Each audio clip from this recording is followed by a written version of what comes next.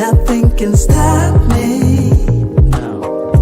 Cause I'm addicted to what you and I realize. Lead the way, I follow. No need to say where we are heading now, babe. I follow to the edge of it all. So tell your good night, 'cause I'll find no matter what, yeah.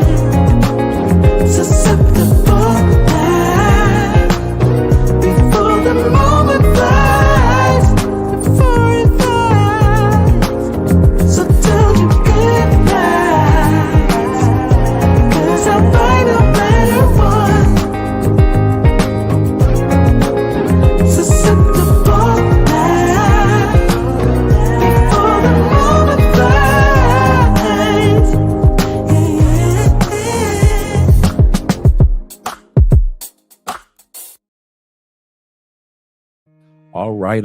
All right, guys. It is a wonderful, wonderful Sunday evening. And I have a question to pose to all of us who travel. Who's worse? The simp who gives his hard-earned proceeds to undeserving women no matter where he is? Or the gold digger, the beautiful bottom feeder who knows that she has no interest in a man, but just wants to use him for his resources? Who is worse? Kanye West for simping for Kim Kardashian? Was it Amber Rose who was gold digging when she got with Kanye? We're going to look at this scenario tonight because when it comes to travel and men going abroad, I'm not monitoring your money or dick policing, like we like to say. But the question that I am presenting, a simple question: who's worse?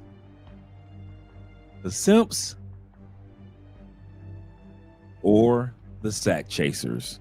In other words, the gold diggers. We're going to talk about that here tonight on Andre and Andre's Love Crossing Borders. But until then, shout out to all you guys that are here. Let's get some intro music going. Shout out to all you gentlemen that are here showing love to the channel. Appreciate you guys. I had to take a couple days off from the channel because got a lot of studying to be done, a lot of homework to be done in Theo Wolf's class, a lot of work to be caught up on, and a lot of work to make sure that I am flowing with. So this go around, there are times where you guys may or may not see me on the show on certain nights, but that's because I'm focused first on finishing off the cloud engineering, just like the rest of you brothers. So shout out to class 6, class 6.5, and class 7 with Theo Wolf's cloud engineering classes. Keep on studying, guys. Don't give up. You got this. We're going to hear what you guys have to say in regards to this. Who's worse? Shout out to Tevin King in the building. Right out the gate. Glad to see that you're here. This is going to be a great live stream. Oh, yeah. We're going to have some fun tonight. Shout out to my man David Dice of the Dice family. Appreciate you being here. It said the family, Andre and Andrea, salute on a Sunday. On a Sunday, we doing something right. Yes, sir, guys. Yes, sir. Hope you guys are having a wonderful day. Let me plug my phone up real quick. Hope you guys are having a wonderful day. Your girl's birthday is tomorrow. Andrea is enjoying her last day in her 30 at the age of 30. Her last day of being 30 years old. And Andrea's not one of those women to get bothered by, her age. She doesn't trip on stuff like that. So she's happy to be in her 30s. So officially tomorrow, your girl Andrea will be 31 years old. I'll be 50. I'm 58. Andre's 31. That makes us 27-year age difference. So it works. It works. Salute to you brothers in the chat as well. Yes, sir. Yes, sir. Shout out to you guys. He said, okay, my man Rico is in the building. Rico, shout out to you being here.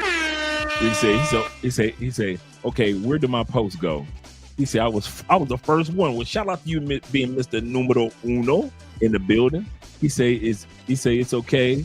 He say love. He say still love everybody. He say, where my post go? I was here first. I got you in the building, Rick. I got you in the building. Shout out to you guys being here. Shout out to man, try to race yourself. I like that. I like that. Try to race yourself. Yo, shout out to you, brother. Welcome to the family, man. I like that name. Yes, sir. And shout out to my brother Kenny Peoples, who's always sending me great content for us to enjoy and to gleam off of. He said, good evening, Andre. He said, it's always good. He says, always going to be the Simps. That's worse. Regardless.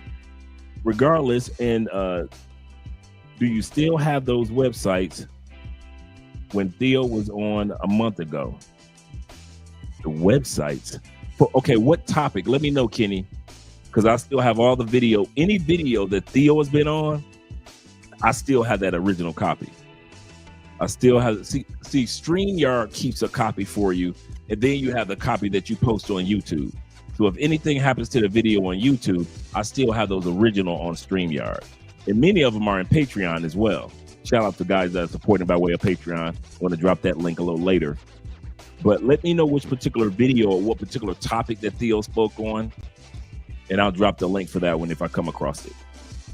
But yes, sir. Shout out to you being here. Buenas noches, amigo. Yes, sir. Shout out to Poor Man 313. Them Detroit boys at it again.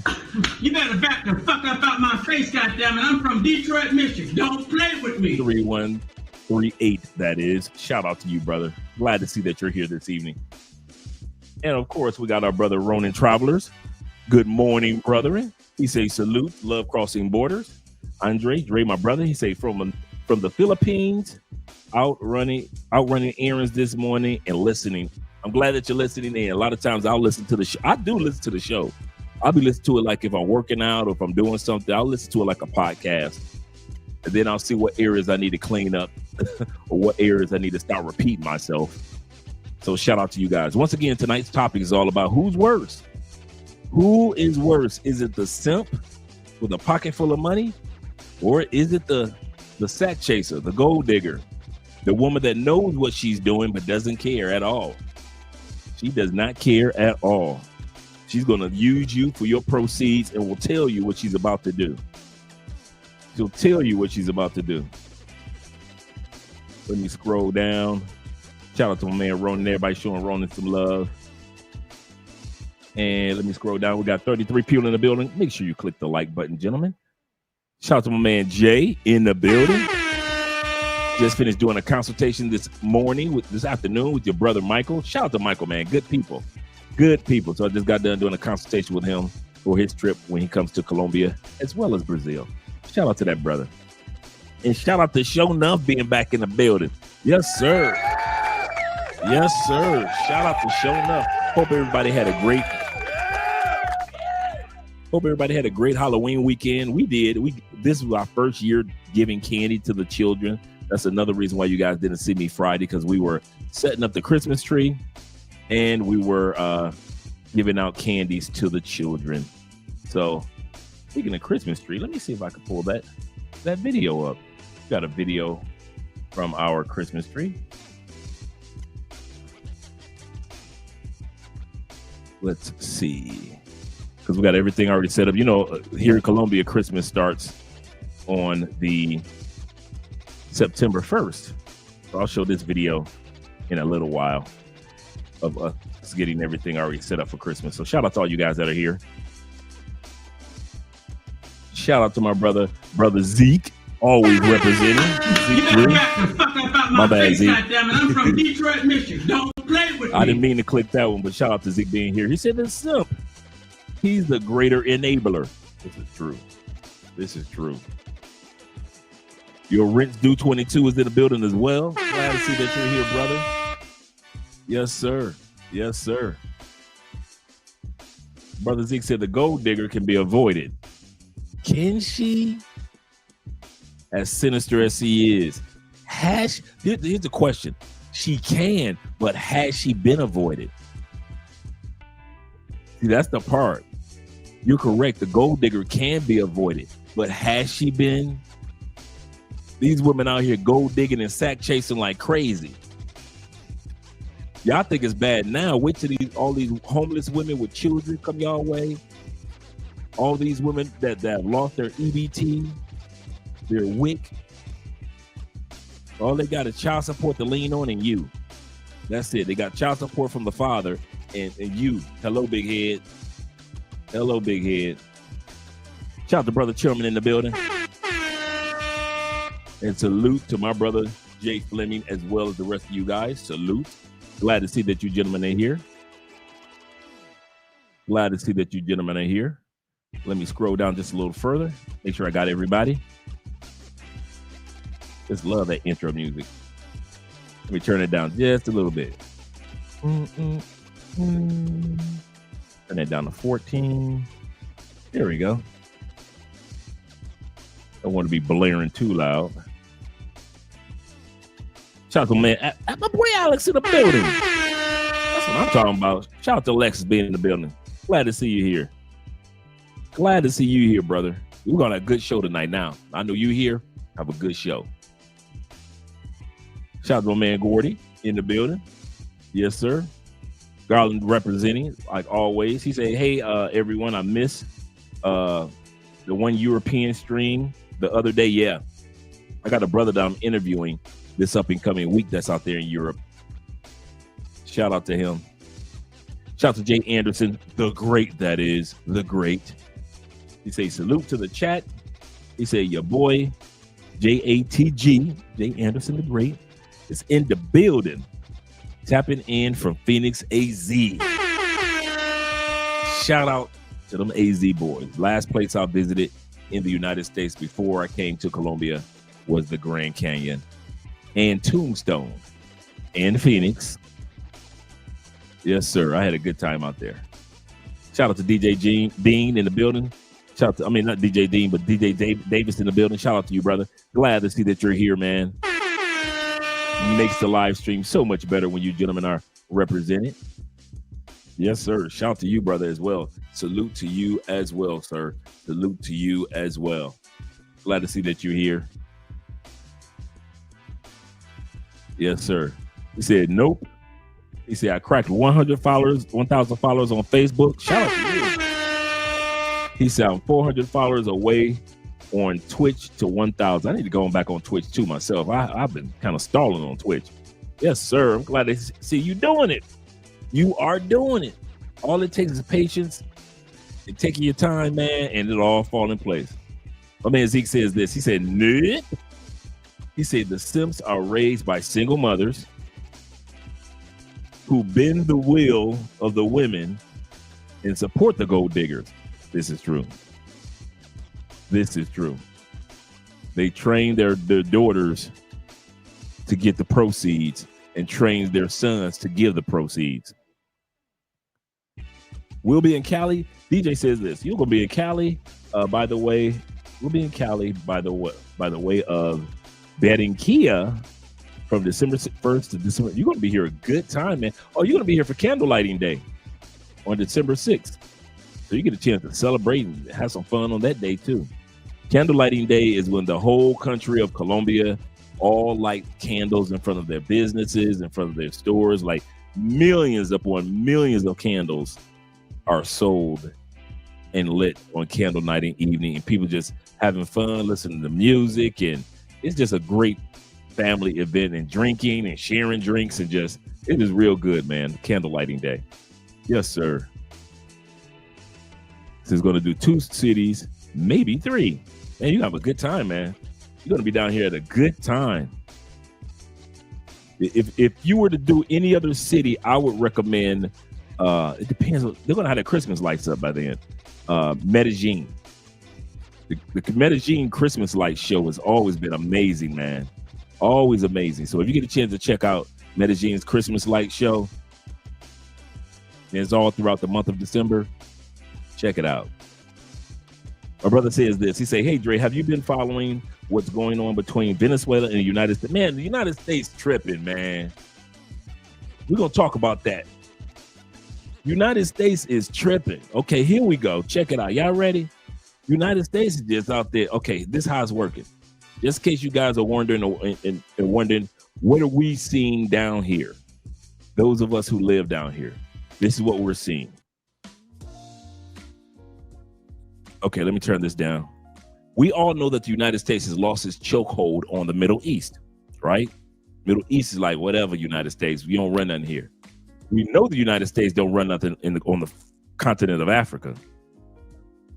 That's always been Spain, France, and UK, right? United States ain't running nothing in Europe. Nowhere. I'm talking about running it. United States is not running anything in Asia.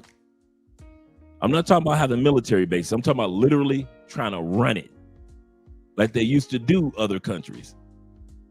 Now, what's the only place that's been peaceful, ain't bothered nobody, ain't been involved in no scuffles with each other, been living cool, living la vida la loca? Who? South America. You ain't seen no wars of Brazil versus Argentina. You ain't seen Argentina versus Colombia. None of that. Ain't nobody been beefing. Here come the United States. Okay, here's the kicker. Y'all ready? I got some good information from down here. United States beefing with Colombia is not a coincidence. It's not a coincidence. United States starting beef with Venezuela is not a coincidence. What do those two countries have in common that the United States needs, and the United States has already started purchasing from them? Oil. Venezuela sits on the world's largest oil reserve. Guyana sits on one of the world's largest offshore oil reserves. So you got all this oil in South America on a continent where people don't beef. Colombia's number one export is petroleum. It's not flowers. It's not what you think it is. It's not illegal. And it's not coca leaves. Let me put it like this, because a lot of people don't realize this, that a lot of the cocaine that's shipped out of Colombia is legal. I'm gonna say this again. For some of those people that don't realize this, a lot of the cocaine that's shipped out of Colombia is legal. It is used in medication for anesthesia. So just in case you guys ever wonder, is all those billions of packages of cocaine leaving Colombia illegal? Why doesn't anybody do anything about it? Because much of it is legal. Just like you have medical marijuana in the States, you have globally in the number one legal recipient of coca plants or cocaine from Colombia, legal, is Europe, not the United States. Like I said, they use it in medications, and so it's legal. It's actually legal. Andre and I could actually have a farm of coca leaves. We have to fill out a license. I kid you not. We have to fill out a license, a form that validates that we're going to be using it for the legal activity, for medication and so forth. But we can actually have a legal farm here. So don't assume that it's illegal. There is a lot that is illegal. Don't get me wrong. We ain't crazy, but there is a legal amount that's shipped around the world for medication, for anesthesia, actually. Now, notice Venezuela ain't never started no beef with the United States. They never cared nothing about the United States. It always been Venezuela's ally has always been Russia and China. They ain't never need United States for nothing else. Even though Venezuela has a dictator president That president ain't never started nothing with America, ain't never started nothing with Colombia. Little scuffle with Guyana, never started nothing with Brazil. Like I said, none of these presidents have ever started anything with each other. So in other words, why is the United States coming over here bombing these little fishing boats? Why they're trying to invade and then execute the Venezuelan president? Why did Trump put a $50 million bounty on the head of a man that's never did anything against the United States? Never invaded, never threatened. Why? The oil. Venezuela sits on the world's largest oil reserves. So if the United States, who is going oil broke because Middle East has cut United States off basically, if the United States sells its own oil, this is how it works in the United States. United States drills its own oil, but most of it is sold and promised to other countries, other smaller countries in the world that don't have oil. That's how America makes a lot of its money. It sells oil. So when y'all wonder, wait a minute, we dig for oil, we're an oil-rich country, how come our oil prices go up? Or why do we have to go into our own oil reserves? Because the oil that America has, most of it, if not much of it, is already sold to other countries. So by the time you drill it, it's already sold. It's already promised to other countries. America does not live off its own oil. So where does America get the oil from? Other countries. The Middle East used to be, America was like this. No longer, right? Middle East don't mess with America like that no more. So where can they get the oil? This is going on during the Biden administration. So where can they get the oil from? They got to bully it. Ain't nobody going to work with America no more. So now they got to come somewhere where people don't do bullying. Can't go to Africa and do it because Africa has changed. They ain't going for it no more. They're not taking it from France. They're not taking it from UK, and they're not taking it from other European nations. Spain. So Africa is going through a whole new economic improvement due to the fact that they're just cutting the white man out. So who's the only continent left that's oil rich, gold rich? One of the number one places in the world to dig for gold is Peru and Colombia and Bolivia. Gold rich, because you already know where China's just ruling in gold right now. So America's trying to catch up, even though we have over almost I think it's almost 9,000 tons of actual gold is housed in the United States. But China's coming up. China used to be like 2,000 tons. Now China is said to have right now like 5,000 or 6,000 tons of gold and climbing. And we already know whoever has the gold makes the rules, right? Once again, why is America coming to South America? For the oil and for the gold. If they can control the presidents of, in other words, delete one president, like they've always did in Africa, put a puppet president in charge of the oil in Venezuela, they can control the oil of Venezuela and at the same time keep their eye on Brazil. Because the United States and Brazil don't get along at all, nowhere near. And Brazil has decided not even to use the dollar for its big international purchases anymore. So they want a puppet president in Venezuela. Same thing they want in Colombia.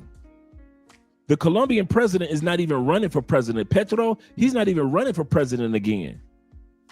And even he is saying, bruh, something ain't right. Something ain't right. Now America thinking they slick going down to Argentina. And they plan on giving Argentina $40 billion. I'm going to break down from here why they're giving Argentina $40 billion. Because he's a Republican type president? Nope. Because he believes in bailouts? Nope. That president ran, and Argentina president ran on no bailouts for anybody. So if nobody gets bailouts, why is Argentina getting a bailout? If they don't bail out its own people, and the president who was elected didn't believe in bailouts, why is he allowing Trump to come with $40 billion to bail them out of a 200% inflation rate? 200% in Argentina. That's how much they're broke in Argentina. 200% inflation rate right now. So why is Trump over there doing that, right? Once again, they're trying to do like they always do, buy a country. America feels like it's got the money, it can buy the country. But here's the kicker. This is how it works. I kid you not, guys.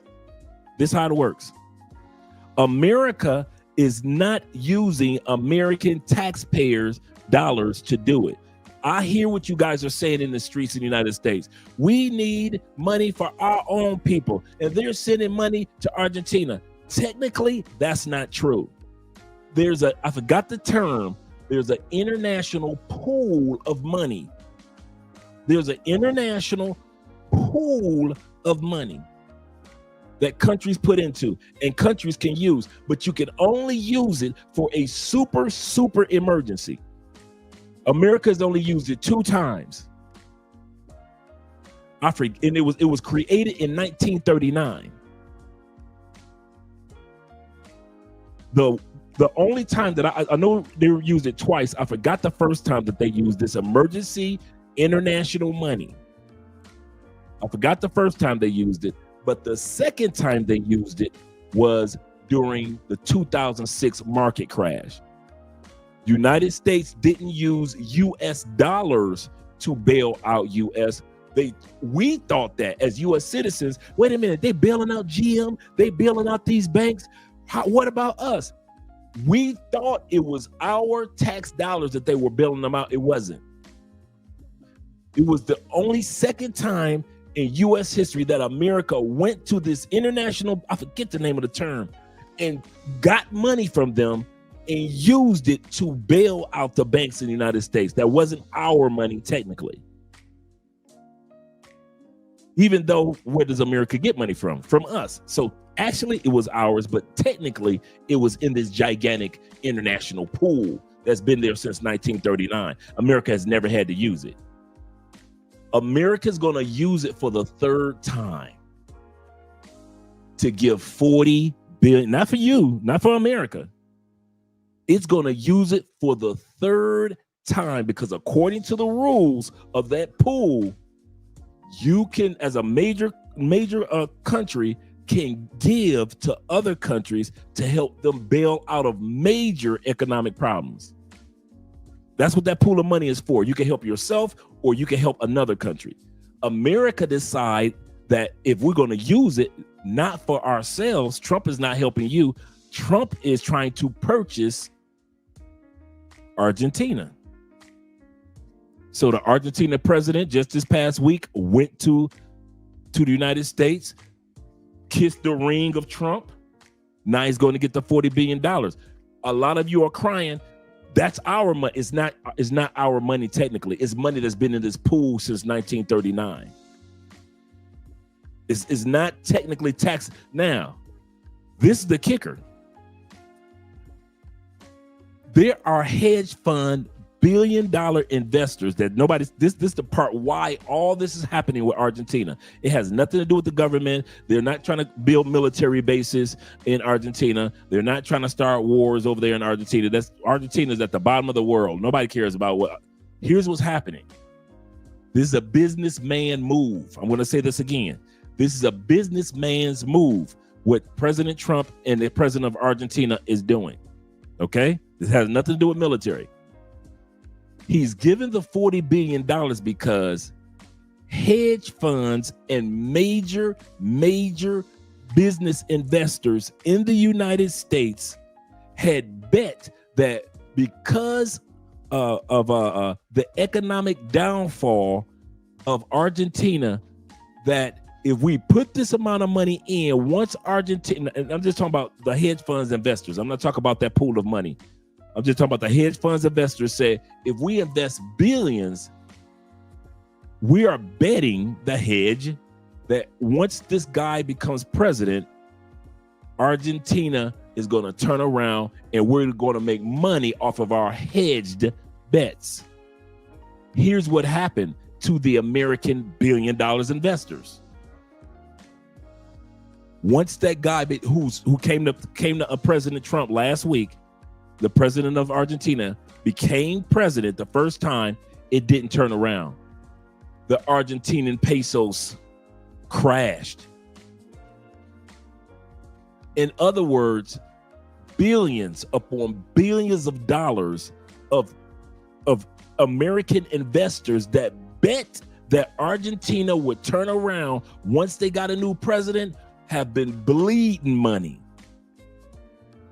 So they've gone to Trump. We've got, the only way we could make our money back on our hedge is if during this guy's presidency, Argentina's economy turns back around. How do you turn an economy back around? Like we always do, print money. So what is America doing with $40 billion? We're going down there to purchase the Argentinian pesos. Once we have it, it'll hopefully, that's what they're hoping, cause the price of the peso or the value of the pesos to go up. If it goes up, Trump's $1 billion friends that betted on that president, who's the current president of Argentina, and that betted that the Argentina economy would go up, and it hadn't, they hope that what Trump is doing will cause that to go up and that they will become billion upon billionaires because they betted billions of dollars that Argentina would turn around, and so far they've lost the bet. Why do you think Trump and them chose Argentina out of all the countries? Why do you think they didn't choose Ecuador, Bolivia, Colombia, Peru? They picked the country that all these American hedge funds had invested in. What do I always say, guys? Stop following the military and follow the money. Stop talking about what the military is doing. Just follow the money. The money will tell you everything that's happening. This is what's happening in South America. They're purchasing the Argentinian pesos, or the power of the pesos, to turn the 200% inflation around, and the bets that the American investors made, those hedge funds, will start to pay off in spades. But do remember, as I mentioned earlier, this money does not come from Americans. I know back home in America, you guys are saying, this American dollars, we need that money. True. But the money is technically being used by America for the third time, and they're using the money from the pool, the international pool. And they're taking that part of the money and they're giving it to Argentina. Yes, could America use that $40 billion itself? Yes. But that's not good business. I'm going to say this again. You guys decide to have a businessman as your president. So now that he's doing business, don't look crazy. Right? Trump is not out starting wars. I'm going to say this again. He's not out to start wars. He's out to do business. In a, underhanded, conniving kind of way. But that's what he's doing. Trump is not a military man. He's a businessman. A bad businessman, but a businessman nonetheless. And so his business cronies are going to do this with Argentina, and they're going to be choosing. Watch this. In the next 4 or 5 years, Trump is going to be choosing country after country after country to try to create alliances with. Who else did that? China. The other reason Trump gave to Argentina instead of any other country is because China has been giving billions of dollars to keep Argentina afloat for years. You can look this up. China and Argentina has been like this for years. The only reason that $40 billion loan can even make it into Argentina is because of this particular president. Here's the kicker. If this Argentinian president does not win the next election, that $40 billion debt or bet that America is making falls by the wayside, because there's no guarantee if the new president is going to work side by side with Trump in America like this president is doing. So they're hoping that while this president is in office, that the Argentina economy turns back around after this money is loaned, and that the U.S. can put a wedge between the relationship of Argentina and China. That's why this money is taking place. America is trying to bully itself or connive itself into the one continent that ain't beefing with nobody. South America. I know I went the long route of explaining that, guys. And I know tonight's topic is about simping, but I figure since some of you guys are coming down here to South America so often, that you want to know what we're seeing down here. And what you guys hear back home is completely different from what we hear, the full story, once we come down here. Once you're down here. Shout out to my man Dave, once again, David Dice of the Dice family. Let me scroll down a little further, make sure I didn't miss anybody. Shout out to all 68 in the building. Shout out to my brother Garfield once again. Let me scroll down.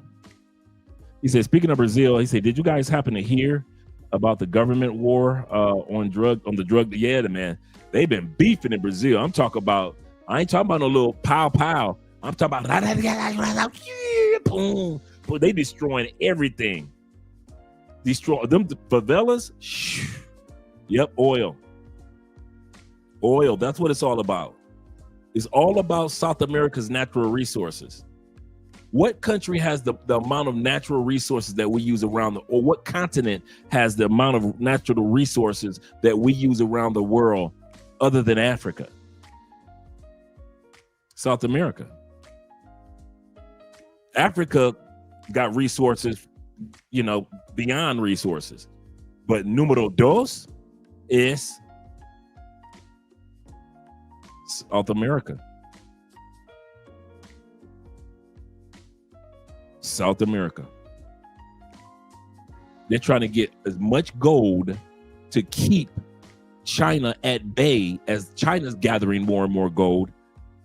America feels like, I promise you this, I would not be surprised if the next country America tries to become cool with or overthrow is Peru. I wouldn't be surprised. It's too much gold coming out of Peru for years. For years.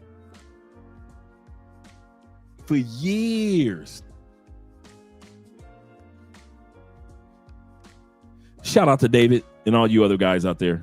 Let me get to the super chats real quick. Shout out to David. David says this. He say, Andre, did you see what's going on in Jamaica? How the lovely ladies, or how the sisters, Americans, are being disrespectful when no, I didn't see that. You guys are gonna have to send me some clips on that one. I didn't know about that. I can see it. I can see it though. Shout out to my brother Marcus A. Brown, my dude, Mr. Military himself, protecting the world by sea. Shout out to you. Salute OG, Andre, and the chat. Appreciate you, brother. Appreciate you being here. Glad to see that you're here, brother. He said the pressure we're feeling in the States is from inflation. That's the crazy part. America is taking $40 billion out of that kitty. Like I said, the last time we did it, and I'm trying to remember the first time we did it, man. I can't remember the first time we took money out of that international kitty. It was something major. It wasn't the 1939 market crash. It was or the 1933 market crash. That was in 33-29, the Great Depression. But the one time that I do remember that we did it was during the 2008 crash during the Obama administration. The housing market crash. That's what it was. The housing market crash. That was the only time that I remember, but I forget the first time that we used it. But this will be our third time going into that pool, and we're not even doing it for ourselves. We're doing it to buy another country, just so Trump and his boys can make billions. Just so Trump and his boys can make billions. He said, I didn't know it was 6 a.m. or 6 p.m. Yep. He's a businessman. Yep. He's not a general. He's not nothing about him says leader. He's a salesman. He's a con man. He's a charlatan. And he's got political power. He's the president of the United States. So he's doing everything for businessmen. A lot of people got to realize Trump got to see these people after he is no longer president. When he's done being president, his business people are going to be asking him, why didn't you do this? Why didn't you do that? And so he's doing it. Tax breaks for the rich, everything. Shout out to my brother, Tevin King, once again. Yes, sir. Let me scroll down a little bit more. He said the reason America is giving Argentina money was for the purpose of expanding U.S. dollar dominance. Absolutely correct. Absolutely correct. I just went around the long way of explaining it, but that's absolutely correct. To expand the U.S. dollars dominance, not military, dollars dominance. Absolutely. He said the U.S. realized that BRIC is a credible threat. Whether it's going to happen or not, we do look at it like, okay, we can't look at BRIC like if BRIC may never happen. But the fact that in the mind of global of individuals around the world, just because in their minds now that BRIC can happen and they're having BRIC meetings and everything, that's threat enough. That's threat enough. And Argentina is just another pawn. Absolutely correct. Yep. Kenny said he's being dead about time. The orange orangutan monkey Trump, but within the next 2 years we have a new I think that too. I was watching a doctor and he was talking about, he said, you see how Trump walks? He said that is the result of a stroke. He said Trump doesn't walk in a straight line anymore. He walks side to side. He said that is a sign of a stroke. He said, and that is a sign of a person that may not live another 3 years. And he was a medical doctor, you know, he was like, you guys may want to look out for him, but it doesn't look like he's going to be living much longer. And then you guys are going to be stuck with J.D. Vance, a young dude who knows nothing about nothing. He's going to be trying too hard. Yep, look up Argentina companies that are publicly traded on the stock exchange. Good point. Yep. Shout out to you, Tev.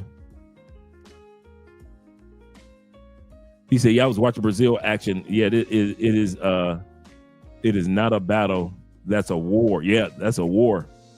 You could, believe you me, it is not just the sad part is not just the drug dealers that are dying. You better believe there's some civilians that have nothing to do with it that are dying in the streets too. That's the sad part. Shout out to Farty being here, my brother with the $5 love. He said, I would have never say gold diggers are the worst. A lot of us are in agreement. He said they prey upon the mental weakness of the simp. This is true. This is true. The reason why I put gold digger versus the simp, because the gold digger is having an impact upon our communities just as much as the simp is. The gold digger has these women, even The gold digger has fat girls thinking that they can be gold diggers. The gold digger has lazy women thinking that they can be gold diggers. The gold digger has unattractive women. Remember, a gold digger used to have to be a nice chick in the neighborhood or a fine chick on TV. Oh man, she a gold digger, dog. Man, you don't want to deal with that. That's a gold digger. And you could see it because she was one of the most attractive women in the neighborhood, or most attractive women in her area, or a person that was attractive among sports figures or businessmen. Now, there are so many gold diggers that are convincing regular women that they can be a gold digger too. They got fat girls that actually believe that they can put their Cash App on TikTok and y'all gonna be dumb enough to do the Cash App to some fat, unattractive chicks. You got chicks that's telling you to take them out to Ruth Chris. They want you to take them out to Ruth Chris, and these chicks look like they coming from the projects. So again, I say, who's worse for the community? The simp that keeps falling for these shenanigans, or the gold digger that's convincing regular women that they can be gold diggers too? Shout out to you once again, my man, brother Black Nubian, them Canadian boys. I told this guy where I was from. He said, "Oh, Canada." Oh, Canada. Yes, sir. Say BRIC is no threat. See, the BRIC countries don't even like each other. I can see that. And I can agree with that. What I was saying is just the fact that there's something out there looming. See, T-Mac, you, Ronin Travels, myself, and others, and such as you other guys, we're analytical thinkers. We'll do our homework before we say something for the most part, right? Does the average American think like we do to do their homework? What about the average Brazilian? The average person in China? Let's go through BRIC. You see what I'm saying? So even average people, and that's who they need to convince, not us intellectuals. They can convince the average person of the threat of BRIC. That's half the battle. Because what is all money? All money is just a bond based on trust. That's all money is. It's just a paper bond or a digital number that's based on trust. We trust that when I use this particular bond, it has its value.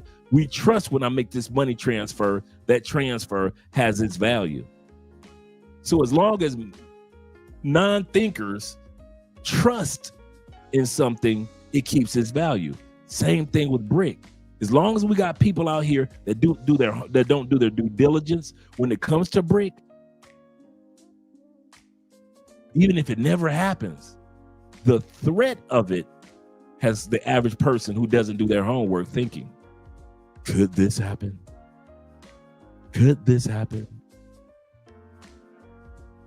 Who thinks India will trust China, or that China will trust India? They're doing it right now in tech. They're doing it right now. And see, remember, we looked at this a couple weeks ago when America decided to take away the visa for all those that are in tech.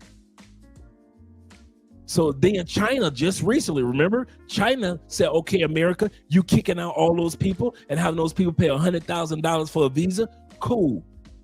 Come on over to China with all your technology and all your insight and all your ability to do cloud engineering and Python and all that. Come to China. You ain't got to go through all them headaches to get a visa. You ain't got to jump through them hoops. So now people that from India that normally would come to the United States can't get the visa because it's $100,000. They going to China. That's happening right now, even as we speak. So when we assume, remember, there was a time period when it used to be China and the United States versus Russia. Remember that? Who was the big enemy? Russia. It's not like that anymore, is it? Who's the big enemy now? Who's by themselves now? Remember, Russia was by themselves. Nobody trusted Russia. Nobody wanted to be bothered with Russia. Who's the country that nobody wants to be bothered with now? Us. That's why we got to go to flunky countries like Argentina, because real countries ain't been bothered with us.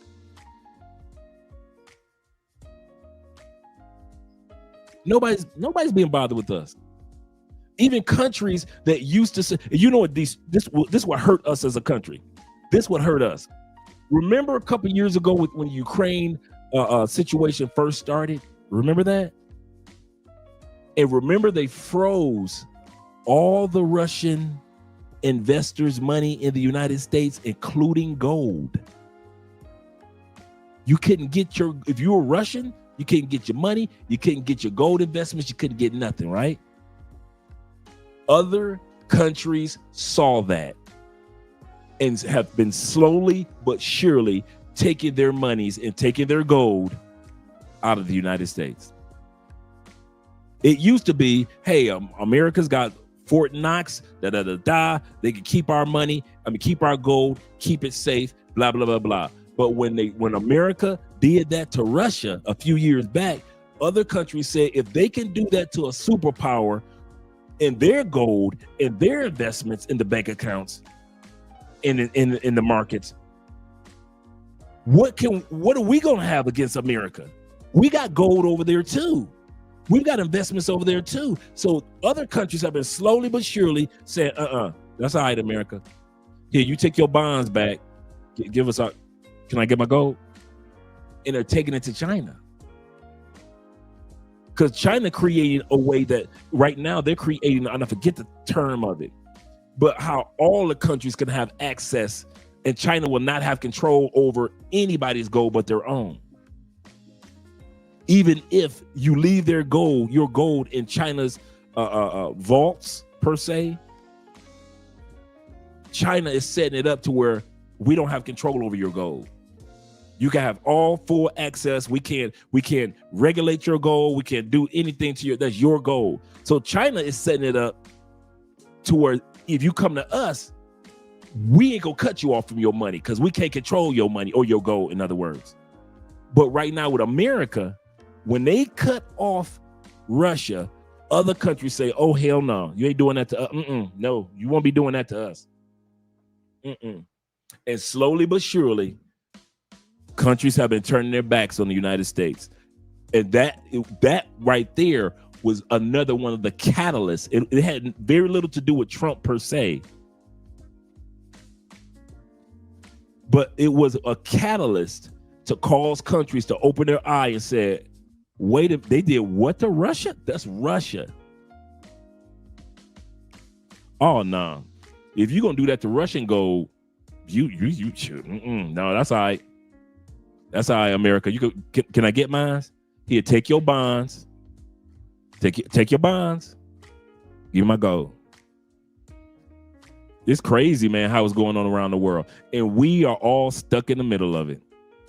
That's the crazy part. No matter where we live, we're all stuck in the middle of it. I know I don't have a chance to read all the comments.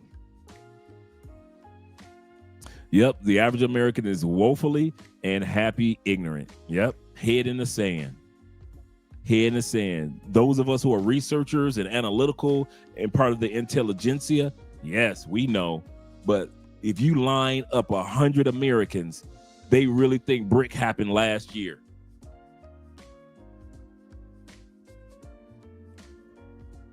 They think BRIC happened last year. Wasn't that last year when BRIC came around? Don't we have BRIC dollars out there? You're like, what? He said, nope, the average American watches social media too much or the news and believes everything they hear. Absolutely correct. And that's what they hope for. Those of us who are thinkers, we're a small pool, male and female.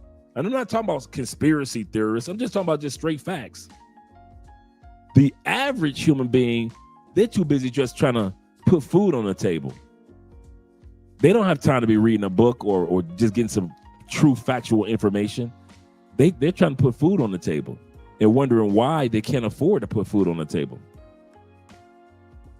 T-Mac said the state of California has more economic power than all the BRICS countries other than China. I could believe that without a doubt. I believe that without a doubt.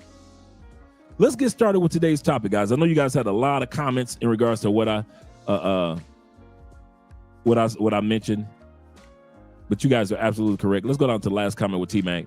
T-Mac says also accredited investors, you need $1 million of non-real estate assets or $200,000 per year to take advantage of certain offerings. Granted, $200,000 a year is not necessarily rich, but not most people. Correct. Good point. And Zeke says this. He said, a great book, Drugs as Weapons Against You. Let me write that down before we go to tonight's topic. Once again, tonight's topic, we're going to be looking at the simp versus the gold digger or the sack chaser. Who is worse for the community? Because the simp is wishful thinker. The simp is the wishful thinker. And the gold digger, she's convincing other women who should not be considered themselves gold diggers. That's the part. There are women in our community now that really think that they can be gold diggers. You got women like Aisha Curry that actually think that if I leave Steph, I can get another Steph. Even Beyonce ain't that stupid. Jay-Z is probably one of the most unattractive men walking the United States. We all know that. That man is ugly personified. That dude is ugly. Now, he's not zoomorphic. Well, he is zoomorphic because he looks like a camel in the zoo. So he's zoomorphic. He has animal features. But she ain't leaving Jay-Z. Steve Harvey. We know Steve Harvey is one of the most unattractive dudes. Steve Harvey will tell you that he ugly.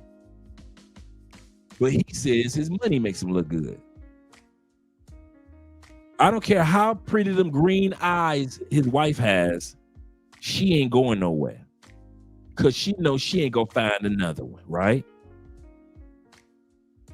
There are women in the communities that actually think that they can find them a Jay-Z, a Steve Harvey. He's a millionaire, but he looks like a troll from under a bridge, right? They really think they can find one. Who convinced them of that? The other sack chasers, the other gold diggers. Gold diggers have convinced average, everyday women that they are not average, that they are above average. No matter if they're sleeping in their cars at night, they're above average. You're supposed to take them to the best of the best restaurants. If you don't, you're doing something wrong. Who taught them that? The simp? No. The gold diggers. Gold diggers have taught women who do not belong in that category to dig for gold. And they're ending up with fool's gold. Shout out to my man Bobby Coltrane of the Coltrane family. And my man LJV, Southern Vegan. These women actually believe this. They actually believe this. T-Mac says this. He said that feminist movement will make a whole generation of women unhappy. They became feminists. They think they're equal. And now women are feeling the equality across the board. Could most men get on food stamps? Now most women can. Could most men be put on Section 8, get on Section 8 with a house for $35 a month? Now most women can. You see where I'm going with that? They screamed and cried for equality. Do anybody care that most men who are homeless, do anybody care about those men out there? Now women are discovering that most people don't care about them going homeless. Nobody's feeling sad for the ladies anymore when it comes to homelessness, to where they have no problem with going on YouTube and TikTok and do videos about it. They have no problem with it. It's all going to fall into equality.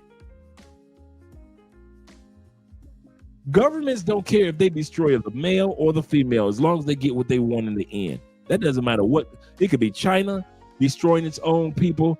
It could be parts of the Middle East. It could be parts of the United States. Doesn't matter. As long as governments get what they want in the end, that's all they care. They don't care if they destroy male or female. They do not care anymore. Shout out to my man William in the building. My brother Will. Shout out to you, brother, with the PayPal love, brother. Appreciate you, man. He said, I think women are already unhappy. That's true.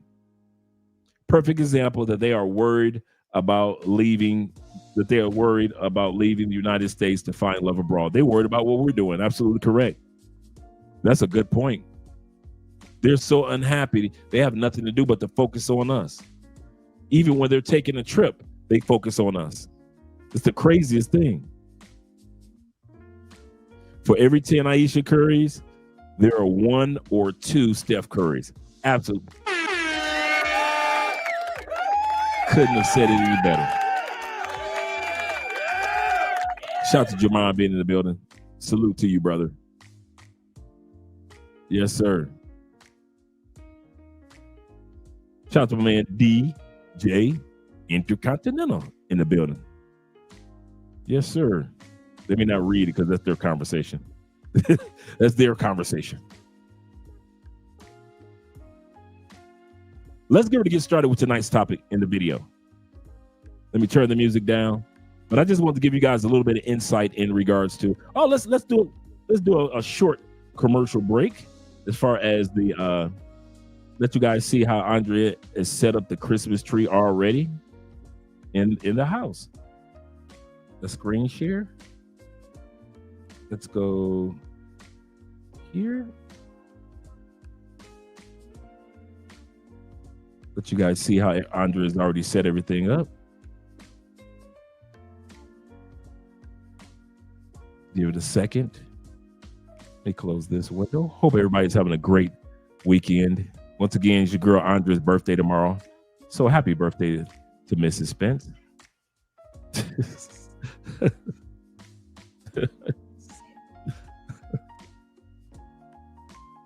And shout out to my man Will in the building. Shout out to you guys. Andrea says she appreciates if you guys buy her a drink tomorrow. Any cash apps or donations will do.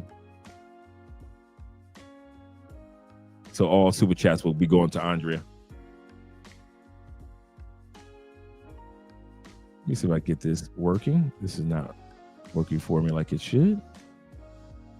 But we're going to go back here. We'll go get started with our regular video.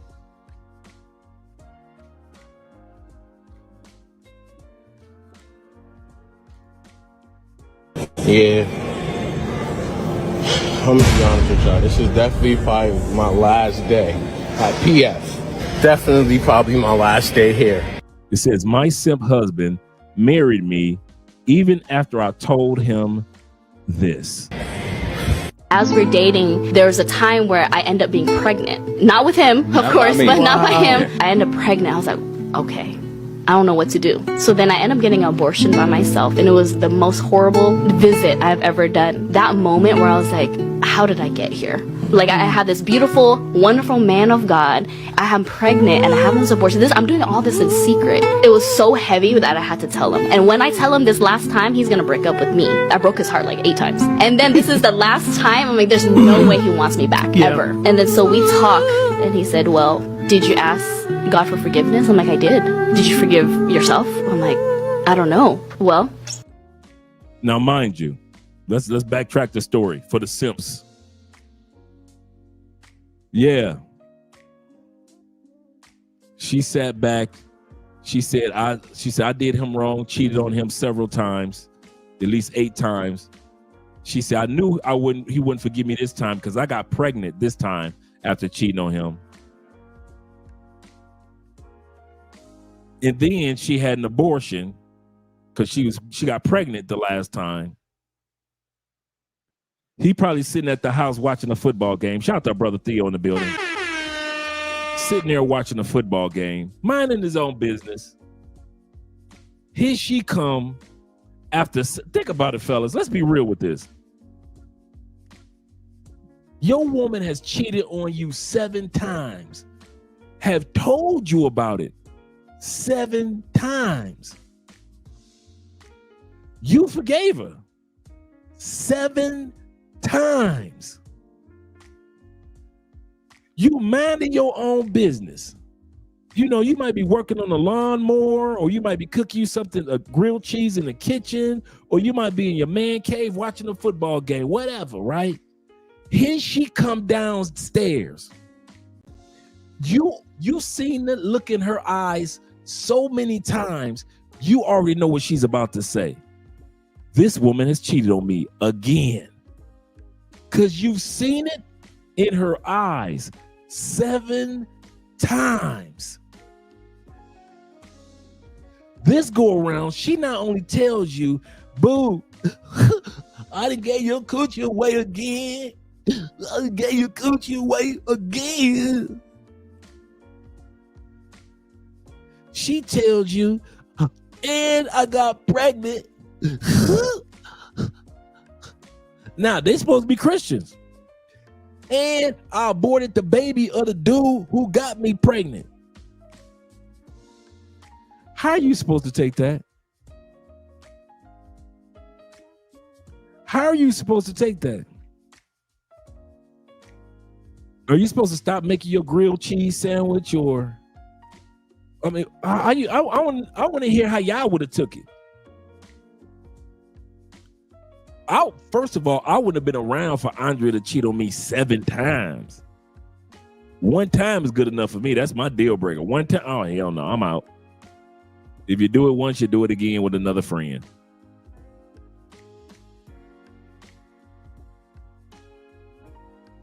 Seven? I think she said 8 though, but 7. We're gonna go back to this. This is crazy. He said, this is a horrible story. Asian men deserve better. Yes, sir. Yes, sir. Goodness gracious. Yep, I'll be booking a trip elsewhere. Ain't no effing way. That's a fact. Yep, I'm one and I'm done. It's done for me.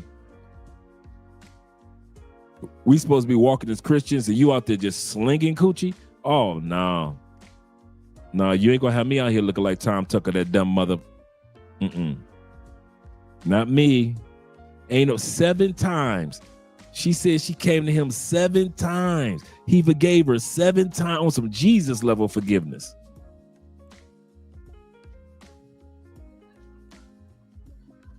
That dude is a sap. Not just a simp, a sap. Theo with the $20 love. Theo says this. He said, happened to my university friend. She was Korean, had 2 babies. Dang.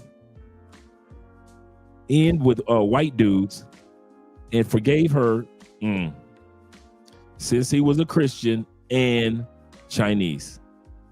Only around 5'5", and thought that she was the best that he could do. He married her. That's simping on a whole nother level, fellas. That's why I said the gold digger versus the simp. The gold digger got the women in the community thinking that they could be gold diggers, but the simps,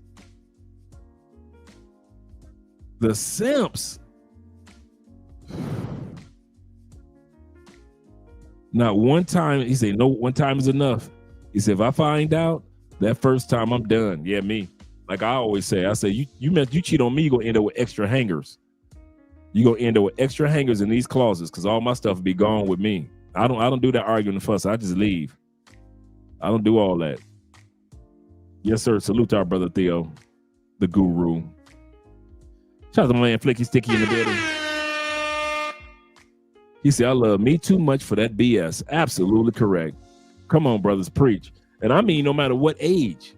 Because I know some dudes, let's be honest, men talking. I know some men let their women get away with stuff because they're older.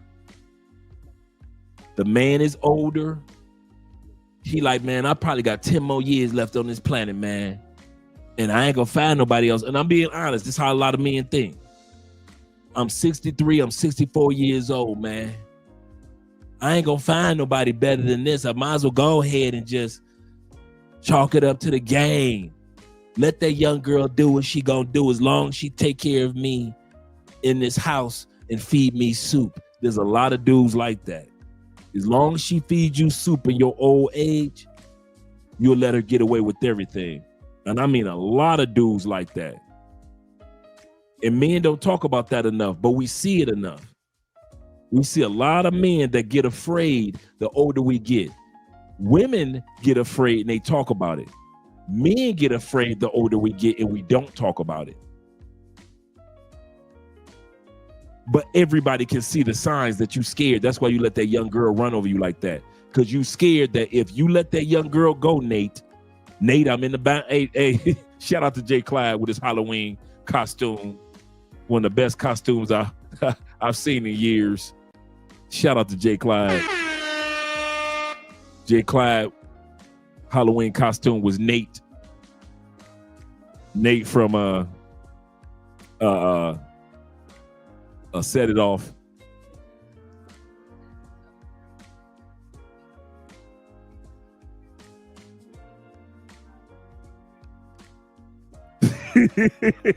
You stupid. That is funny. Yeah, that was a good one. Hey, Jay, that was a really good Halloween costume. That was funny. That was funny. Oh, my God, man. That had, man, in the comments came through. Yeah, you had me rolling with that one. I'm in the bind, Nate. Nate, I'm in the bind.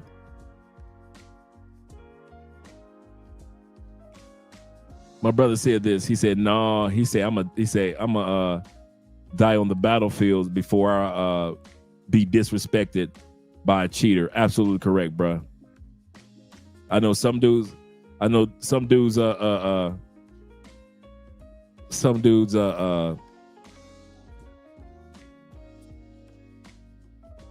know, like us, have morals, and then you got the other dudes, man. They'll just stand for anything. You got other dudes that'll just stand for anything. So let's get ready to go back to the video. I'm going to rewind that part and shut up. I'm going to shut up and rewind that part. This is sad.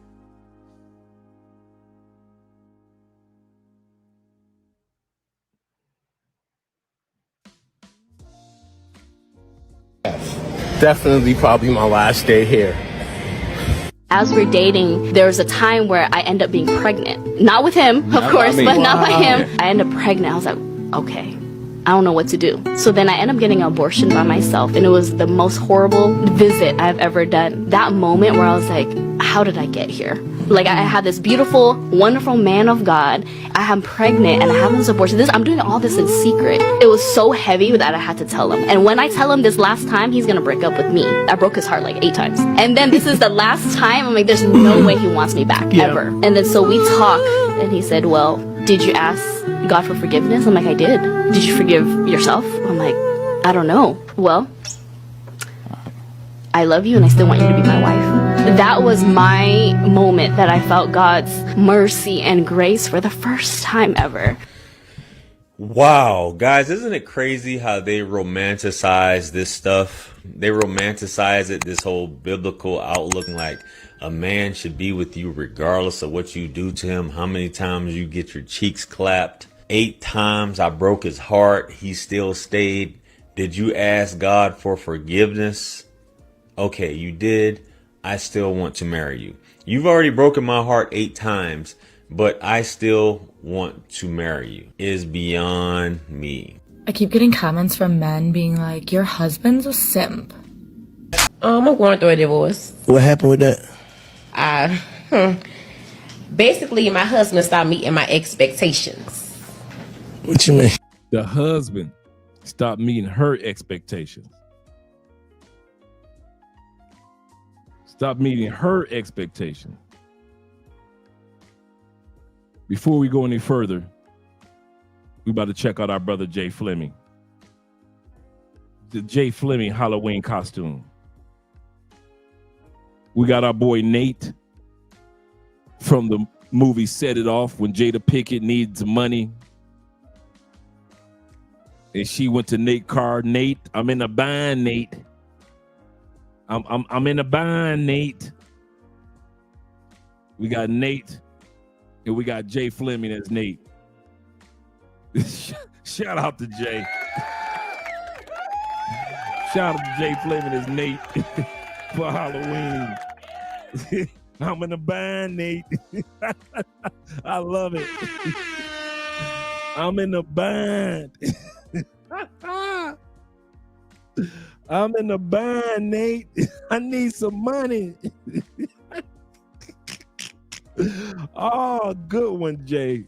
Good one. You pulled it off, brother. I'm in a bind, Nate. Oh, my goodness. Oh, that was a good one. Shout out to my man, Jay. Yes, sir. Yes, sir. I love it. I love it, man. I'm in a bind, Nate. Shout out to Jay. I had to show that, man. Let me bring back the video, but I had to show that. So when I met him, when I met my husband, I told him what I expect from a man. The number one rule with being with me is you have to provide. I won't settle for anything less. So my husband ended up losing his job. He had a job? Yeah, where he worked He at? had a job. He was a manager at a warehouse. Put the mic in so these people can hear you. He was a manager at the warehouse? He was a manager at a warehouse. Okay. So he ended up losing his job. He came home and he told me. I'm like, okay, cool. All right. So a month went by and he looked for me to pay the bills. Who paying what bills? So I was going to consider it if he gave me the money back for paying the bills. And he told me no. He felt like he shouldn't have to do that. What do you mean? When I told you, as a man, I expect you to provide. Under no circumstances will I ever touch bills. And y'all saying the simp is worse? Y'all said the simp is worse? You see these gold digging chicks? My man wasn't even being a simp. He was just being responsible. But let's listen on. Maybe he was a simp. As long as I got a husband. None. If you can, you can hear. He probably happy you don't know. I'm sure he missed me. A headache? That would be a headache for me. Like, I know I just lost my job. What if he lied? You know, niggas do that. Like, I just lost my job, baby, to test. But what is he doing now? That's childish. Like, what you testing me for? That's childish. I'm saying to see what I got. Now I see what I got. If you asked me to be your wife, you knew what you had. Nah, I ain't thinking I down lose my job from the warehouse and they gonna do that. Gentlemen, that's a good point. He didn't think he was gonna lose his job from the warehouse. And if he lost his job, he would lose his woman. I'm gonna say this, guys. No matter what country we're in, you got to make sure that you're a ride or die. You got to make sure that you got one that's going to be with you if you got it, and if you don't got it, or if you on your way back to getting it. I'm going to say this again. The women that we choose in these countries, you have to make sure she's the type of woman, and you know, is she the type to be with you only when you got it? Can she be the type that's with you when you ain't got it, or the type that be with you when you're on your way to get it? What do I mean by on your way to get it? You know how black women in the black community complain about all these young boys when they get drafted to the NBA or the NFL and the white girl is right there in the living room? That's because the white girl was with him when he was on his way to get it, when the sisters didn't even want to be bothered with him as a basketball player or as a Nobel Peace Prize winner. Sisters didn't want to be bothered with him. But the white girl was with him on his way to getting it. That's why she got the ring. Or do some of us have women that's only good for when we got it? When life is good, when life is life and everything is going great, the type of woman you got on your arm is only made for the good times. Let's say the man didn't lose his job, but something physically happened to him for a few months. He's ended up in a wheelchair for a few months. That's the type of chick that'll leave you. But here's the kicker. Who's worse? This gold digging chick that's talking, or the simp dude that knew she wasn't built for the storms of life? Many of us men know she got a fat behind, check. Small waistline, check. That coochie stay dripping wet, check. Her mouth and her head game, fire, check. She Colombian and Asian, Colombian Japanese, check. But she ain't built for no storms, and you knew it, and you dated her anyway. And when a storm came and she left you, you complain that ain't no good women in Colombia. Ain't no good women in Japan. I had a Japanese Colombian woman and she did. You knew your woman was trash from the get-go. Sometimes, not all the time, sometimes us dudes give women leeway because of their beauty. We do trust a big butt and a smile. We give beauty, or what we consider beautiful, because I don't consider this girl beautiful. She's just all right. Theo said, that's not fair. That's why I said it, Theo. I thought about you, brother. I thought about you. We will blame a whole continent knowing that the woman that we chose was no good from the get-go. She was good for partying. She was good for sexing. She was good for threesomes. She was good for hanging out. But when it came to a real storm of life, you knew, and even your boys knew, that your woman was not made for a man that was going to accomplish, on his way to accomplish something, or a man that had lost something. She's only, and I mean this, guys, ask yourself, whoever you got in your cell phone right now, are these women that are built, seriously, that are built for when you ain't got it and you're on your way back to getting it? If she's not built for that, bruh, I promise you, if you want to save yourself a world of headache, treat her for smashing, dog. And I know you've been saying you in love with the woman in Brazil for years and this and that, but you know deep down inside, she ain't built for storms. She's a gold digger. She's a sack chaser. She's a runner. She's a track star. She ain't built for the storms of life. Dude, I would not have been with my wife if I saw one inkling that this woman was not built for storms. That's why I always say, get with a woman that comes from a family of what? Wives. Get with a woman in any country you want, but make sure, if you're going to be serious about her, and I mean it, guys, make sure she comes from a family with at least 2 or 3 wives in it. Why? Because she grew up watching women make it through storms.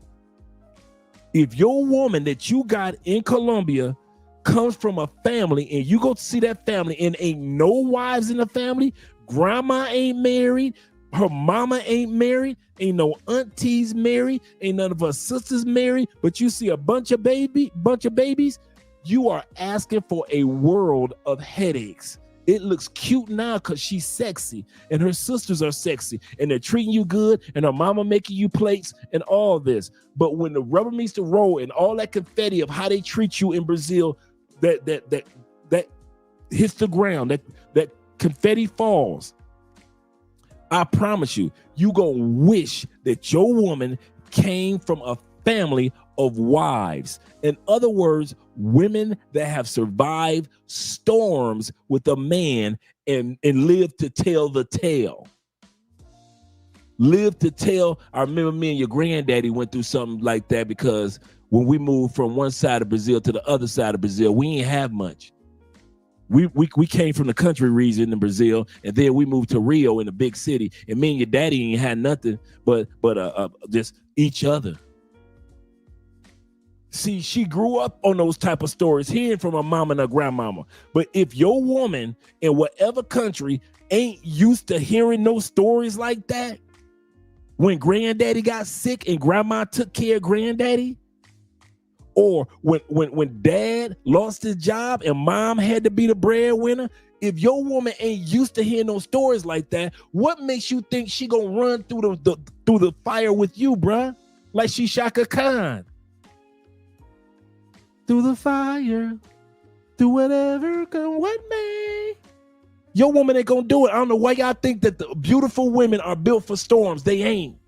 I'm gonna say that again. I don't know why y'all think big butts, big breasts, small waistline, full lips, and funny is built for storms. Many are, but many ain't. How you know a beautiful woman is built for storms? Did she come from a family of wives? If there are no, bro, I'm getting y'all my secret, bro. I keep trying to tell y'all. Y'all think I'm lying to you. Whenever I say it, y'all think I'm lying to you.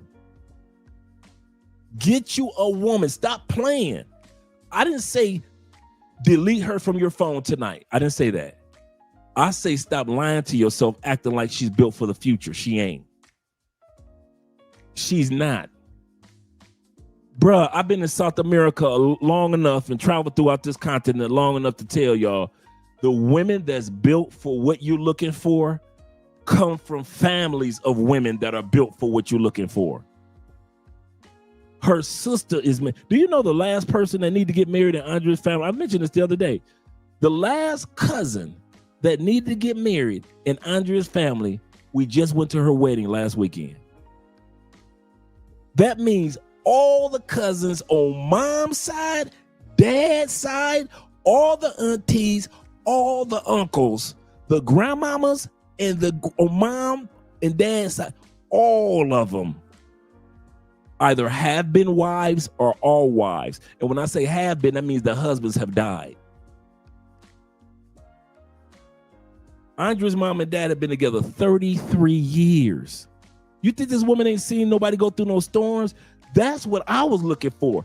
And I hope that many of you guys are looking for a woman that I don't need nobody that's fine and gonna leave me when times get tight, when I lose my job at the warehouse.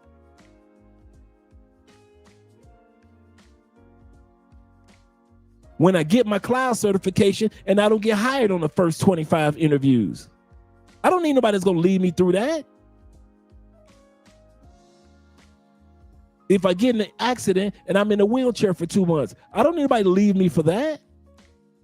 And neither do you. So I'm letting you guys know, if you're looking for women in other countries, it's so easy to find out and evaluate if she's a good woman or not for you.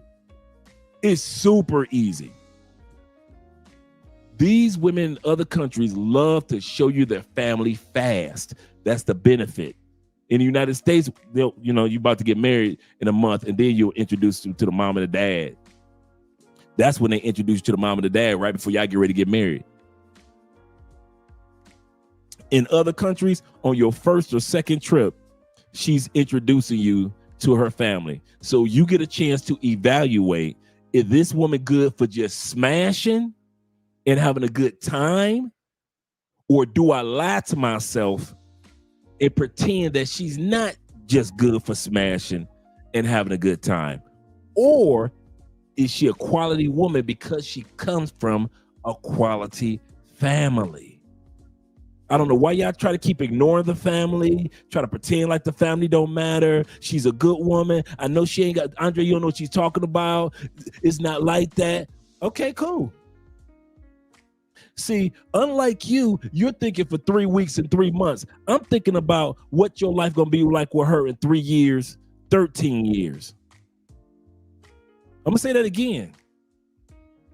You think about her and her beauty and how she treats you and how she cooks for you and how she rubs your feet and how y'all walk hand in hand through Cartagena. You thinking about that for the next 3 months to 3 years. I'm trying to tell you what's going to come out of her in 13 years if you keep effing with her. When you really are invested in her in 13 years. When you really may have 1 or 2 kids by her in 13 years. When you really bought a piece of property in her country in 13 years. If there are no wives for her to gleam off of, your black tail going to see the real her. And it ain't going to take 13 years. I promise you that one. That one, I promise you. Get women that come from a family of wives. There are a lot of them out here. There are a lot of them out here in these countries. And I don't mean no one wife. Her mama was married. I need to see at least 3 wives that this woman has been around. I want to see like a sister, her mama, and at least 1 auntie that's married.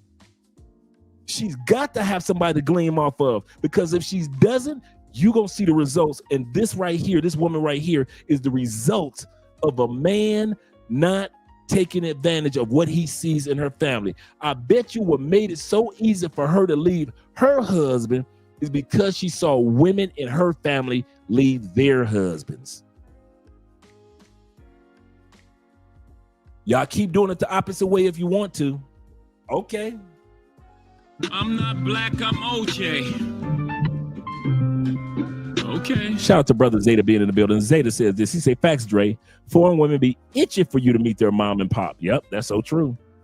He said, I can't count how many times I've had a woman wanting me to meet her folks. Absolutely correct.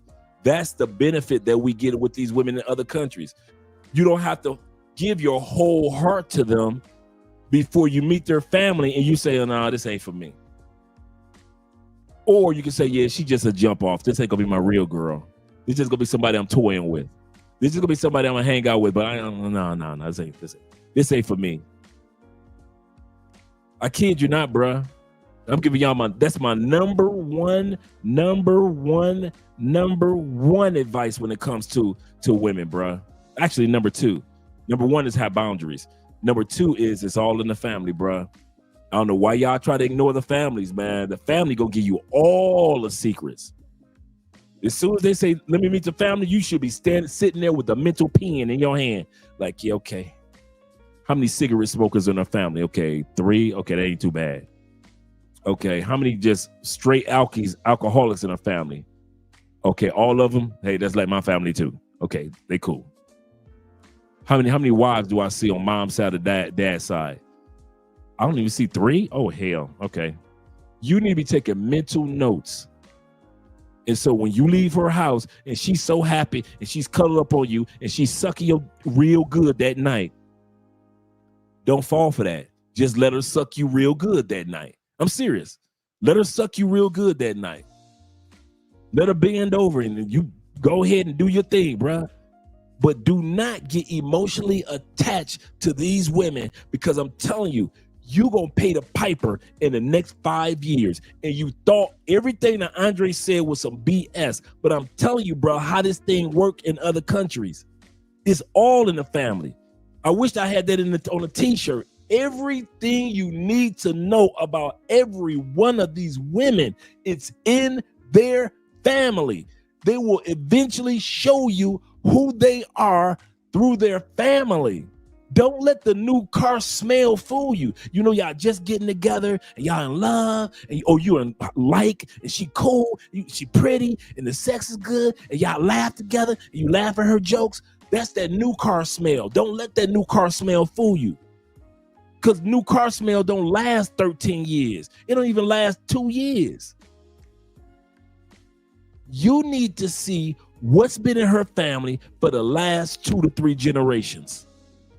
That's what you want to see. Because everybody that's ever dated anybody in her family had that new car smell. Her sisters are sexy. That had the new car smell. Her mama used to be sexy. That has the new car smell. Everybody in her family had the new car smell. Why ain't none of these women married? As fine as these women are in her family, why ain't nobody put no ring, but they got babies running around? But you gonna ignore it. And then when it doesn't work out and she emulates what her family has shown her, you want to blame every woman in Colombia, every woman in DR, every woman in Mexico, every woman in Cancun and Panama. All the women in Uganda are like this. Guyana are like this. Ghana is like this. No, they not. You decided to ignore all in the family. It was right there written out. When a woman in Colombia introduce you to her family, she's literally giving you the answers to the test. When a woman in Brazil introduce you to her family, she is literally giving you the answers to the test. It's as if Theo said, I have the answers to all the exams for the cloud architect, right? I've got all the answers for every one of them. I'm going to give you the answers. All you have to do, fill in the blanks. That's your job, fill in the blanks. You will pass, not the practitioner, you will pass the architect exam. Theo's giving you all the, that's what the family does for you, brother. Their family gives you all the answers that you need. Anything you want to know about her, watch her family. You're going to be around the family. When you come to their family, it's not like a quick dinner. You're going to be around that family for about a good 5-6 hours. Watch her family. As they introduce you to people, as you get to know people, if you don't see any husbands, no wives, just a bunch of kids, and maybe one wife or 2 wives, bruh, stop taking her so serious. Stop taking her so serious, because that's not a family of serious people. I don't know why you try to think that. That is not a family of serious people. They're not bad people. I want to say this again. She's not a bad woman that you have in that country. Her family's not bad people. They're not built for storms, though. They're not built for long term.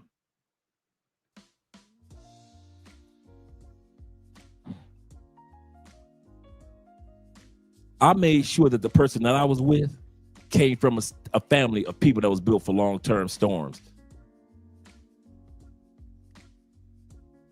I need somebody that was going to be thick and thin.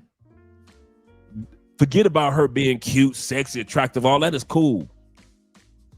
But it don't matter how attractive a woman is if she leaving you. Your woman got a big butt. Don't matter how big her butt is if she gonna leave you if a storm happened in your life. Your woman got the biggest breasts and the smallest waist. Don't matter how small her waist is if she gonna leave you once you go through a patch in life. Your woman got dimples and green eyes. Don't matter how green those eyes are, do they? When she's cussing at you and fussing at you as she's packing her bags to leave you for something small. Because that's what her mama did with her green eyes. Her mama got green eyes and left her daddy. And now she doing the same thing to you. Her mama showed you this is what we do with green eyes in our family, but you ignored it. All you saw was the green eyes. And so when a storm came up on you, she does to you the same thing that her mama did to her daddy. A storm? I don't do storms. I'm too pretty for storms. Come back and call me once your storm is over. You ever had women like that? They'll ask you to call them once you get back on your feet. Once everything is good. Once you out of the hospital. once you out of the wheelchair, once you get another job, once you start that business, once you do this, once you do that, call me once you move to my country. These women are not built for storms.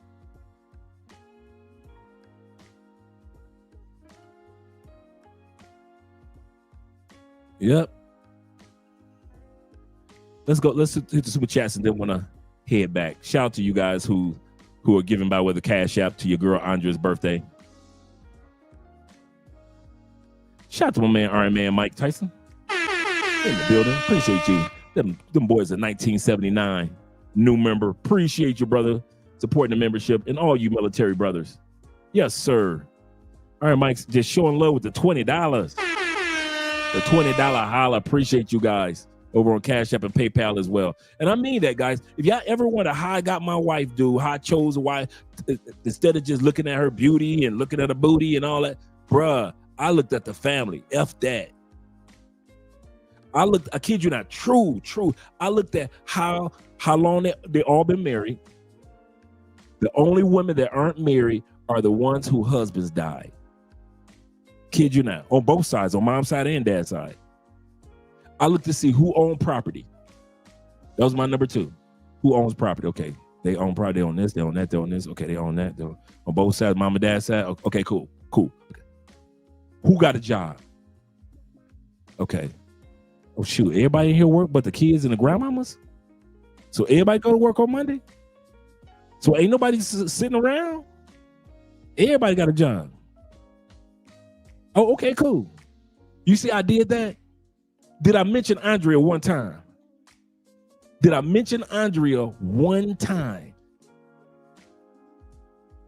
mentioned her family, didn't I?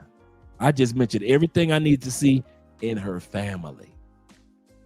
That's what you should be doing. Everything that you need to know about your woman, don't listen to nothing she got to say. It's every bit of it, 100% DNA, no meat byproduct, no artificial colorings, no artificial flavoring, full of 8 essential vitamins, part of a complete breakfast. All the information is in her family. It's right there. The answers to the test. Anything she got to say to you, whatever. You better watch her family because that's the real answers to the test. Not her. Andrea's family dynamic dictated whether I was going to put a ring on the finger or not. Whether I was going to treat her like fun or not.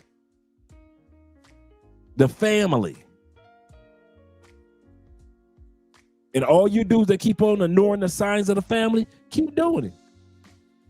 You go keep coming to Colombia. You go keep on saying, ain't no good Colombian women. All of them like this, that. You go keep on crying them same blues. Them same blues, you go keep crying.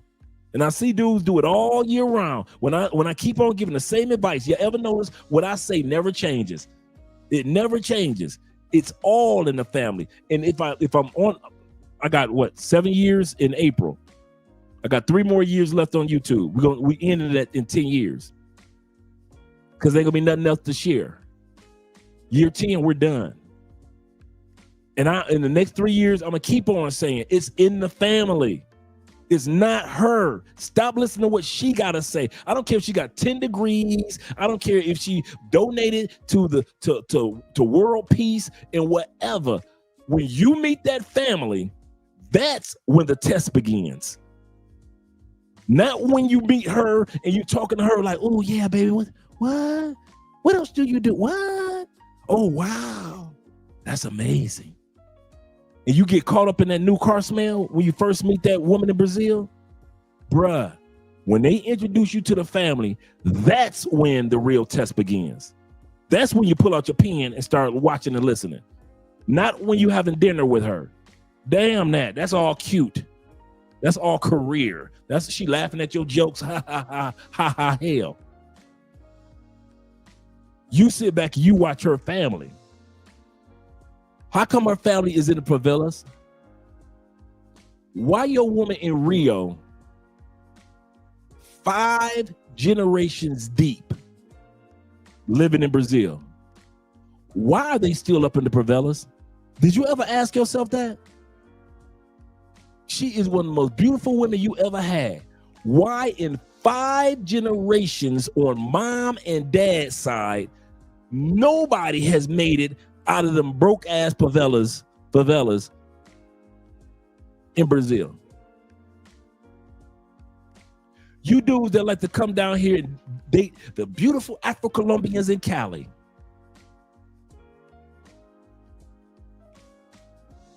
How come that beautiful woman, 5 generations, her family moved from Buenaventura, an hour and a half away from here, off the coast of the Pacific Ocean, and moved to Cali 5 generations ago? How come her family's still on the east side of Cali, the hood of the hood of the hood of the hood? You ain't never seen a hood like this. 5 generations later, they don't own no property. Great granddaddy bought that piece of land and they built a piece of house on that one piece of property. And they've been living in that property for 5 generations. And you still ain't caught on because she's so sexy. And she can cook, and she clipped my toenails. But I'm telling you, let a real storm in life happen. And some of us are older guys. You can't afford to make the mistake that younger dudes can. You can't afford to get with just any old woman. I'm gonna say this again. All you healthy, fit dudes over 40, you can't afford, us over 40, 50, 60, we can't afford to get a woman that's gonna play with the gift of time, because we ain't got time like that to play with. I don't need no woman that's gonna be treating me good for 3 months and then put me through hell for 13 years. Right? You 40. By the time you finally get you a good woman, you 47. Because the one that you had that you met when you was 40 treated you like trash in Vietnam. Brothers, I'm giving y'all the game, especially you older dudes. You over 40, you if you are over 40, you got to get to the point of it's going to take more than beauty and booty to maneuver you. I mean that. Let the dudes under 30 get caught up with booty and beauty. Let them. They got enough time to learn and then turn the boat around. You over 40, you ain't got no time to be burning, trying to get a chick to showcase, a trophy chick, knowing that she gonna put you through hell for about 6 years. You think you got 6 years from 40 to 46. That means that you are 4 years from 50 years old, letting some trashy chick run through your pockets, run through you mentally, just because she got a big butt and a smile. Y'all stupid. No, if you over 40, you should not let only her beauty. I didn't say don't have a beautiful person, but do not let her beauty dictate your decision on whether you're going to keep her long-term or short-term. I mean that, over 40s. You ain't got no time to be burning like that. You really don't. You think you do because you've been to the gym, you healthy, you dress real good, and you smell good with your cologne, blah, blah, blah. I got you. Clocks don't care nothing about that, do it. Watches don't care nothing about that, do it. In other words, time don't care how good you smell, how long you've been in the gym. Time still gonna keep on ticking. Time don't care nothing about how much money you got in your wallet, in your pocket, how much you make per month. Time don't care nothing about that. And if you let the wrong woman in your life, she will destroy the one thing that you can't control, and that is your time, old head. Your time. One of the reasons why I keep trying to tell y'all I don't cheat, because I don't have time for it. I'll say that again. I'm 58. I don't have time to be out here in these streets. When I was 28, I had time to be in the streets. 38, I had time to be in the streets. Over 50, over 40, You ain't got no time to be in these streets. Stop pretending that you do and you don't. You do not have 5 years to burn on some heifer that ain't no good, and then you get with another one that ain't no good for another 7. That's 12 years gone. You went from 40 to 52 with some raggedy chicks just because she got a big butt and a smile, and you knew she wasn't no good. And every time you had a storm, you had to fight with her, argue with her, fuss with her. You felt bad about your manhood. You felt bad about yourself. All that because you didn't look at the family. You were too busy looking at her butt. You were too busy watching her have orgasms. You was too busy doing all this other stuff, and you stopped. You're not realizing your time's still going.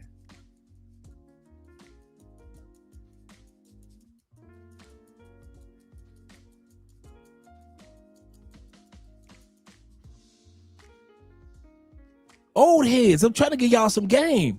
Let the younger brothers have that.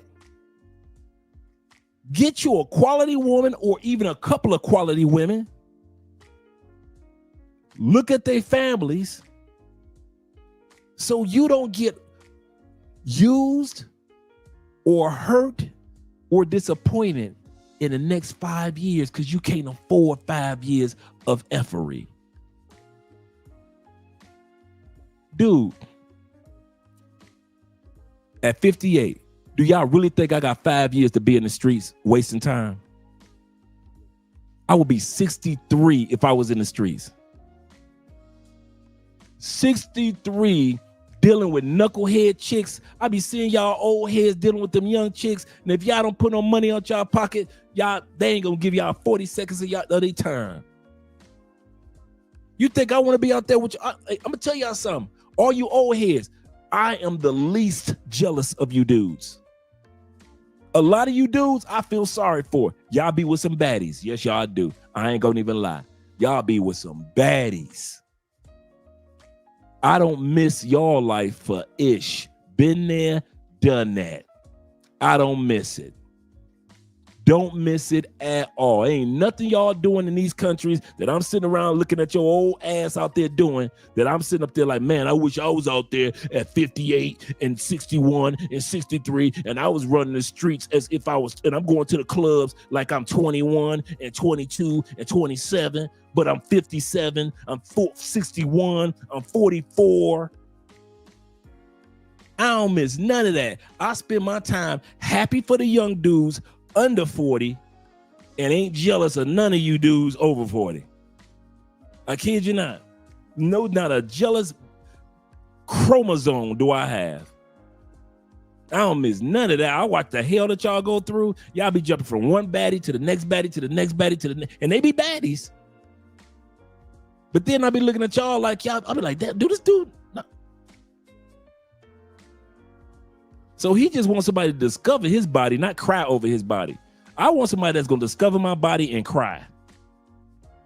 I'm serious. I ain't talking about my mama crying. I'm talking about I want to be in a country where when I pass on, somebody going to discover my body and somebody going to cry. I'm going to have some mourners. You're going to have somebody discover your body. They're going to ship your body home for somebody to cry. Because ain't nobody in that country going to be crying for you. Why? Because you use so many years of jumping from place to person to person to person to person. Ain't nobody thinking about you. You going to just be like anytime people look at you like you just going to be like a gossip rumor. Hey, did you hear about Dre? Yeah, dog. I heard he died. What? Here's to Dre, dog. Let's pour this out to Dre. That's the best you going to get. I'm saying it. And I'm not saying that all of us who are old heads need to get married. Don't think I'm saying that. But all of us old heads we do need to get to a point of sitting our ass down somewhere, get you 2 or 3 and sit on down. Maybe you got one in this country and another one in that country and another one in this country. That's cool. Or maybe you got another one in this city and another. That's cool. But just trying to keep up with these young dudes, I'm going to brothel to brothel to brothel to brothel to hole to hole to hole to hole. I'm going from clock tower to clock tower to clock. I'm going from Sasua Beach to I don't care how fit you are. That watch is undefeated. undefeated, old heads. So find your 2 or 3 quality chicks and live your life. But if you think that you winning, running from paper play to paper play, you ain't winning in nobody's eyes. You like the old dude in the club, dude. You the old mother in the club trying to pretend like you young because you go to the gym, you got cologne on, and you still got your looks. I'm giving y'all the game on how it works, man. I know y'all think that, man, F Andre, he don't know what he's talking about. All right. I bet you I'll die happier than you. Bet that. Let's do it like that. I bet you I'll die. If I die right now, I would die happier than most dudes that I know. If I die now, I would die happier than most men that I know. And I know a lot of people. So I'm not saying in a braggadocious way. I'm saying, fellas, some of us are too damn old to be out in these streets like this. Act like it. Some of us are too old to be in these streets. Act like it.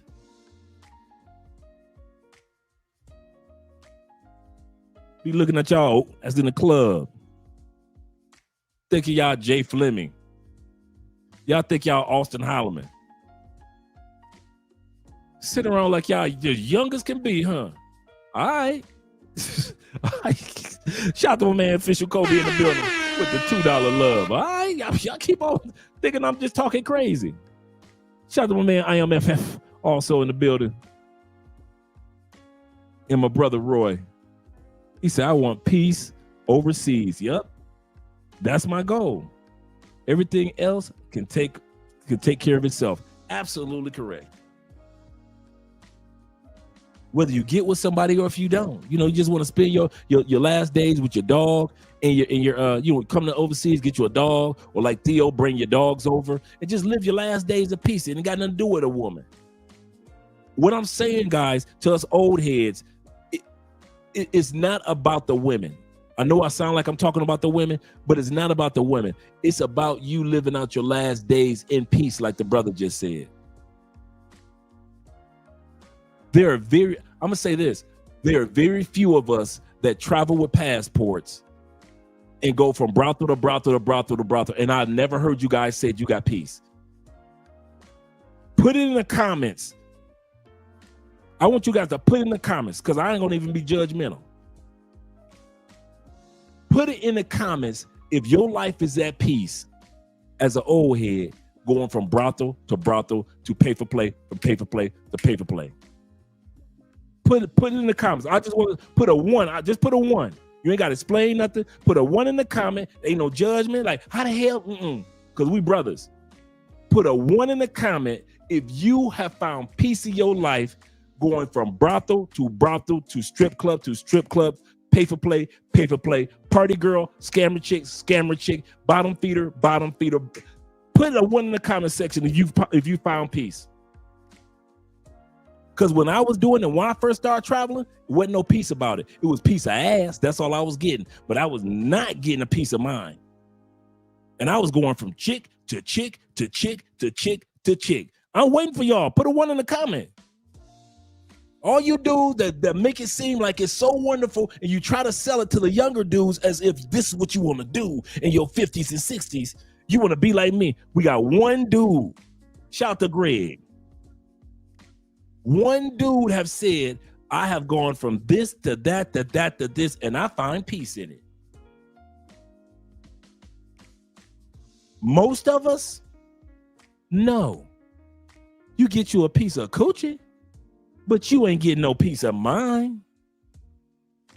And I know some guys that I've said, like, hey, bro, this is me for my life. This is, I'm always be like this. I'm a self-proclaimed bachelor, and this is what I do, Dre. There are brothers that's like that, and there's nothing wrong with that. I'm talking about us average mere mortals that doesn't have that bachelor for life gene. Some guys can be a bachelor for life, and that's who they are. Most of us, we either want a girlfriend or a sad chick or just somebody, or a wife or somebody. Don't have to be a wife or several wives. I still ain't seen anybody but 1 person. So out of all of us old heads that be claiming that we want peace, we dang sure don't do what it takes to get peace. If running from chick to chick, country to country, chick to chick to chick to chick to chick is supposed to give you peace, how come I never see any of these dudes do a YouTube video on, bruh, I just got back from Bolivia, running through 30 of them. I feel so peaceful. Bruh, I just got back from Beirut and I was beating them up, bruh. I feel so at ease and peaceful in my mind. I ain't never seen none of them videos. Not one.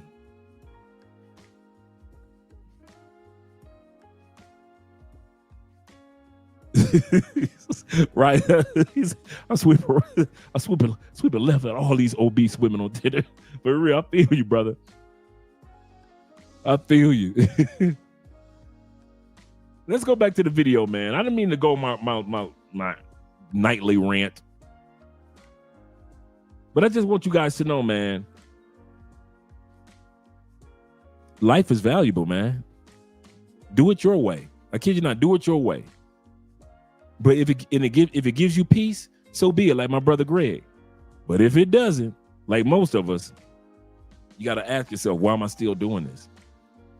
He said, I had two of my homeboys in their 30s who ran through hundreds of paper play in Colombia and Brazil, and they said they weren't happy,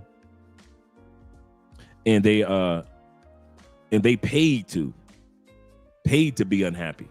In other words, I was the same way. Bruh, after all of the many women I've gone through, y'all want the truth? Maybe 4 gave me peace.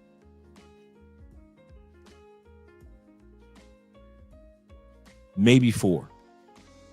And most of them were feminine, nice, sweet women. I never was a type. I don't like argumentative women. I don't like ghetto women. So it wasn't like they were hood or ghetto. They were very professional, very nice women. All the women that I ran throughout my life, I go back through the Rolodex of my mind. I wasn't dealing with no Aishas and Keisha. Even when I was living in the hood, I wasn't dating hood chicks. I always dated the bookworm type chicks, right? And so I could easily say, looking back, maybe 4, and I'm stretching it to 4. I'm stretching it to say that have given me peace. 3. So I got all this sex, and only 3 people gave me peace in my whole life.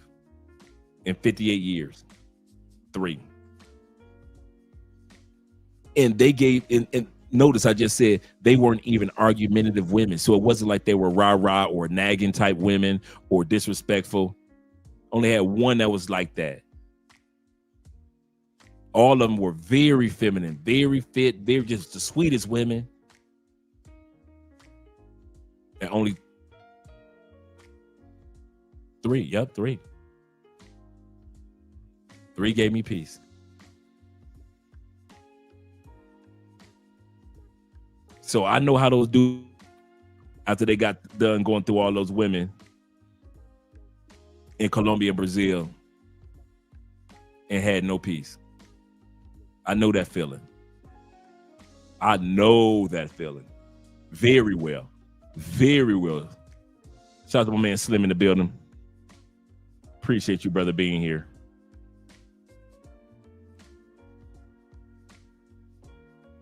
Yeah, man. Let's get back to the topic. Hope I didn't go off topic, gentlemen. Let's get back to the video. Let's get back to the video. I got to show this one more time, though. Shout out to my brother, Jay Fleming, with his Halloween costume as Nate from Set It Off. I love it, bro. Shout out to Jay. Representing Nate. I'm in the bind. I'm in the bind, Nate. I'm in the bind. Shout out to Jay Fleming. Enjoying Halloween weekend. Yes, sir. let's go back to the video. I'll come back to the comments in a second. I mean, but you knew what it was. So- Like you knew what it was. I told you who I want from the beginning, and you still asked me to be your wife. Oh, you told him that if he loses his job, you gonna throw it away? I didn't tell him that, but I told him What'd you like tell him? you are to provide, and I told him, baby, your money is my money, and my money is my money. And so he didn't have any more money, and that was a problem for me.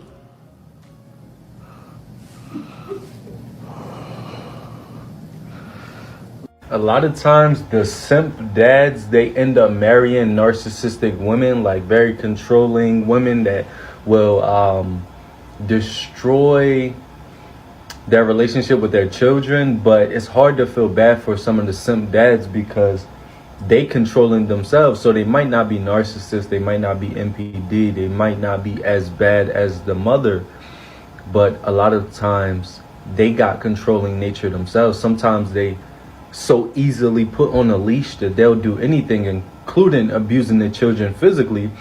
So to the kids, sometimes the dad is worse, even though he's just a simp and he's just a follower and he's just doing whatever the mom is saying. And the mom is really the one that's psychologically damaging the child. That's really causing all the problems within the household. But the dad either should walk away, which is hard to because his child is there, or I don't know. I don't have the solution. I don't have kids and I really don't want kids, but I just be analyzing stuff like that because that happens a lot. A lot of times the more lenient or lack of self-awareness simp, according to the generation father, will end up dating a woman that is a narcissist, hands down, like an MPD individual that is hard to deal with. So from the outside looking in, is Russell Wilson the simp? No, Okay, why not? because he's emotionally responsible, connected.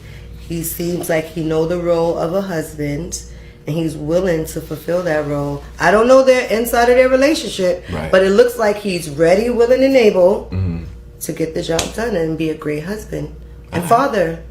All right, big shout out to Russell Wilson. If he clingy, marry him. Make him your husband. Give him a baby. Do something to make him stay forever. Keep that man. When I tell you my husband is clingy, I mean it. That man don't go outside without me, period. He do not step outside. But guess what comes with that? What comes with that is I don't have to beg him not to go out with the boys. I don't have to beg this man to take me out on dates. I don't have to beg him for nothing. This man fills up my tank faithfully. I don't got to touch a thing. I don't have to open a door. This man don't make me do a thing. I could sit down and be princess all day, every day. No requirements. I just got to make sure he happy. And I got to be faithful, loyal, like too easy. Marry that man if he is clingy. I am telling you, y'all sleeping on them clingy men. Marry him. When he give you that ring, tell him yes. Marry him. Right the hell away. Now, Miss Gold Digger is saying marry the clingy dude. But every time I turn around, the clingy dude is in the newspaper for deleting the girlfriend and the kids when things go left. Every time I turn around, I go to the newspaper or the news, and I see the clingy dude has deleted her, deleted her mama, deleted the kids, and deleted himself. The clingy dude. That's simping personified. What is clinging? The clingy dude. See, we often talk about simping with money. Clingy dudes simp with time and attention. They don't necessarily have to use money all the time. They clean to her all day long time. They give her 1,000%. Nobody wants that. I don't want all of my wife's attention. She don't want all of my attention. Hell no, we don't want that. We ain't built for that. We like to be around each other, but you in that room, I'm in this room. We'll come and be clingy for our time period. But Andrea has her things that she enjoys doing. I've got things that I enjoy doing. That clinginess. Now, I do notice that a lot of times men, when you come to another country, we got to talk about this. I've heard many men talk about that women in other countries, especially Colombia, are clingy. I found that the reason why guys feel that way in Colombia is because, and I'm gonna come to your super chat, brother, in a minute, Dave, is because we're not used to getting that type of attention from our women back home in the West. So when a woman gives you that much attention in Colombia, you think she's being clingy. The other thing is, we call clingy, we don't know that competitiveness is what we call clingy.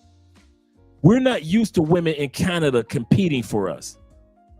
They act like they can replace us 5 times over. Same thing in the UK, same thing in the United States, right? Our women don't cling to us. They think that, hey, I can get 5 of you, right? Let's be real. Even fat girls think that. But women in other countries realize, I don't care how beautiful I am, there's always a competition. So if you're in Asia, you notice your woman, you may be like, man, she clingy. No, she ain't. She's competing because she knows there's competition. And she's giving you attention because she knows that women in your home country don't pay you attention as a man, or the amount of attention that you deserve as a man. And what we do as foreigners, and I've seen us do this a lot of times, oh man, I had to let her go, man. She was being clingy. I've seen dudes say that so many times here in South America. Let go of some decent chick. Nah, man. Now I'll mess with them. I'll mess with them good. I've heard you guys say this. I don't mess with those good girls because those good girls are clingy. That's because you're not used to women actually paying attention to you and competing for you as a man. You aren't used to that. So you think when a woman wants to say, babe, stay here, I want to cook for you. I want to make sure that your fingernails are done and your toenails are done. I want to, you need a drink or anything, babe? She's being clingy in Colombia.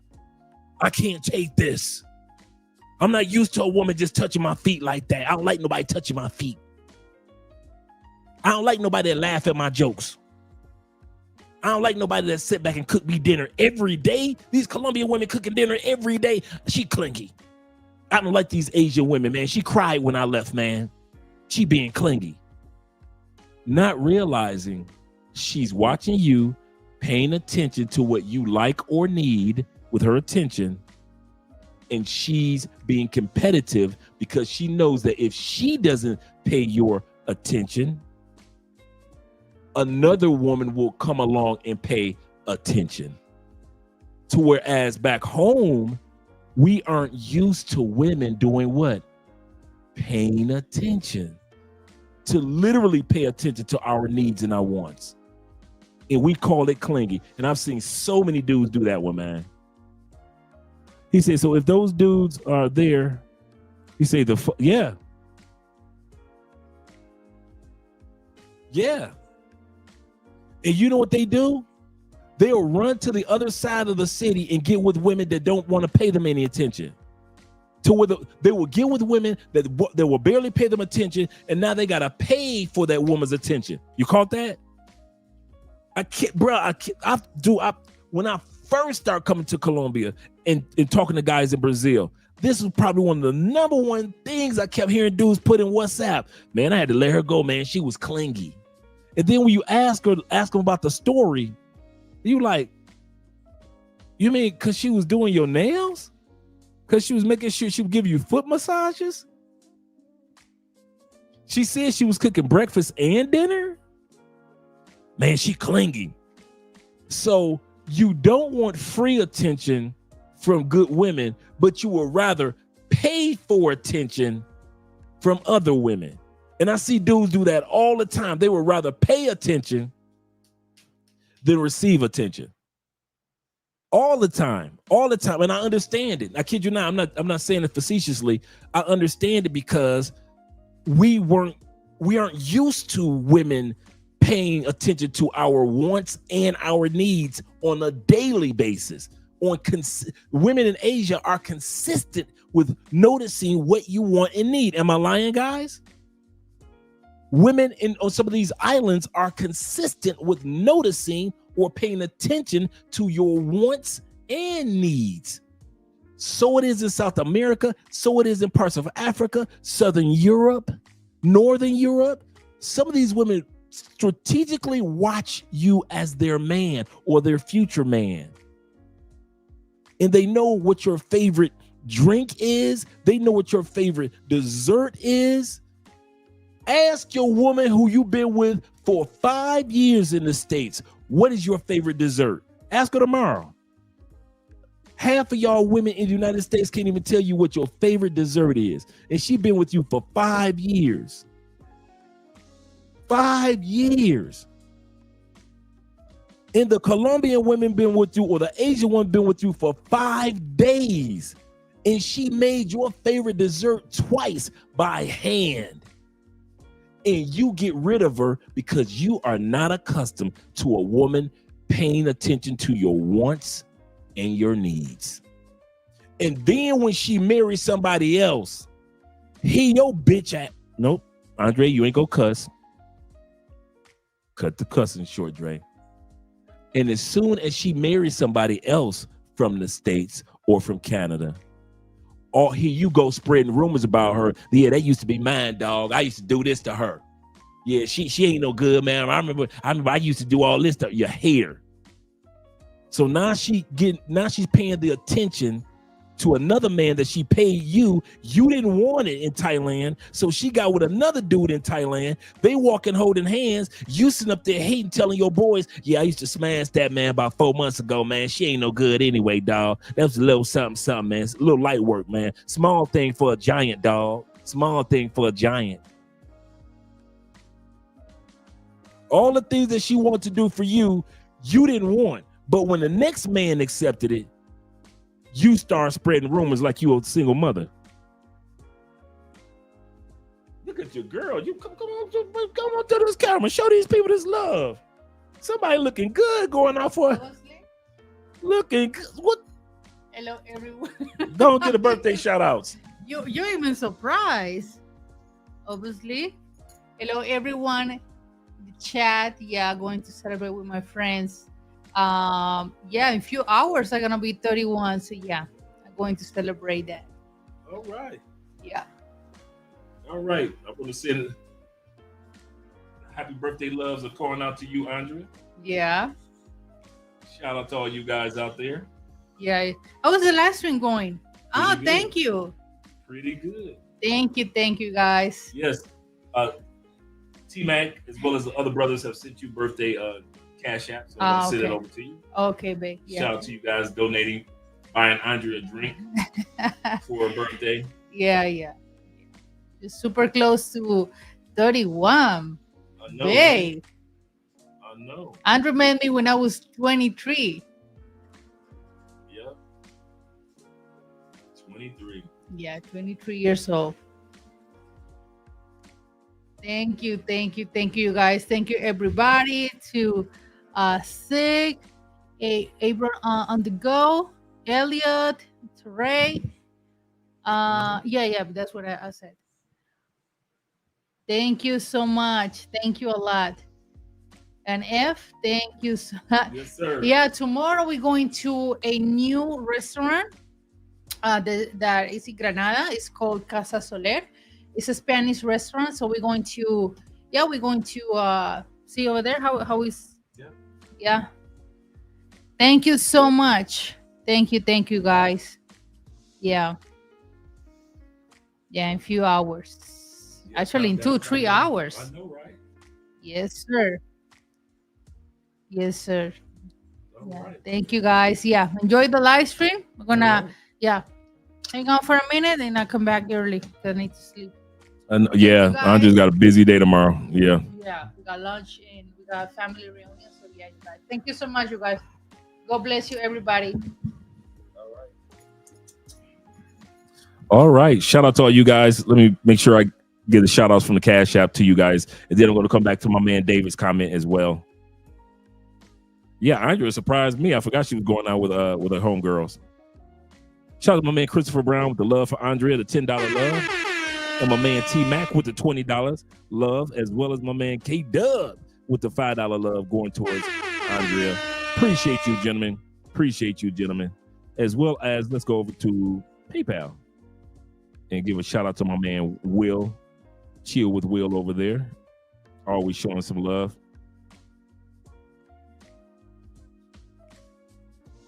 Let me get over there. PayPal opening up slow, but while it processes, shout out to Will and all you other guys.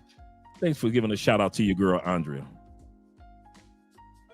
And shout out to Will. Salutations, brother, to you too. Salutations, Andrea and Andrea. Chat family, this is going to be a most certainly on point. Shout out to you, brother. Appreciate you. And I would definitely take Andrea out to lunch. Yeah, there's a new we saw the restaurant being built, and the theme is food or cuisines from Spain. And we had a good time when we were in Spain, so we're excited that it's open now and take Andrea there for her birthday tomorrow. Shout out to you guys. And let's go back to the super chat right here with my man Dave. And Dave says this. He said, I got to be honest. He said, when you sleep with multiple women as a man, it messes up your peer bonding skills. That's true. Truthfully, I'm dealing with it now. It took me I kid you not, it took me a few years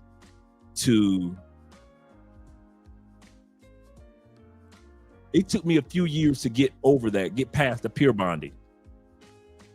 And I give you an example. And I mean this. I never told this story. And Andrea never heard this either, right? Let me pour me some water. One of the peer bonding problems that I had once I got past the stage of just trying to smash everything that's moving, you know what was hard for me? And it took me years to get past this. It was hard for me to converse with women and not want to smash them. I don't mean in the sense of converse with women and dang, I would hit that. She fine. Me, if I talk to her, I'm smashing her. Or I'm gonna try to smash her. That's all I knew. Hello, I'm trying to smash you. I had a few female friends, but in real life, I didn't go to the club unless I was trying to smash something. I wasn't going on vacations unless I was smashing something. If I said hello to your mama and she was fine, I'm trying to smash your mama. Once I got past that stage of life of just being out there, it was a little hard for me to converse with women that were physically attractive in my type and just keep it professional, keep it business, keep it fun, keep it light. It took me a few years to go out. That's why I love going out to clubs in Colombia, because you're going to be dancing. Compared to if I was in the States and we just standing around, I couldn't do it, because that means that I'm so used to going out, and if we're standing around, girl, hey, what we going to do? Hey, you too, what we going to do? What we going to do? I got to a point in the States, I couldn't go out, because if I ain't trying to smash nothing, why am I out here? My bonding skills weren't good to be around women and not want to smash them. In other words, I didn't know how to be around women and say, and I was in my late 40s, and I didn't know how to be around women without saying, I'm about to smash at least 3 of y'all. I got one of y'all got to give it up. Now I can be around women and have interactive conversations and talk about this and talk about that. And they could be the most gorgeous women, and they do not. And not because I'm married, but because I've changed. I'm able to bond with women in a way that at one point in time I couldn't if it didn't have anything to do with. I hope you guys understand where I'm coming from with that. Where some of you guys can relate to that. If I was in a club, somebody was gonna get smashed. Or I was gonna attempt to smash somebody. There was no reason for me to walk into a nightclub, walk into a bar, walk into a lounge. There was no reason. Dude, I was so bad with the bonding. If I got hired on a job, if I'm there in the company at least a year, 4 or 5 people got to get smashed in that building. I got to run through some coworkers. I'm sorry.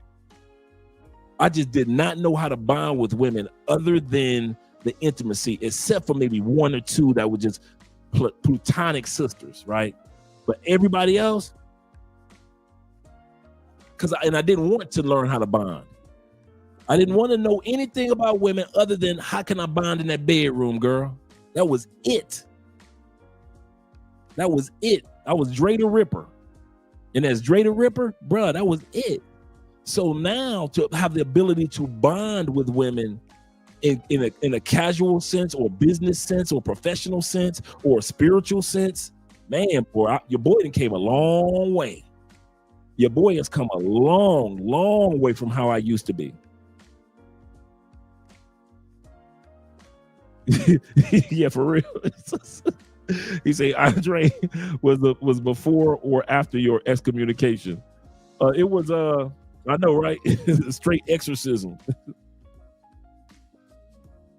That was serious, man. I didn't talk to women unless I was smashing. What for? I had very, very few casual conversations, man. Either I was gonna smash that chick, that person, or she was gonna introduce me to someone to smash. So I had wing girls. That was the closest I had. True story, man. The closest for a long time, the closest I had to female friends were wing girls. Meaning I didn't smash you because you were introducing me to other women to smash. That's the only reason they could even have some time in my life, because they were introducing me to others to smash.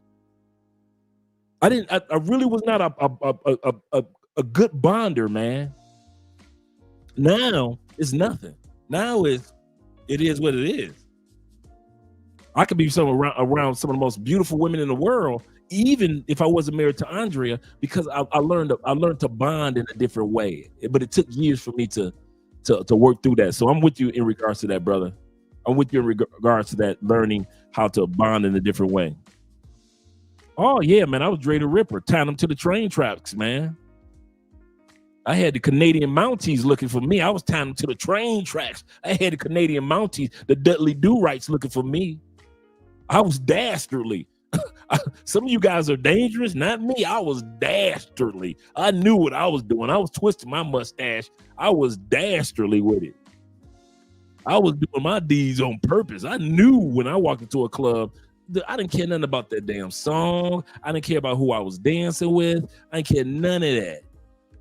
All I knew is that I was scoping out who am I going to smash tonight, or who number am I going to get to smash this week.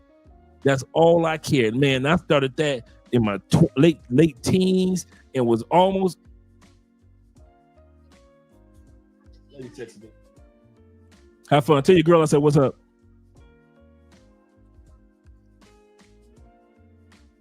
And I kid you not, man. I didn't know.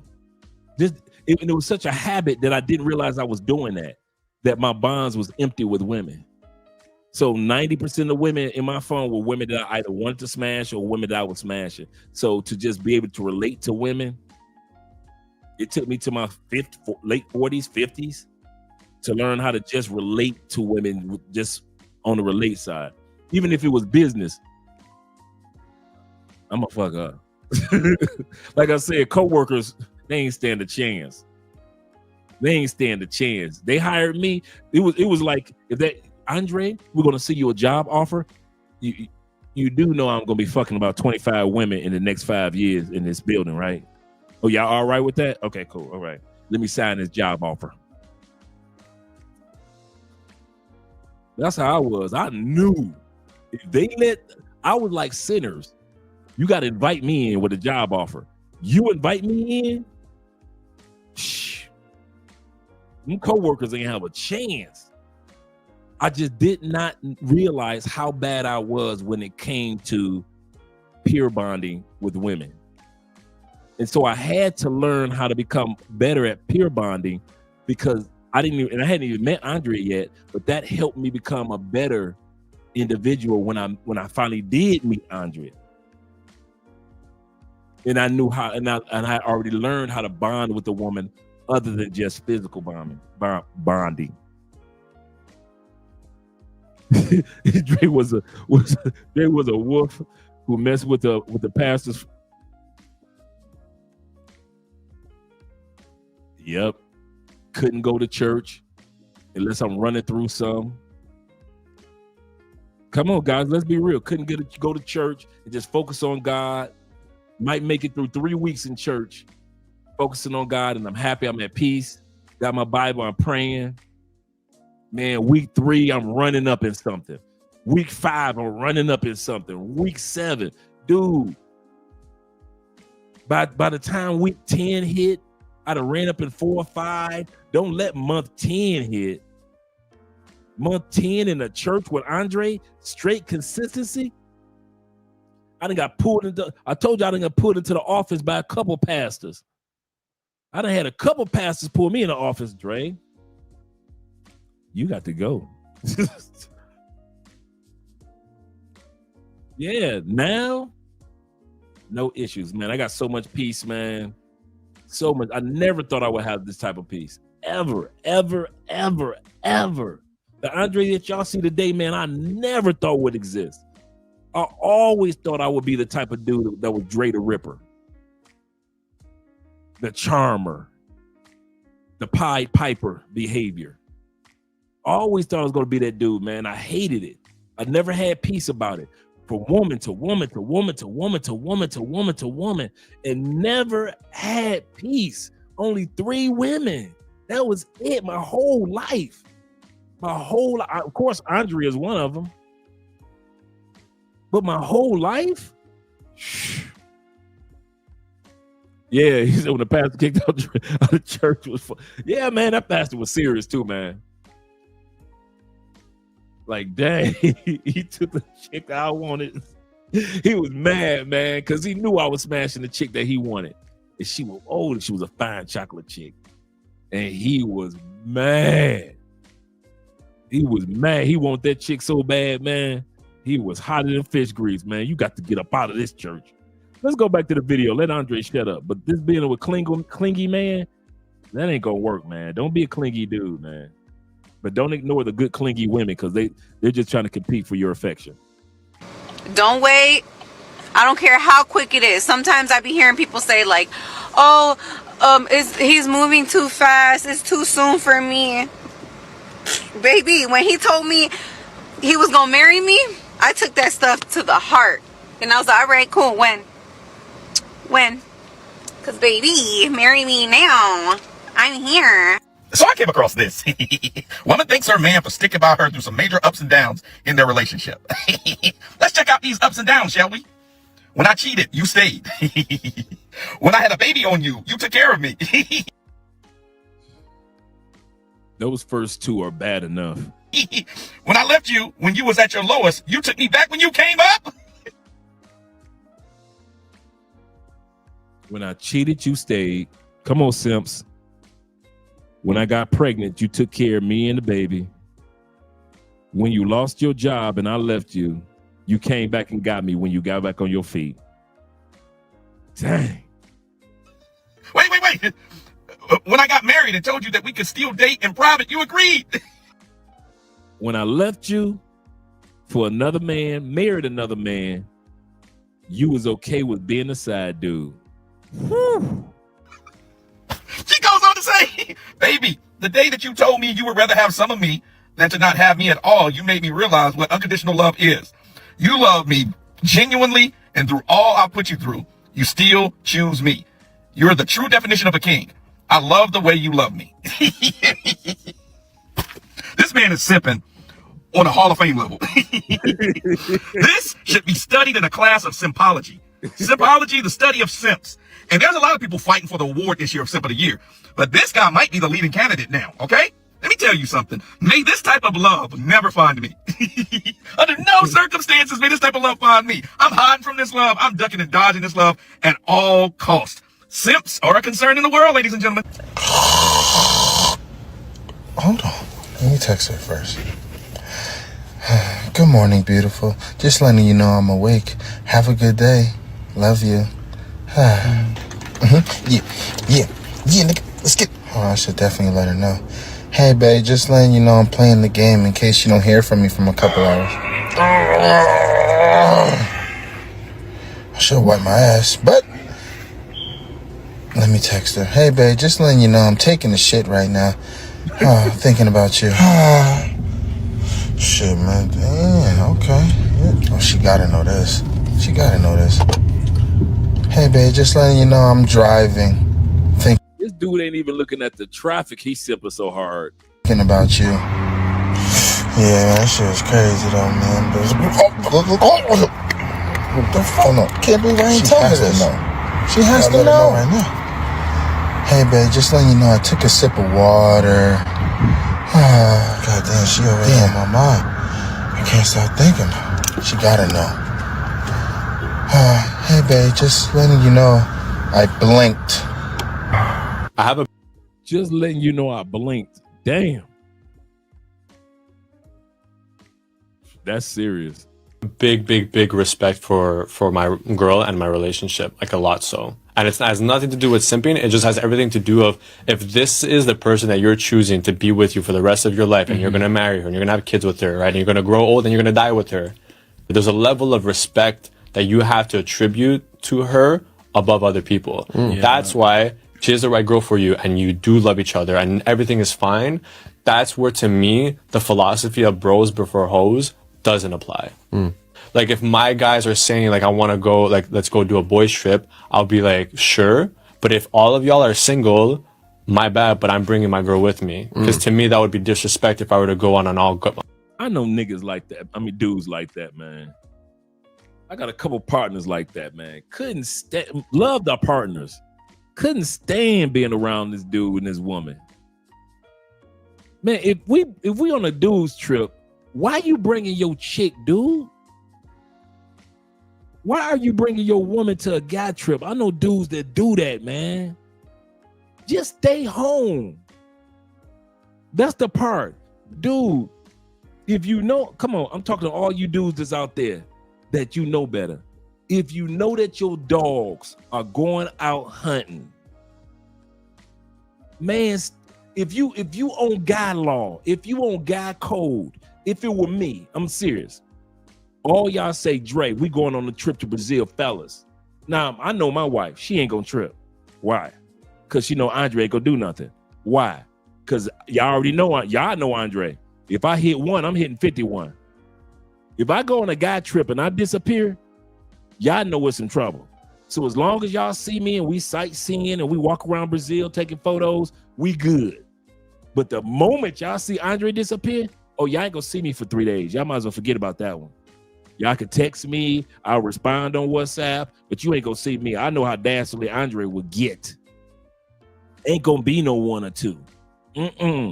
I'm dastardly. I told y'all I'm dastardly, dog. No, why y'all don't think I tie him to the train tracks? I got the Canadian Mounties still looking for me from tying them to the train tracks, tying them ladies to the train tracks. Them Dudley Do-Right still looking for your boy. But since I'm not on that, Andrea cool with me taking a trip with you guys. But I'm gonna say this. If you guys were taking a trip, and I mean this, I would bow out as your dog if I had to take Andrea. I wouldn't do that to my dogs.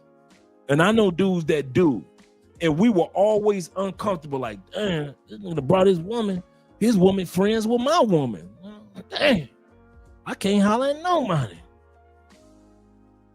For real. Seriously. I would just bow out and say, no, fellas, I can't make it, dog. You know, I would want to go, but you know, my girl be tripping. if I had a girl like that would be tripping. Andrea don't trip. See, me and Andrea like this. What's good for the goose is good for the gander. See, Andrea know if I put Andre in a chokehold of going out with his boys, like when you guys come to town and I go out and hang out with you guys might have your lady friends. I'll be by myself with no woman, right? But I'm having fun hanging out with you guys, right? Andrea know Andre can't fuss if I go out with my girls. Andre know if Andrea hang out with her home, and I know all her homegirls, they've been like friends like forever. Andrea can't say nothing to me when you guys come to town and I get suited and booted and looking good, smelling good. And we got the truck and we hanging out from club to club to club in Cali. And we don't make it to the house till 6 o'clock in the morning. Andre ain't gonna say nothing. Cause she hang out with it. Now she don't hang out that late. But my point is that what's good for the goose, keep your mouth shut. It's good for the gander. Keep your mouth shut. That's how we do it in our house. We keep the peace. We keep the peace. And I'm gonna tell y'all something about Andrea. The other thing that gives me peace. You see how Andrea dressed when she going out? Man, Andrea be back home before 12 o'clock. Andrea is not just an old soul. She an old woman. Andrea be like, I can't drink like I used to. I can't, girl, I can't party like I used to. Hanging out to, no.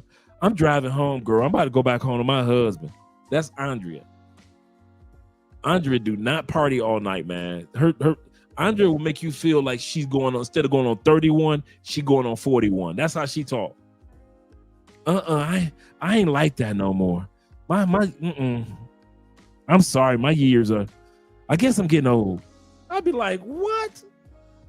31 and you acting like you old? Shh. Let me be 31. I'm gonna show you how it's done. 31 and be coming in here like she just a grandma. And we were my girls were having a party, and I was like, no, I'm going home. Theo said this. Theo says, shout out to you, Bobby. For real. Theo said, he said, and wives aren't permitted in class for the same reason. That's a good point. That's a good point. Because some of the things that we say in the class, you don't want the other guys to feel uncomfortable. And the wife all in the class. That's a good point, Theo. I didn't even think about that. He said, gotta keep them ninjas away from Andrea's homegirls. I know, right? Well, all of Andrea's girls, they're all dating foreign dudes anyway. Like Andrea's girls are old, like Andrea's girls are 7 to 10. You know, Andrea's an old soul, so all her girlfriends are all sisters, and they're like in their late 30s, early 40s. Andrea's always hung out with just an older crowd. And so her homegirls are all dating guys from like UK, US, Africa. So they're all dating guys from different countries that come down. And there's some cool dudes too. Cool ass dudes, man. Yeah, keep Colombian ninjas free. Ninja free. That's a good point. That's a good point. You say Dre like an alcoholic when he goes down next. Yeah. True. That's so true. So true. That's why I'd be like, y'all can have, I'll be happy for y'all. Hey Dre, I got 3. Yes, you do. You got 3, bro. Have fun. I'll be sitting at the bar with some brandy and a cigar, and happiest I will have just as much fun with a cigar and some brandy or scotch.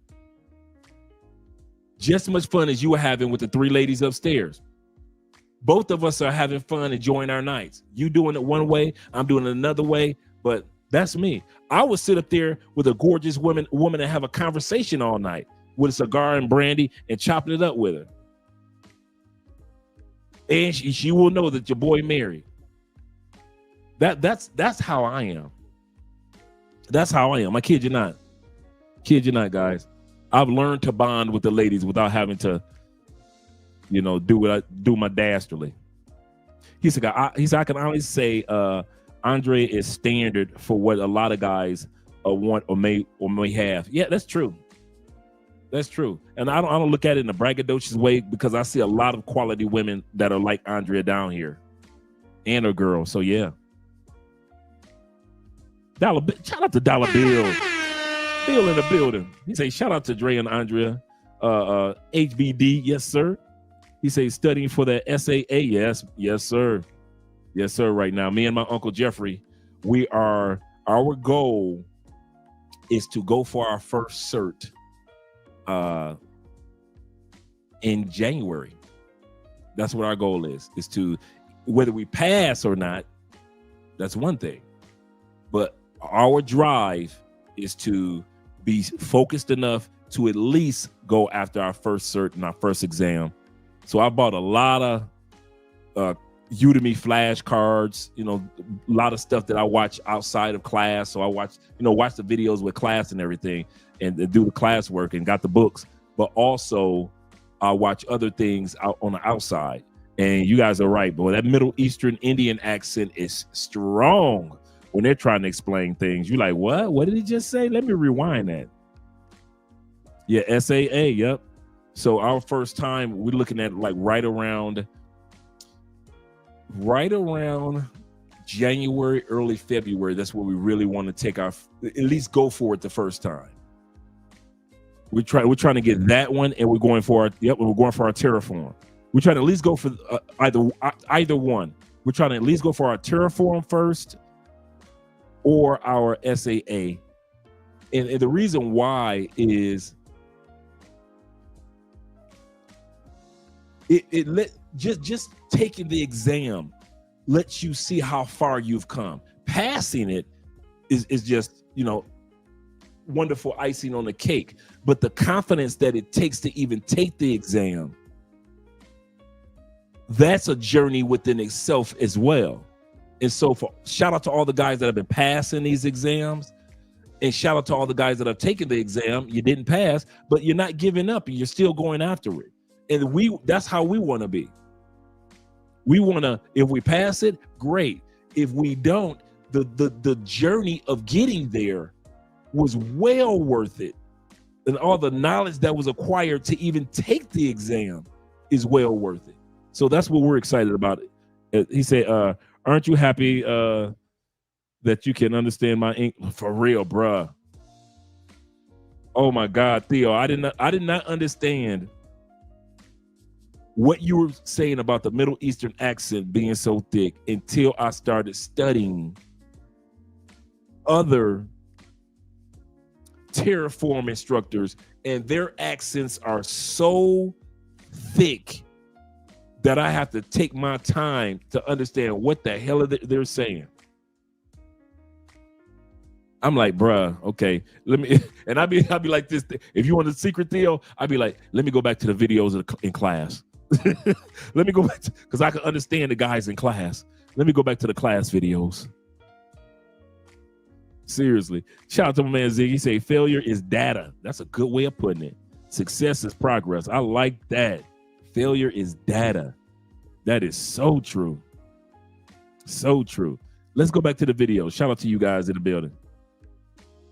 Yeah, heavy accents. I'd be like, what?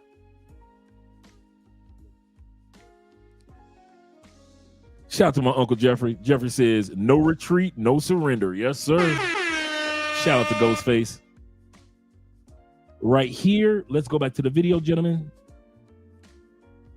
Because my man said he's simping. He gonna take his woman on the trip, and we gonna tell him, dog, you can't come with us. On an all guys trip with y'all, right? And there's 5 or 6 of us, and I'm the only guy not in a relationship, and you guys will be wanting to do single men shit. Mm-hmm. And I'm not saying that it's off the table. I just want to know, what benefit would I get for being a stepfather? Would a man be wrong for asking a woman that? I think it's a loaded question, because why are you asking me that? I feel like as a man, you should know what if you're coming into a relationship where there's children involved, I don't think that's an appropriate question to ask in terms of what's the benefit that I get for being a stepfather to your children. Like, that doesn't even sound right to me. No? Because I'm going to look at you like you're crazy. Okay. Because I feel like if you know that I have children, you should already start programming your mind to think, okay, I'm going to be around her children. Okay. My question is, why should I want you around? What benefits do we get from having you around? So, damn. So it's you guys. You hear here first. That's what I would need to know. Like, what are my children going to see in you? What are my children going to learn from you? Okay. Those are the questions. So if you're saying what benefit do you have from being a stepfather to my children, I'm going to ask you, why are you even asking that question? Okay. Under no circumstances should you ever become a stepfather. Now, before they get to the shame and the insults and the guilt, let me be very, very clear. Nobody hurt me. I've been married for almost 20 years, since I was 22 years old. Had my father in my life, 2-parent household, successfully married since the beginning until my mom was widowed in my late 30s, and she's gotten remarried since then. But they're gonna try to throw shame and insults and guilt, and the reality is, in order for us to really have healthy households and to be successfully married, we gotta start back at the beginning. No more remixing, no more ready-made families. Don't let them shame you because you got preferences. They got preferences too, they just can't get what they want. Shout out to Ben. Never ever go and be a step baby daddy and take on a family that's not yours. That's not in your best interest. I think that's Before we go any further, I mentioned this before. I get it, guys. You guys that have become stepdads or you date women in other countries with a bunch of kids, I get it. Often we do this because we think I would want somebody to love my mama. And my mama had kids. Let's be real. I would want my mother to find love, because you always put yourself in a men have a bad habit of always putting their mama in a subconscious situations. You know, I helped her change her tire because if that was my mama that was out there, or my daughter. You know, I held the door open because if that was my mama or my daughter, I would want somebody to hold the door open. So men think like that, no matter what race. But at the end of the day, he's right. And I mentioned this before. You are number 5 priority in your own house as a step parent.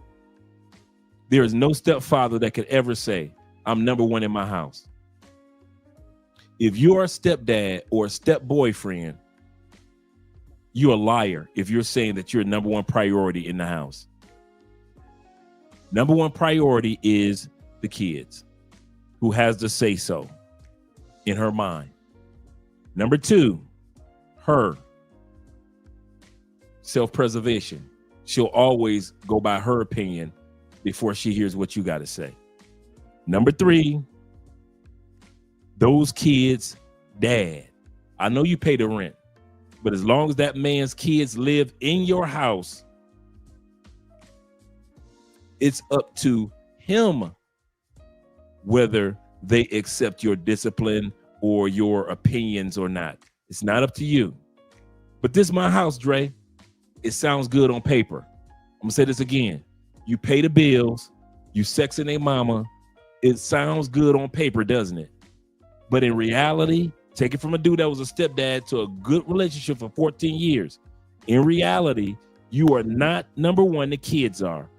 You are not number 2, she is. Her wants and needs are. Number 3 is the father. The mother and the children, number 1 and number 2, have a long-going relationship with number 3, the father. No, he doesn't live in your house, but he has an impact. Okay.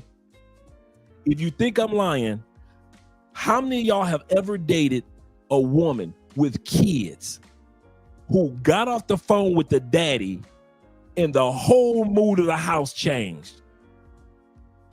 Because the dad did or said or didn't do something, and now she mad at the whole house because the dad decided he's not gonna pick up the kids this weekend. So now you ain't getting no coochie tonight. Oh, y'all think I'm lying? Or she gonna give you attitude because she can't call him back and give him attitude. He at work. Yeah, Katie, I can't come over to pick up the kids this weekend. No, I got to work overtime. All right, I'll talk to you later. All right, you see something? I don't need all that yelling, girl. Go on with that. Yeah, I got to work overtime. All right, tell the kids I love them. She hang up the phone. She's sitting on the other side of the car, quiet now. Before that phone call, she was singing Mary J. Blige songs while y'all was driving, having a good time. Kids in the back seat. Y'all on y'all way to go bowling. As soon as she got the phone with him, you notice the whole mood swing. Don't tell me that the biological father has no control in your house. The biological father can say one thing and change the whole mood of that house. Take it from me. Take it from a lot of stepdads. You are not number 3. He's number 3 because he still has the ability to move her emotions or the children's emotions even while they're under your roof. Don't you ever forget that. Don't you ever forget. He can make that man can make your family happy, sad, glad, mad with just one phone call. With just one phone call. Don't you ever think that you got more authority than that dude. Ever. I don't care if he's trash. I don't care if he's a crackhead. I don't care if he's a good dude. I don't care if he's a successful dude. Tall, short, black, white, doesn't matter. Anytime a man could sway the emotional energy of your house that you paying for, and he ain't even in your house, that's authority. Number 4 on the list, all you stepdads, the grandparents. If you think that you got more authority, I don't care how many bills you pay, school uniforms you buy, how many school supplies you buy, how much food you put in that cabinet. If you think that you can out-talk and out-convince her mama and her daddy and his mama and his daddy about they grandkids, they've been around them kids since them kids was born. Your raggedy butt only been around for 6 months. Do you think you got more authority than grandma and granddad? Bruh, biological parents already know when you had kids, you ain't got that much authority over your mama and your grandkid and your kids no more. Your kids and your mama are like this. And you looking like, mama, you used to cuss me out for that. Well, I don't cuss no more. You don't cuss no more. What so you don't cuss for her, but you used to cuss us out. Grandparents and grandkids are wonder twins like the Super Friends. You will never have more authority and connection to those kids than grandmama and granddaddy. You can get that out your mind. I just gave you 4 people in your own house that are ahead of you. The kids, her, the baby daddy, the grandparents. Here we go. I got one more. Number 5, the pets. Do something to their dog if you want to. Let that dog not like you if you want to. Let something happen to them kids' cat if you want to. Put your hands on their pet if you want to. You want to start something in your own house? Touch them kids' pet that they had long before you came along. Go ahead. Them kids had that, they got that pit bull as a gift when they was born. Don't matter if that pit bull don't like you. That's them kids' pit bull. You got with that woman, She had that pit bull when them kids was babies. That pit bull was a puppy. Act like you don't like that pit bull. See what happened in that house. Act. Them cats they got. You don't like cats? You allergic to cats? They got them cats when them cats were kittens. And them kids were 3 years old. Go mess with them cats if you want to. Let them cats come up missing if you want to. If you think that you got more authority than pets in that house, you out your mind. Number 6. Here you go, Mr. Big Piece of Chicken. Here you finally made it. You finally made it to have an authority in your own house as a step parent. You are number 6. Welcome, Mr. Big Piece of Chicken. You finally made it to the big piece of chicken. And all you stepfathers who are out there or guys that have been step boyfriends, you know my list is correct. Okay, put a 1 in the comment section if my list is incorrect. If my list is incorrect, that the kids don't come first, the woman don't come next, the baby father has no authority. If my list is wrong, then you mean the baby father has no authority to cause her to have an emotional mood swing or cause the kids to have an emotional mood swing. I'm wrong, right? You telling me you got more authority than her mama, grandparent, her daddy, grandparent, his mama, grandparent, and his dad. You telling me just because you pay bills, them people gonna all of a sudden change and you got authority. Okay, yeah, okay, The pets. So you think because you the new sheriff in town, you can take them kids' dog away. Okay, yeah, You better you number 6 in line. You better take this big piece of chicken and shut the hell up. That's what you better do if you want to be a stepdad. You better take this big piece of chicken and shut your mouth. Any of you dudes that have been step boyfriends and stepdad, you know what I'm talking about. Your woman can get off the phone with that baby daddy and her mood swing. And now here you go as counselor. Baby, what's the matter? What did he say? He said da. Well, what happened, baby?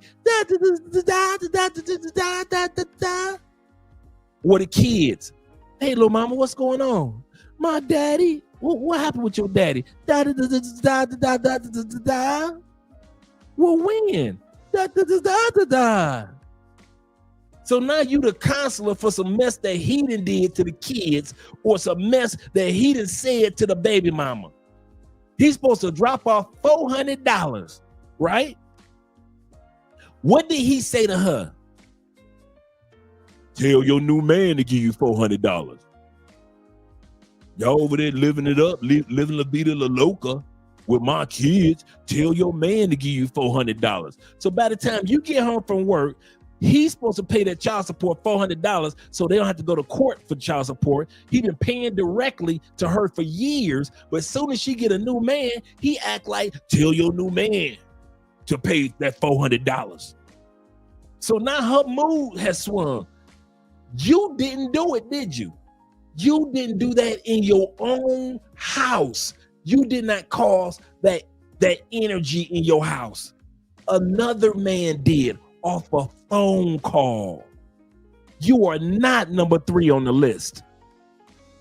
You are not number 3 on the list. All you stepdads, y'all some fools if you think that you number 1. I'm the big piece of chicken. Yes, you are. You can have your big piece of chicken. You know why? Because that's all you gonna get is a big piece of chicken.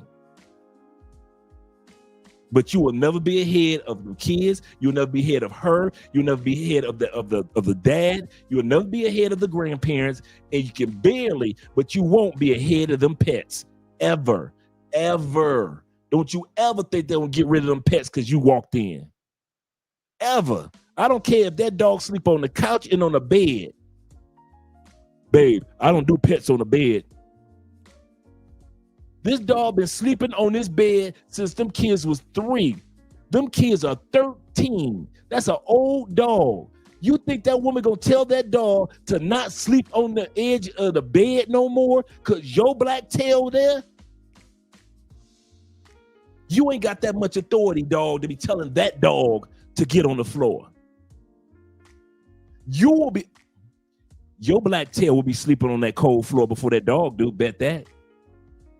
She will have you sleeping on that cold floor before that dog get out of that bed that you paid for.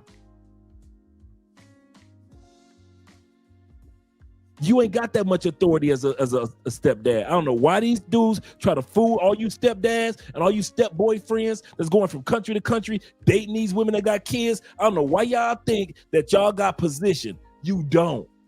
It's all up in here. You tell yourself, I'm the man, I'm the provider. I do this, I do that. But technically,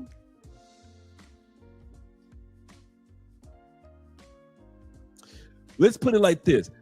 We all know, anybody that plays fantasy football knows or fantasy basketball or baseball, you know there's a difference between how real baseball and fantasy baseball. Fantasy baseball or basketball or football, you want that player to do good. But in real football, you want the team to do good. In real football, you don't care who catches the touchdown as long as they score the touchdown and the team wins. In fantasy football, you be like, dude, do not run that ball in, throw it. Throw it to my receiver. I need 7 more points. Throw it to my favorite receiver. Don't run that ball. Don't run that ball in. Oh yeah, throw it. Yeah, there we go. Give it to my boy. Give it to my boy. Throw it. Bam, touchdown. And you add them 7 points up on fantasy football, don't you? Right? It's the same thing with being a stepdad. There's reality, and then you, stepdad, you live in fantasy football. Everything that you think is just a fantasy. Like guys say, it's just a fantasy, image in a magazine. I've seen her face before. It's just a fantasy. You living on Fantasy Island. They're playing. That's where you living. Okay? Real football, fantasy football. Real life issues, fantasy life. In real life, you are number 6. In your fantasy, because you pay bills, you number 1. That's in your fantasy. You ain't gonna never be number 1. You gonna be number 1 when them pets die, grandparents die, when the baby daddy either get locked up or move to another state. You gonna make it to number 3 then. You gotta wait for grandmama, the pets, and the father to die off before you make it to number 3. That's a dang shame. That's a dang shame. All you step boyfriends, you gotta wait for grandma, the pets, and the baby daddy to die off or go to prison just so you can make it to number 3. Mr. Big Piece of Chicken. And like I said, I'm telling y'all, as a man that was in a family with good kids, I had no problem. I'm telling y'all, as a man that came from that was a stepfather for 14 years with a great dynamic. My wife was very feminine, very fit, very attractive. So I don't have no horror stories to give about some bad little kids. I don't have them stories. And I'm still telling y'all, like I always say, I wouldn't wish being a stepdad or step boyfriend on my worst enemy, on the worst day. You know where in the hell I'm gonna wish number 6 on another man? I know what it's like to be number 6. It ain't cool. T-Mac says that since I was dating a woman who had pets that I hated, the blinds were damaged. He said, I blamed the pet that I hated, so she took the damn pet to the shelter. You a monster. You're a monster. He said, this is exactly why I avoid single mothers. Terrible deal. The deal is horrible. He said, you've been lucky if you're number 9 on that list. Seriously, man, I kid y'all. I wish I could put the list a different way. I really do, man. I wish I could sit back and say, no, you know, your authority because you pay the bills and this and that. And she'll talk as this is a funny part. Your wife or girlfriend will talk as if you have authority. Real football, fantasy football. Y'all listen to your stepdad. He's the man of the house. No, you ain't. Real football, fantasy football. You the provider of the house, yes. You ain't the man of the house. As man of the house, your ass ain't got no business being number 6. Dre, you don't know what you're talking about. I'm the man of my house. No, you ain't. You the male in your house. You're just a male in your house. A provider, yes. You got a deep voice, yes. But let's keep it real. Real football, fantasy football. You live in fantasy football. In real life, you number 6. In your fantasy, you first round draft pick. I'm telling y'all how it works, man. Y'all be thinking, oh, man, that dude Dre don't know what he's talking about. I did it for 14 years, dudes.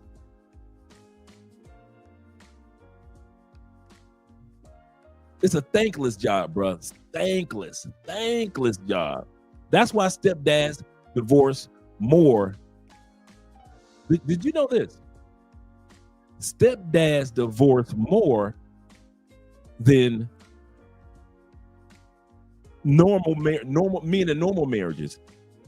Men in average marriages only divorce between 15 to 20%. Right? About 75 to 80% of divorces are filed by women in regular relationships. But as we always discovered, stepdads divorce file for the divorce.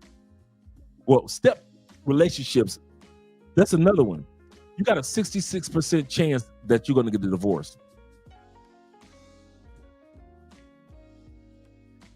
You got like a 53 to 54% chance in a regular marriage. In a step marriage, you got 6. You in love with it. You love her kids. Blah blah blah. blah. I heard all of it, bruh. You got a 66% chance that this car ain't gonna stop. You gotta let's put it like this: step parents, all you step dudes, or these dudes is dating women that got kids. You do realize you got a 66% chance that the brakes ain't gonna work. You're aiming straight to a cliff. You do realize when you put your foot on that brake, you got a 66% chance the brakes ain't gonna work. That's how crazy it is to date women that got kids in any country. A 66% chance the brakes aren't gonna work. Would you buy that car? Then why are you buying into this narrative of ain't no women out, everybody got kids? As many dudes out here like me that do in all of the countries I've been to, dude, all the women that I've smashed traveling. I probably one. No, 2. In all the countries that I've traveled to before I met Andre, 2 baby mamas. Tens upon tens of women out there ain't got kids in this world. So that narrative that y'all try to sell people, everybody got a baby. Well, you know, when you hit a certain age, man, you're more likely to run across a woman that got kids. Boy, yeah, I've smashed women that were in their 40s, women that were in their early 50s. I've smashed women, dude, that were in their 30s and 20s, dude. You cannot tell me. I smashed plenty of women in their 40s that ain't got no kids. Plenty of women, even in the States, in their 30s, 35, 37, 38, ain't got one kid. 29, 27. I'm running through them. Ain't got no kids. So when y'all come to that with that BS, no, you attract women with kids. But don't think the rest of us are attracting women with kids, because there's a lot of them out here just like me that is just something about us that women with kids know. Don't bring that mess in our face. I kid you not, bruh. Because I thought when I came to other countries, I'd be like, man, everybody got kids. No. I found out that wasn't true. And I didn't have to hunt for women like, ooh, let me see if I can find somebody that ain't got no kids. I ain't had to go through none of that. The universe was like, here you go. I'm gonna give you a bunch of women and none got no kids. Two.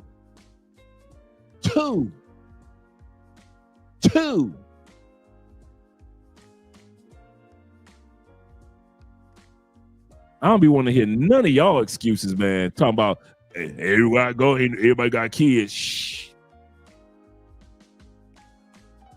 That's serious. He said, I wonder how it feels when stepdads have to explain to strangers that those aren't his kids at the park. You know what? It's so common that it's not a big deal when you say it. Those are my stepkids. But it's kind of weird it's kind of weird because you want to say as a man and as a provider, you want to say, well, these are my kids. But then you had to like, I remember I always kind of like had to explain like, these are my kids, but these are really my stepkids. Because if I say, this is kind of funny, check it out. If I say it in front of their mama, these my kids, the mama gonna be like, wow, he sees my children as his. No, I don't. I just try to be nice. If I say it in front of the kids gonna be like, whether they say it out loud or not, like, yeah, I'm with my kids. They're gonna be like, you ain't my daddy. Even if they don't say it, they'll think it. So I always had to like clean it up, like, well, these are really my stepkids. In other words, they got their own daddy. I'm just pretending I'm playing fantasy football. In real life, they got their own daddy. But I'm playing fantasy football. But in real life, let's go back to the video. Let me shut up. I hope I'm helping somebody out. I really do. Let's go back just a little bit. And the reality is, in order for us to really have healthy households and to be successfully married, we got to start back at the beginning. No more remixing, no more ready-made families. Don't let them shame you because you got preferences. They got preferences too. They just can't get what they want. Never, ever go and be a step baby daddy and take on a family that's not yours. That's not in your best interest. I think that's delusional. On top of his nuts, there's a lot of nuts going on. Oh my goodness. Whole lot of nuts. That's true though. Go make your own family. Ladies and gentlemen, I was like, you know what I'm saying? Go make your own family. So this is for the ladies who are in a relationship or wives who are with someone who isn't the biological father of your kids. Look, if you keep making decisions about your kids without the consent or the input of the person who's a stepfather, but they're playing the father figure role in your kid's life, you don't really respect him. You don't. You can't cut that differently. I can't say it differently. You don't respect him if you don't include him. Like, it's not okay that this man is providing for your kids, that he's treating these kids like his own, that he's protecting your kids, and that he's playing this father figure role, but yet he's like a second-class citizen to these kids. That is wild, disrespectful. And if you really want that man to feel respected, then he needs to be included. Like, you include him with the finances when something needs to get done for the kids, you include him then, but you don't include him in major decisions for the kids. You have to give him a voice and give him some real authority over the children. And if you don't respect this man like you say you do, because if you did, you would include him in the decision making for those kids. If the kid's acting up, he's gonna be like, hey, you shouldn't have done that. Or you gotta pick up the kids from school. When he pays the rent, he's not paying the rent for only 2 rooms. Normally do. So he's basically replacing, even though the father's there, he's basically replacing the father at this point. Especially if he's looking to marry you, you gotta see him as the number one. So this is the thing. This is the thing. I think that a lot of people just be up because it's easy to say that. Now notice what she's saying. It's easy to say that too. The guys just said, I'm going to rewind this because I want you guys to hear this. The guys just said, if he's taking care of the bills in the family, you got to see him as number one. Remember what I said? Real football, fantasy football. Notice the young lady is about to say, in a nutshell, that's easier said than done. So I'm about to rewind this part. When and you're going to hear her come with an excuse of why the man is not number one. When the men are saying if he's paying all the bills, you should see him as number one. That's impossible.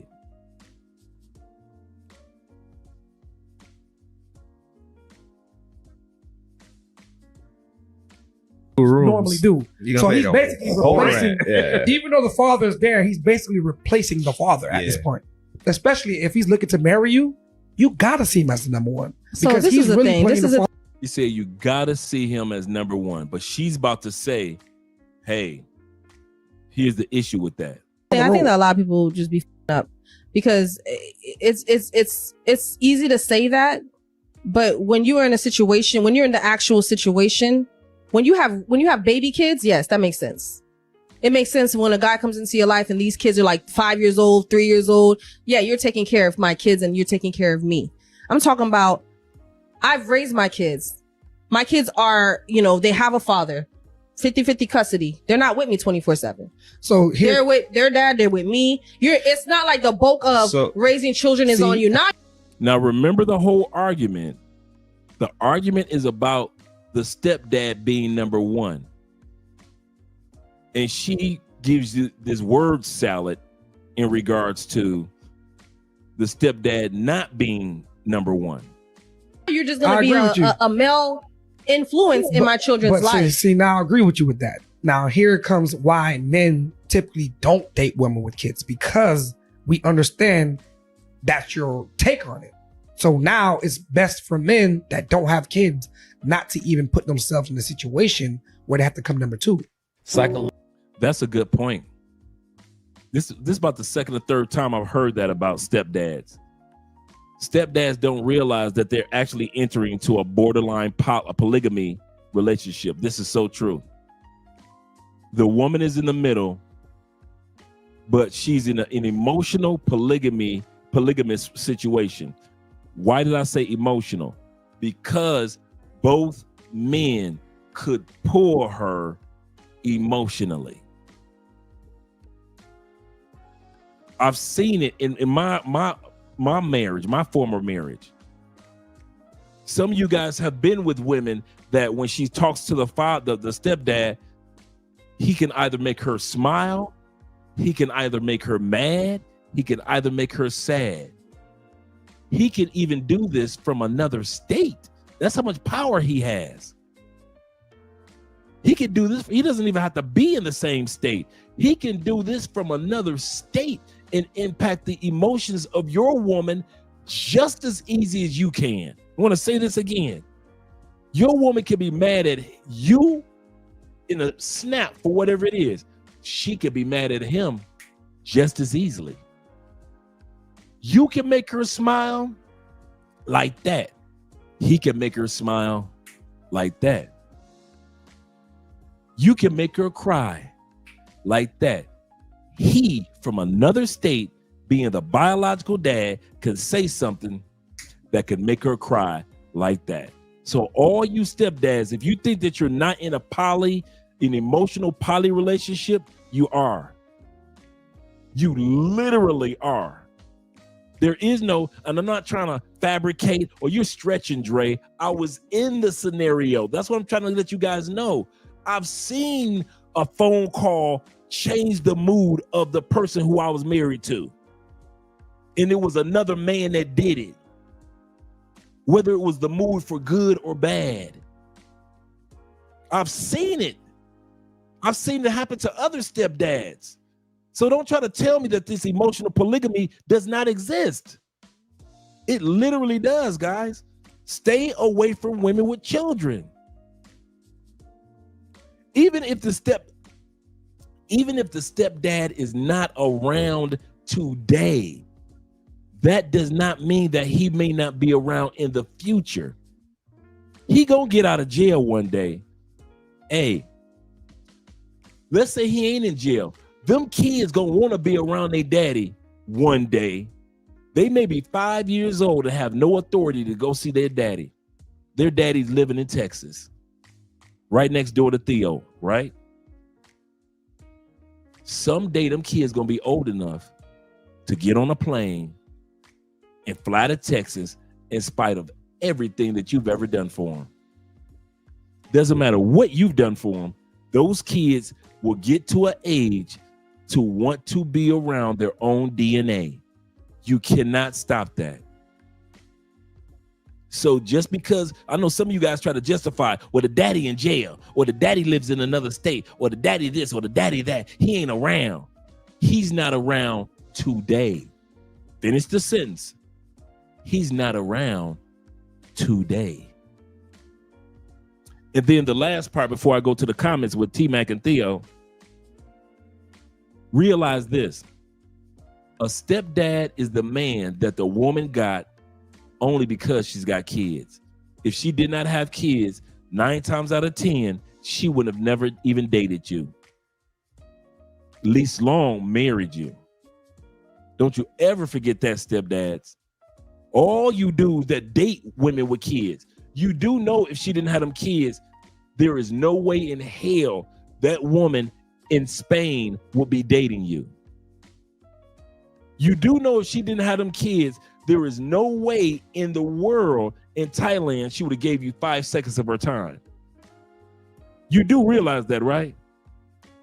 You do realize that woman in Colombia that you got with, that's a baby mama, wouldn't have spent 2 seconds giving you oral sex if she didn't have them kids.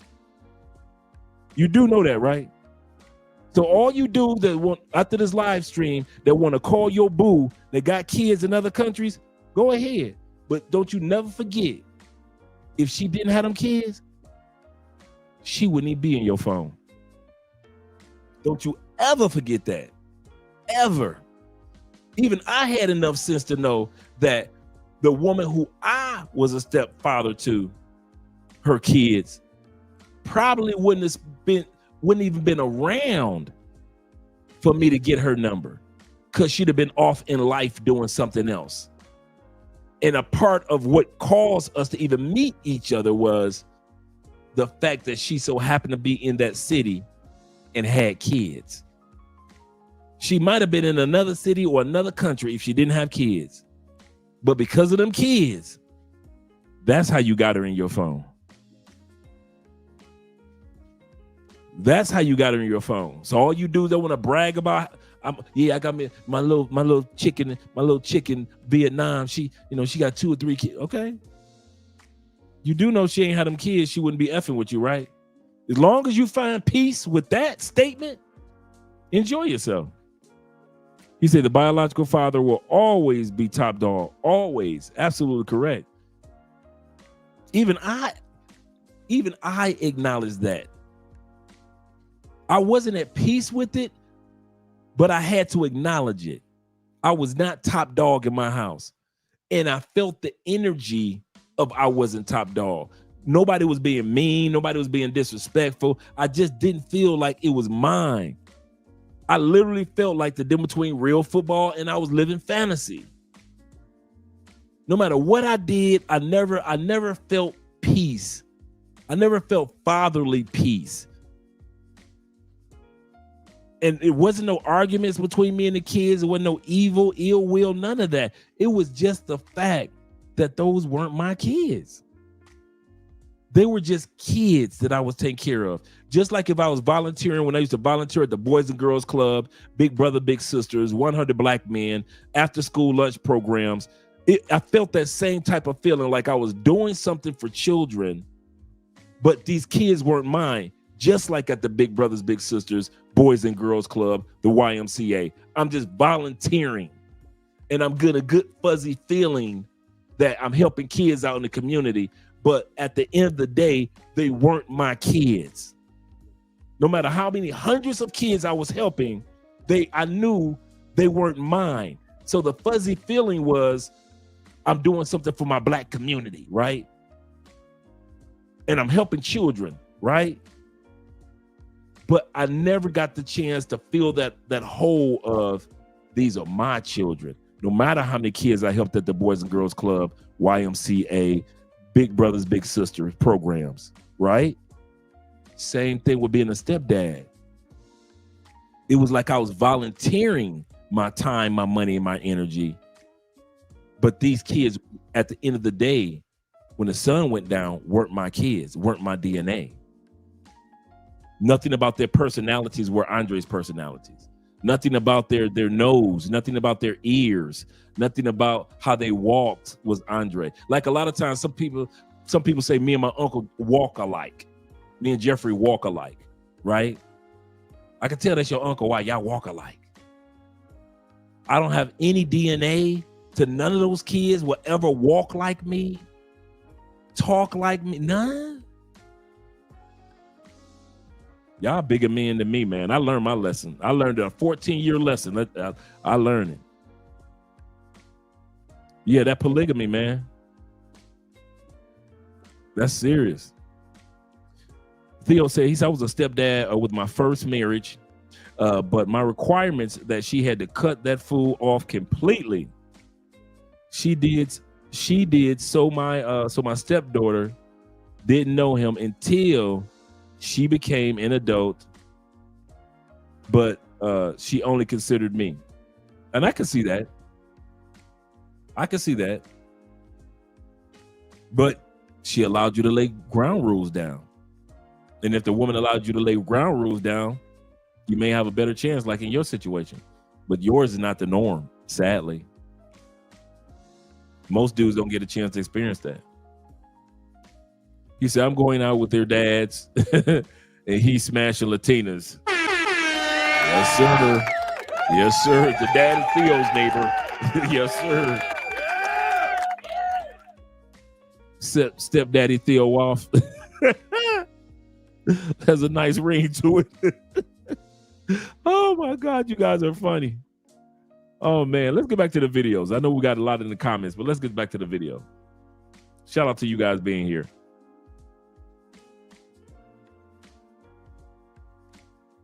Logical torture to raise another man's kid. Torture. It's torture. Why? Because you're pretending to be something that you're not. You're raising a child that doesn't belong to you.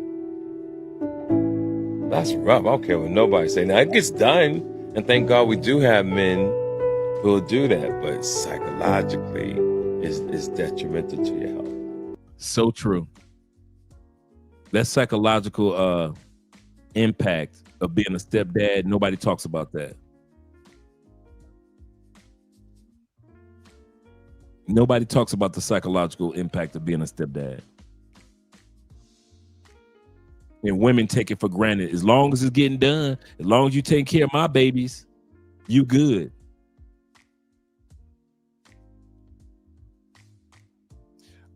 You know what? One of the things, I don't think I tell you guys this. I think I mentioned it before. Do you know how much Andrea loves me, bruh? This woman still gets me gifts on Father's Day. I don't have any biological kids. Andrea says every year, because you took care of somebody else's kids for 14 years, you still deserve a Father's Day gift.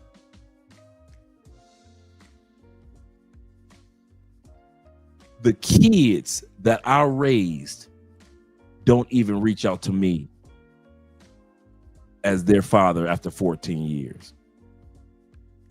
The ex-wife doesn't text me on Father's Day and say, thank you for raising my kids for 14 years.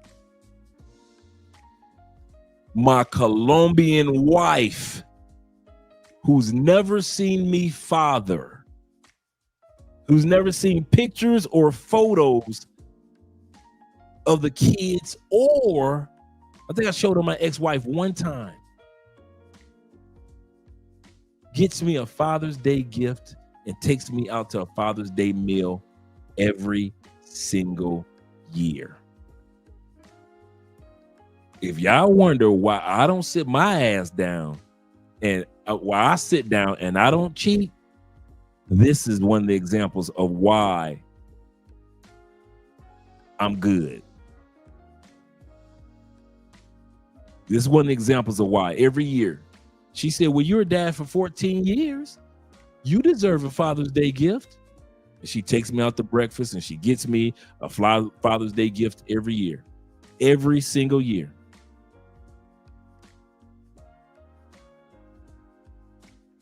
Yeah. He said, Andrea is beyond a good wife. For real, seriously. I never was expecting it. When she brought me the gift the first time, I was like, don't you make a brother cry. Don't you make a brother cry. He said, the community in a nutshell, ungrateful. Shout out to Andrea for the dedication. Yeah, man. True story. Kid y'all not, man. It's crazy. And it took me a couple years to get used to the fact that she was doing that. That's some real shit from Andrea. Yeah, Dre. He said, you have a blessing. Yes, sir. Shout out to D-Man in the building. Shout out to you being here, brother. Black Nubian says this. He said, 14 years, still no respect. He said, damn, you sound like Rodney Dangerfield. I get no respect. I tell you, no respect. He said, I'm late for the cook session. Yes, sir. Yes, sir. Shout out to Bobby. He said, Dre, my brother, you have the blueprint for a wife. Seriously, man. Seriously. And I'm going to tell y'all something. Andre ain't around, so I can say this. I'm still not used to her level of love. If y'all think that I'm used to it now, and I can't believe it. Because, you know, after all my stupidity, I didn't feel like I was going to ever find a woman like this. So I probably didn't throw away many a good woman like this. So I didn't even think I was going to ever meet somebody like this. And B, dude, Andrea's love like grows by the day. Like you ever had somebody that you thought loved you year one, and then how they treat you and they just talk about loving you all the time? Year 7, you look like it's been 7 years. You know, most of the time it's like, okay, yeah, I love you. Well, we good. Y'all in love's giving each other's daps, right? Not Andrea, bruh. Andrea's love just be like, she be coming with more gifts as the years go by, more compliments. She tells me about the compliments that other people give her about her husband. She be so proud. Dude, I'm talking about on a daily, bruh. On a daily. Every time I thought I've gotten used to her level of love, I said, well, maybe that's how Latin people love in South America, so I'm gonna get up there. Every time I think I done made it up there with the compliments and everything else, Andrea take that shit to a whole nother level, and I be looking like, oh shit, I got to climb up that level of love. I ain't used to it. I ain't used to this, bruh. I know one thing though. I ain't about to fuck it up. Shout out to my boy Sean D. Upshaw. He said this. He said them Scorpios. He said them damn Scorpios will give you everything, Dre.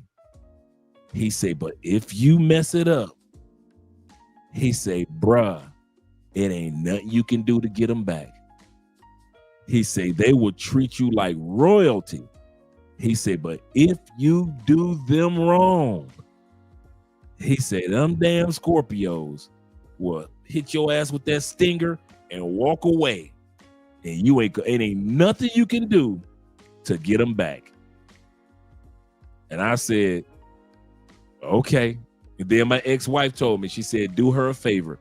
She said, I told y'all this. My ex-wife said, could you do me a favor? I said, what? This for me, for your marriage. I said, okay, what are you talking about? She said, Andre, and she said it so softly, don't fuck it up. And I knew what she meant. She said, all the women that you had in our marriage, don't do that. Let that have been the old Andre. You got a new marriage, you got a new wife. Don't fuck it up. Y'all really look happy. Don't fuck it up. And this the ex-wife. I'll never forget that. Don't fuck it up. She said it's so nice. Don't fuck it up. Don't mess it up. He said, shout out to you and Theo Class 7. Shout out to Class 7. Yes, sir. He said, we have nothing. He said, nothing crash dummies. He said, we have nothing crash dummies and step dummies in the States at this point. That's for real, bro. Shout out to you, D-May, with the $5 love. I'm going to get to the cash apps as well for Andrea's birthday. Anybody that wants to donate and buy Andrea a drink for her birthday tomorrow. Let me show you guys some of the photos that we took of Andrea for her birthday, too. I'm going to show you guys that in a second. He said Andrea was the Maria Kevin Samuels talked about. Yeah. Remember Kevin Samuels said while black women in the States are worrying about white women, y'all need to worry about Maria in Magali. He said that's who y'all need to worry about. What did he say in Lily? He said y'all worrying about the white women. Black men are going to Magali, Maria, and Lily. Seriously. Andre was what Kevin says was talking about. Absolutely correct. Absolutely correct. Let me go back to the video while we're doing all that, guys. Shout out to all you guys that showing Andrea love too. Let me read the cash apps while we get ready to do this.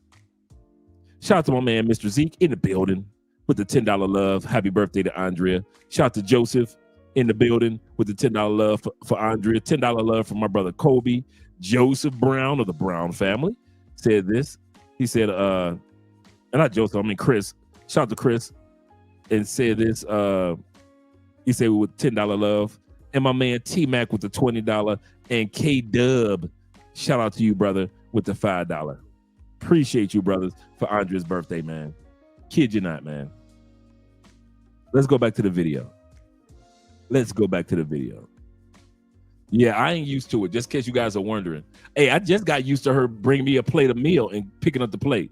If y'all do, it took me 7 years of being with this woman. I just got used to Andrea cooking, bringing the plate of food, bringing my drink to me. I eat. She comes back and get the drink, comes back and get the plate and takes it in the kitchen. Dude, it took me 7 years to get used to that. Ain't nobody ever did that for me. My mom ain't do that for me. My mom was like, when you get done eating, boy, take that plate up to the sink. I ain't never had no woman make a plate for me at the barbecue. I'm gonna say that again. Y'all probably did. I ain't never had no woman ever make no plate for me. They'll hand me a plate and you make your own plate. I ain't never had a woman make me a plate. It took me 7 years to get used to that, bruh. Seriously. 7 years. What about when you have, if you're with a woman and she does have a child, but the father is active and is there? I'm sure you can handle it. It's still uncomfortable. Okay. Pulling up in the car, come to the door. She's really nice to him. No, he don't pay child support. He don't do nothing. No, he pays child support. I'm just saying, if he does, I'm creating my scenario. Oh, okay. And he's in the living room watching TV. She hear, okay, bye. Return the kids. Coming back. Okay, bye. It still hurt, but you have to be so mature. My thing is, why put yourself through that? Like I'm a stepdad right now. I don't like that shit. Being a stepdad is like you in charge, but not really. You're like an assistant coach. And I got a stepdaughter. She be like, yeah, I hear you, but let me go ask my mom. And literally emphasize my mom. And then she'll be like, my mom said, and I'll be like, all right, man. And I gotta go along with it. That's bullshit. I can't wait till I have a real kid. I'm gonna treat her. I can't wait till I have my own motherfucker. We gonna treat y'all extremely different. That's fucked up, right? I don't care. Let me go talk to my son. No, man, I call her my daughter, man. I don't call her my stepdaughter, man. She's the best thing I didn't ask for. Right? Like, I ain't asked for this. Like, no man just be like, yo, man, God, please send me a woman with a child. Stepdads are men that women wouldn't date if they didn't have kids. Let me read that again. Stepdads are men that women wouldn't date if the women didn't have kids. They didn't have kids. Facts. It's crazy. Facts. Yeah, facts. It's horrible. That's techie. Yeah. That's facts, though. That's just the reality of it. Because if you want me to put you as number one, why do I have to be a number two? I think that's the ego thing, because you're looking not an ego thing. I That's think the it is. reality. I think you're looking Think at. about it. If you didn't have kids and I didn't have kids, you're gonna want me to put you at So if number a one. woman is treating you like you're number one, That's what's all the you need. difference? That's all I need. What's the difference? But if you're telling him he's not number one, You're then not, you're not treating him like number one. if a man is asking me a question, should ask that if a man question. is He shouldn't ask that asking, question. He that's shouldn't what ask I'm that saying. So if question, I'm treating a man like he's number one, That's but all. I That's all know you need. But if and he's I'm not asking saying the question, I'm there's not- a reason why exactly. he's asking. It's because you're not No, showing him there's he's not, number because one. he's asking that question because he wants to know if we do ever move in together. Because me and this guy wasn't living together. Right. He met my children one time. And that's a valid question. You understand what I'm That saying? is a valid question. So he's wanting to know, okay, so if it's between me, I'm not gonna lie to you, nigga. Like, yes, it's my children. He said if it's between me and you, me and my kid, me and your kids. Like what- Ultimatum. Nah, he that gave an kinda- ultimatum. like that kind of thing. Nah, if he gave an ultimatum, You that's understand what I'm wild. saying? It's like, why are he you just- asking me that? So like, he what are just you wanted to coming in move here in to do? with just you and not the kids? No, he wanted to move in. This is With the the thing. kids? So he knew, how would we live? I'm like, obviously with me and my kids. Like, what do you mean? How would we live? But he got to outline it. He got to make sure everything. He's trying to Was clear he got to clarify. He don't want to assume. Yeah. He Was don't want to good with assume. that? Yeah, he was needs good. to- He was like, good with that? so the kids can be over here. You know, they have their own room. We have our own room. We're good, blah, blah. But it's like, because he saw how I am with my children. What way was that? A mother. Okay, it's good, right? It's good. Okay, but at the same time, I think he had a problem because he grew up that way. His mom got remarried to another man, and I don't know how this man treated them. I don't know how his mom treated the man. I don't know what the situation was, but I feel like he had like this fear of not being important enough. Dad, you got to be prepared for when moments of life happens like this.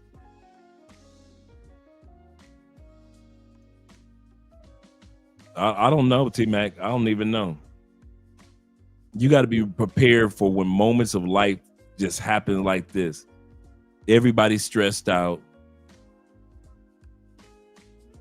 And everybody take it out on each other.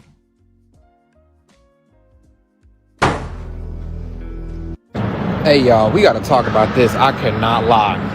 This is why, in my humble opinion, bro, I'm not a dad, I'm not a father, and I grew up with a single mother.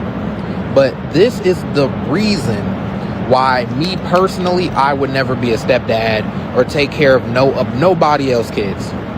In short, just to save y'all a read, there's this man that's been in this little girl's life. He married this girl's mother when she was about 4 months old.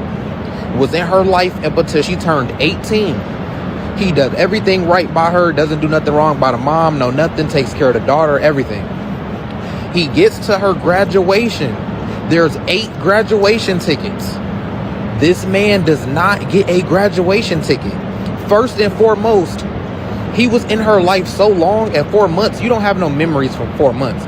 Her mama, if she wanted to, could have lied and been like, this is your daddy, and she would have believed it. That's how young she was. So for this man to not get a graduation ticket, and you see some of the names on here say like her aunt, mama, grandma, obviously all of them cool. Her biological dad got a ticket, and her boyfriend got a ticket. Which is like, bro, what? What? So everybody gets left out because, except for him, he feels a certain type of way. So what he decides to do, now maybe this is the wrong decision, but at the same time, you're kind of like, I've done so much, yet I'm still on the back burner. He's like, okay, well, she's 18 now. I'm going to take her off of my car insurance. I'm going to take her off of my health insurance. And her dad, that's not really in her life, because I'm assuming if he was really in her life, that he wouldn't have been mad that her dad got a ticket at all. He wouldn't have even said anything about that. So he took her off, and now the mama and the daughter is mad at him. And they trying to make it seem like he's the bad guy. And part of the reason he's upset, he's not even mad, he's just upset because he's like, I've been in your life this whole time, and I missed out on your biggest moment, and the people that you made space for weren't even there. Like, how does that make any sense? And I think this is one of the things that a lot of women don't understand about men who step in to be stepfathers. This is why a lot of them don't want to stay around, because they already know that if they step in here, there's a high chance that what you gave so freely to somebody else, he's going to have to jump through hoops to get it. I don't think people really understand the struggles of being a step parent, especially being a stepfather. I know men are supposed to be the leaders, and they're supposed to be the providers of their family, but how do you lead somebody else's kids? Whether you like it or not, especially as a stepdad, you're gonna get reminded, whether it's intentional or not, that those kids aren't yours. And then you have to pay bills and take care of somebody else's kids while the baby daddy is getting to roam free of responsibility, and the only thing that he ever gets is a bashing on Facebook every now and then. And if you got kids of your own, your kids are gonna get jealous. Can you imagine sitting there doing for somebody else's kids, and you're sitting here tucking them in at night and doing all this stuff, and your kids over there wondering what you're doing and why can't they be around you? And that's a loss right there, because you're gonna get blamed. And half the time, these baby daddies, they get to come back around. They get to come and go in their kids' lives, and you sitting there, you don't put all this hard work and sacrifice in, and then this dude is just getting to come back whenever he feel like it. I don't know, man. It's just tough, man. Like, dating, especially in your 30s, it's just tough, because these are things that are real. And like, I try to bring this stuff up, and then people get offended. Like, women get offended, and I'm not trying to be offensive, but these are honest things that really need to be talked about. I think our generation is starting to figure out why it's important to pick who to have kids with and stop giving up on each other so damn fast, because now it's starting to catch up to us. I understand that Because totally. his mother chose making them married. And you know what's crazy? But that's how you're supposed to You do see what it. I'm saying? But that's the reality. That's how you're supposed to do reality. it. In reality, that actually happened to me when I was probably that's how like it's supposed fourth to grade. be. You know why? Hold on. You know why that's how it's supposed to be? Because your kid's gonna leave the nest, and the only person that's gonna be with you is the guy that was there the whole time. My mom said that. So to you me, bro. have to. If you look at foreign parents, they all do that because they understand that this is gonna be my life partner. And I understand Not my that kids. too. I understand My that. kids, you're gonna have to get your own life, and when they leave you, Own they're gonna kids, leave. own There's nothing they gonna do And about I that. agree. I agree with that 100%. So but when I you do when he think, says those type of things, he's testing to see, like, even But if you're he you're even if testing he the feels wrong- like, even if I know you're lying, the fact that you even tell me that makes me know, like, she gonna want to. Even he don't even want that role for real. He don't want you to feel that way for real. yeah. So then why would But you? just making him feel that He he's shouldn't number have one. asked if he I, was just, gonna I feel like there's an He ego, shouldn't it's have an asked ego him thing. that. It's an ego thing. It's Like, a some weird people want to question, feel though. more important to It's not feel like like more important. They just want to feel important, not more important. I made this nigga feel But important. you said believe he me. had trauma though. Yeah, so he has it- trauma. So I understand where he was coming Yeah. from. But that situation is, he was chosen. The stepfather was chosen over him. Yeah, he probably felt some type of way about it. Right. But that's the reality of it. Bro, I hate He's them not up with, bro is he talk. living with his mama now? No. Exactly. The mama's probably living with Still the guy. living with the stepdaddy, still Exactly. together. That's why that was a right choice for her to make. Because my family, my mom, like, she was alone because she chose the kids over the stepfathers, and it was a sad sight to see. Yeah, that's a good point he just made. He said his own mother chose chose the kids over the stepdad. The kids grew up, and he said his mother died alone because she got rid of the stepdad in the name of him and his brothers and sisters. Shout out to my brother Growth Talk in the building. He said, I'm late. He said, I had to put my real son to bed. Shout out to real sons out there. Because I accept being a stepdad 4 years ago. Stop being stepdads. He said, because Yeah, accepted being stepdad 4 years ago. Stop being stepdads. Go get snipped. Get snipped. Shout out to you, brother. Glad you're here. Because she had to pass away alone. I don't want that. No woman should want that. I could never be a stepfather. Why? I don't believe in it. Like, I think that I call him step baby dad or step crash dummy. I could never in my right mind. Step crash dummies? Step crash dummies. Why don't you believe in stepfathers? Because he's always going to yearn to understand who he truly is from the person that he was born from. Now you're 100%. Yeah, I accurate. agree. And so I don't see the benefit that a guy gets out of raising another man's child. That's fair. That's fair. It's no benefit. That's, it's a you know zero what? sum state. As much as I want to dislike that statement, I will say that often. It's a zero benefit. Often, to some people. Unless you just want to feel good about yourself. Often, step parenting can be a rewardless job, but when you accept what your role is in it versus trying to be someone's everything, for me, it's been a bit different. And the real problems and the real curses that we have are the things that you don't want us to deal with. The only trauma that's been really input onto us is the thing that you don't want us to hold you accountable for, and that's that Gam was out here fucking around and sleeping with the milkman, and my real daddy is the milkman. I'm trying to figure out why my real daddy's so tall, but I'm so goddamn short. I'm supposed to be an NBA player. Nah, Gam had to get bust down. They raised y'all in single parent households. They told y'all to simp out. They told y'all happy wife, happy life. They told you that it was okay to be a step baby daddy and to go and raise somebody else's kids that's not yours. Do the right thing for the community and go and raise somebody else's children. I seen punk Umar Johnson on the Joe Budden show trying to shame another man for getting in a relationship with somebody else while that motherfucker is not even married and he got a bunch of baby mamas running around here. This dilemma's gone viral. I need to get something off my chest. Yesterday, my stepdaughter graduated and I wasn't invited. I've been in her life since she was 4 months old. No. Married her mother when she turned 2. I've been there, consistent, showing up, providing, loving her like she's my own. But come graduation day, I wasn't even given a seat. So today I made some decisions. Oh. I removed her from my car and health insurance. Shit. I took her off everything I've been covering. Oh no. I told her mother, since she's grown and graduated, she can go live with her dad. Now there's tension in my house. Emotions are high. But I'm standing on what I feel. I feel like she knew what she was doing, because that's a very rash reaction to I'm not invited. Now granted, invite the man. But like also, I mean, if that's your, like, well, can't curse. Like, if you're like, well, fuck your health, get out of my house. There has to be some kind of like drips of that in his way with her. So she must have been, there's feelings there already for her to be like, nah, you can't come. And if that's his like, well, you can't, well, if I can't come, get out for all my health insurance and get out of my house. They already don't like each other. There's something, even if he's been there, there's something in there. There has to be, isn't it? I don't know. Why can't the man just be hurt? Why can't the man just be hurt because of what she did?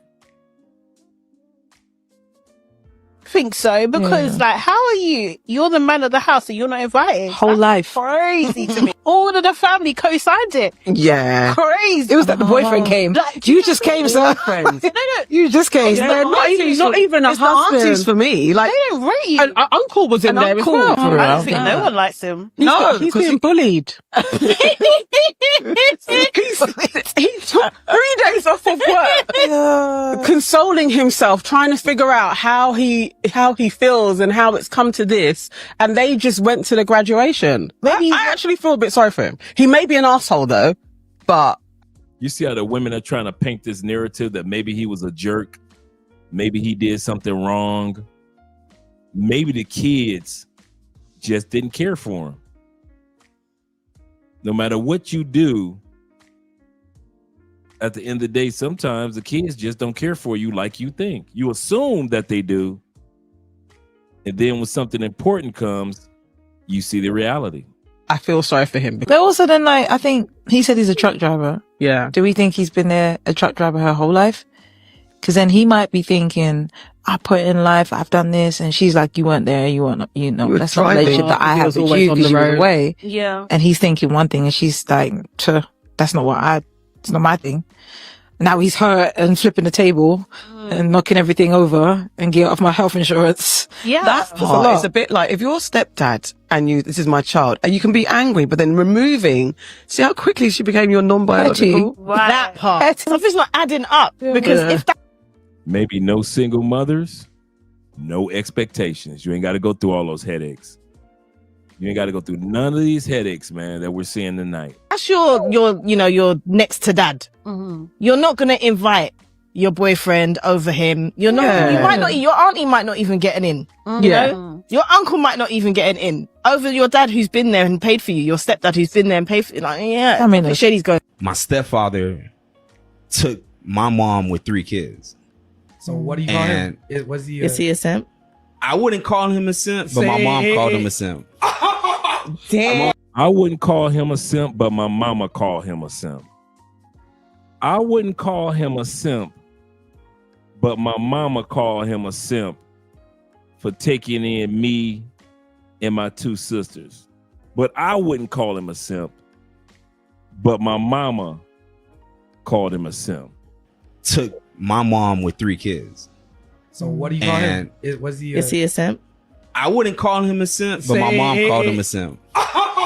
Damn. My mom definitely called him a simp. But Oh my God. honest to God, Y'all hear that? yeah, my mom did call him a all that simp. for that woman. Okay. Took care of his 3 kids, yeah. and she But called the thing him a is, simp. My mom told me straight up, she told me, yo, don't ever date a woman with kids. My mom told me the same thing. Don't ever. And I got Stepdads are men that women wouldn't want if they didn't have kids. For sure, they're settling. It's because what the fuck? they're trying to get a man to replace what they don't have. Their baby daddy leave. They're like, damn, like I'll be lucky to get whatever I can get. Let me go back to this one. He wanted me. Let me go He Oh, back to that wanted one. me, He and wanted I me. know he's a good And I guy. know He's he's a not- good guy. Yep. I done had 2 kids with this bum who not taking care of him. So let me see if he want me again. And you know, there's a lot of men that fall for that. And that's the thing. Why would you want to take care of another man's child? I agree. Like that's what you're selling for as a man. Woo! I mean, they'll if- call you if- pick me on this. I one. don't care. Now, this is just from my point of view. I could be wrong. You could have a different story. But from my point of view and the things that I have experienced and the ladies I have talked to, I rarely ever meet a chick, a woman, a young lady who appreciated their stepdad. My mother have 9 children. 1, 2, 3, 4, 5, 6. 9 children. 6 boys and 3 girls. When my mom first met my stepdad, I was 14 going on 15. I'll be 34. So that's 20 years they have been together. And all my brothers and me appreciate my stepdad. I appreciate that man for so much and everything he have done for my mother on down to all of her children. 2020, I bought him a PS5. It cost me like $800. I didn't care. I wanted to show him that I really appreciated him. And my 3 sisters, they never really cared for him. They felt like, he could have did more. He didn't do enough. In almost every conversation I have had with a woman who has a stepdad or had a stepdad, they didn't really care for him. Oh, no, he thought that he was my real dad. He thought that he could discipline. That's what he's supposed to be doing. You're a kid. He's supposed to be disciplining you. I'm not talking about putting a belt on you, but he is the father in the house is supposed to be the one who's disciplining the children. You know, no matter if it's taking your cell phone, putting you on punishment for 2 weeks, whatever the case is. A lot of men respect that and respect that man stepping up and being a man and doing the things that he did when he didn't have to. And a lot of women find resentment, and to this day, a lot of them still can't respect that man, which be mind-blowing to me. But then again, you got to think of it. We live in a time in a place where most women just don't respect men, no matter what title they hold. The only man they might respect is their son who grows up to be a man. That's it. more times than not. But their father, their stepfather, their uncles, maybe they love their granddad because he's old, you know, their brothers. A lot of women just don't respect men, and there's nothing you can do or don't do unless you're just catering to them and pandering to everything that they want. They're not going to respect you. But that's just the day and time we live in. I grew up with a cop dad, stepdad, since I was 2 years old. My entire life, I never understood the shit and the discipline that this man was trying to give me until I'm 35 right now. I'm a full-grown ass man. I never really understood that shit until I became as mature as I am right now. And everything that this man has ever displayed and showed me was correct. And I didn't get it until I had to get knocked upside my shit a few times to understand it. Like running into situations that I fucked up off of emotion instead of, and I was right. You was right for your emotions. I was right. But guess what? Because I couldn't control my emotions and I felt like the way that I expressed myself was valid. No, you done up after that. Nobody wants to hear that shit. Even if you are correct. The way you displayed yourself and your first emotion and the way you reacted, that's all that matters now. Have your own family. Shout out to my man Dornick in the building. Appreciate you, brother. It's $20 love. Dornick says, Andre, he said, my 43-year-old cousin now said it's a waste of time moving to Colombia or Brazil for him now. He's met a 38-year-old single, never married, corporate, six-figure black woman who he says is gonna have him. That he says is gonna have him.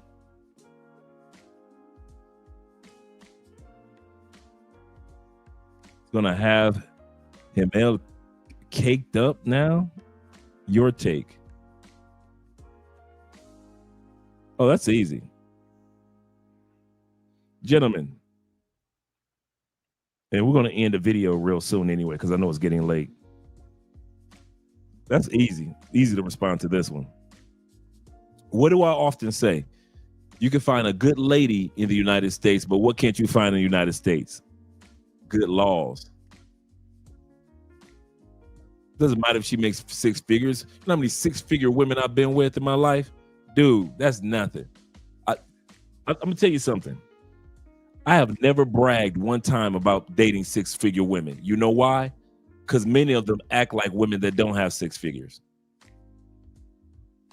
I know some women that are whores that make seven figures, that are more whores than women that make $40,000 a year. So when I hear dudes, I got a six-figure woman, bruh. Tell it to somebody they never smashed six-figure women. I'm here to tell you, in all sincerity, I hope it does work out for them.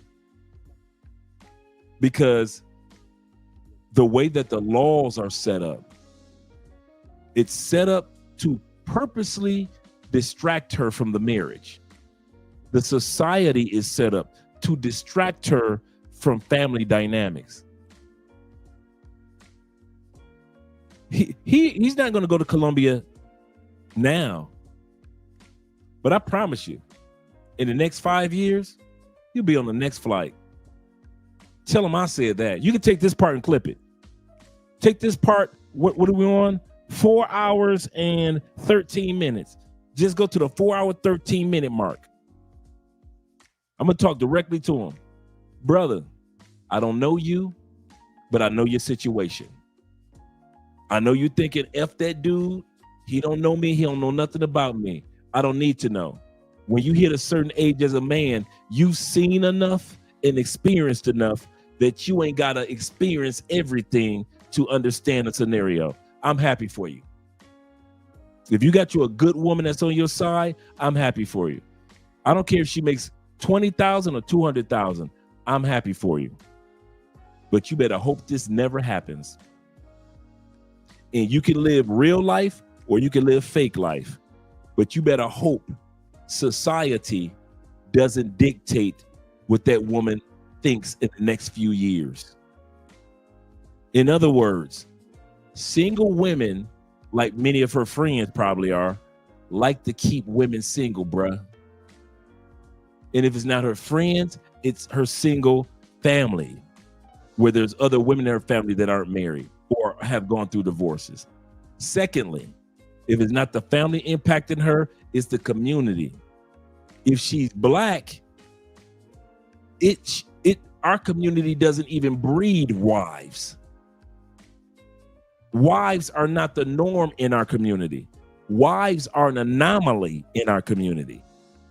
So if you think you about to marry somebody that's the norm in our community, and the community is going to help her remain a wife, no. That's why we have the highest divorce rates. So go and marry your black queen, so you can go ahead and divorce your black queen. And speaking of divorce, also realize the third thing that's in her life to cause her to say, in the next few years, and the reason why I said 5 years to you, brother, because the average marriage in the United States lasts 3 to 5 years. That's all you got. I want you to look at her tonight. That's the woman that's going to leave you if you bend the knee.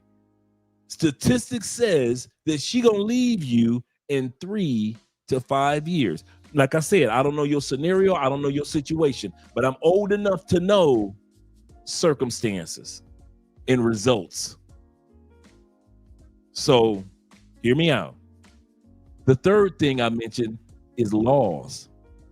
The laws of the United States in most states are set up for her to leave you, not for her to stay.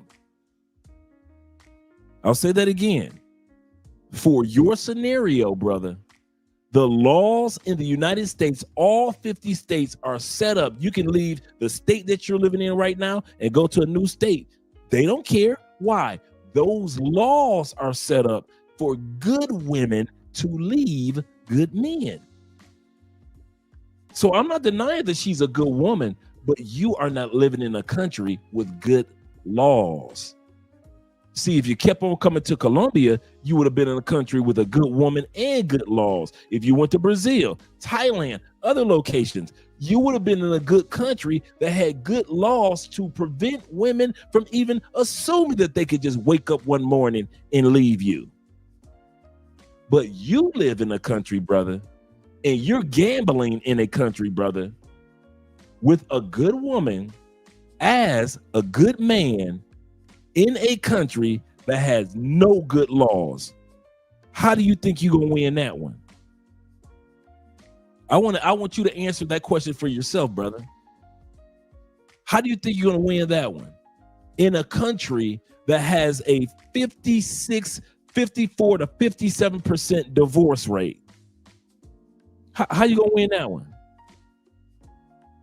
You telling me that you would get in a car that they're asking you to drive into a wall or off a cliff, and that car, no matter how beautiful it is on the outside, what's your favorite car? Ferrari, Lamborghini, Bugatti?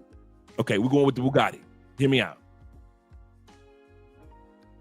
They're telling you you could drive this beautiful Bugatti and you can have it. Only issue is it's got a 57% rate that the brakes aren't going to work. Would you take that Bugatti? So you wouldn't take a Bugatti or a Lamborghini or Ferrari or Rolls Royce, no matter how beautiful and elegant it is inside and out, no matter how good that engine is, no matter how good that transmission is, and you put your foot on the gas and it sounds so good, right? But you got a 57% chance, no matter how fast you're going in that car, one day those brakes are going to give out. That's just the facts. I'm not guesstimating. I'm not assuming. That's the facts. You wouldn't take that car, would you? Okay, what about a home? You had an apartment, beautiful home, really, really nice condo,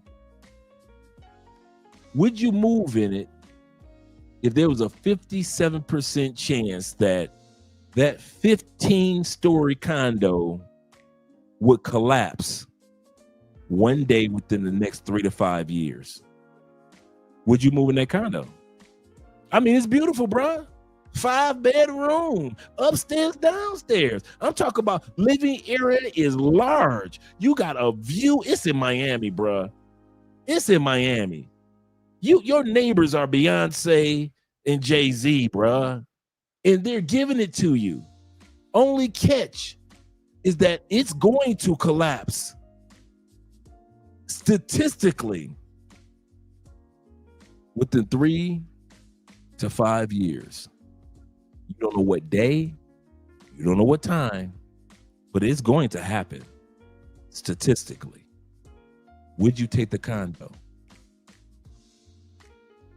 If you wouldn't take the Bugatti or the Rolls Royce, if you had a 57% chance of that vehicle brakes going out, no matter how elegant it is, and you wouldn't take the condo that you didn't know what day or night, whether you're sleeping or awake, that condo was going to collapse in 3 to 5 years, why would you think that you found the magical genie of a girlfriend or wife, that the stats of 57% divorce rate or breakup rate, you ain't got to work, you ain't got to marry them, even just breakup, you got a 57% chance that she gonna break up with you between 3 to 5 years. Why would you do that? Because she's sexy? Don't matter. She'll still leave you. If she was fat, she'll still leave you. Statistics show if she's tall, she'll still leave you. If she was short, she'll still leave you. Everybody's bunched. Your sexy woman, including ugly women, are part of that 57% of leaving a man. When all you had to do was keep your butt on a plane, go to any country that focuses on family dynamics, that focuses on the community, that focuses on the longevity of relationships, marriages, girlfriend, boyfriend situations. And I'll say this lastly, the only reason you're with her is because of geographical convenience. I'll ask you this. This is your woman, yours. Would you have flown to Thailand to get that woman? If you knew that woman who you with right now, nobody's different. Would you have flown those 6, 7, 8,000 miles to Thailand to get to her? No. So if a friend of yours said, I got a friend in Thailand, and it was the woman who you with today, would you have flown to Thailand to meet her? No? Okay, I'll make it easier. Brazil. That's a 9-hour flight. Would you have flown from the States 9 hours to meet the woman that you're with today? Just to meet her. You didn't know all the things that you know about her. Would you have flown to meet her? No? Let's make it easier. Colombia. That's only 4 or 5 hour flight, right? Would you have flown to Colombia among all these gorgeous women in Colombia? Would you have ignored all this beauty and flown to Colombia to be with the woman that you're with today? No. If you wouldn't have flown to Asia, you wouldn't have flown to Brazil and ignored all that beauty just to get to her. You wouldn't have flown to Colombia and ignored all this beauty to get to her. What makes her so special other than the fact that she's geographically convenient? She just so happens to live in the same city. You guys got a few things in common, but if she was not in the same city or even the same state, you would not even flown to even get to know her. There is nothing special about your woman, brother, in the United States, except for the fact that she's geographically located close enough to where you can be intimate whether it be sexual or whether it just be communicating. But if you could not be intimate with her in one way or another, you wouldn't even flown to even meet her. That's how truly irrelevant she is on the grand scheme of things. Once again, I don't know your woman. And yes, F. Andre, you don't know me. But I'm old enough and I've been around enough to watch men make major mistakes over and over again. And I'm going to tell you something. There is nothing special about you, just like there was nothing special about me. And that's why I left the United States, because I wasn't stupid enough to believe that there was something so special about me that I was going to get a leprechaun and a unicorn as a wife in the United States. And all these millions of other men, they weren't. I was going to be the one to get the special lottery ticket like I'm Charlie in the Chocolate Factory. And that's how you're carrying yourself.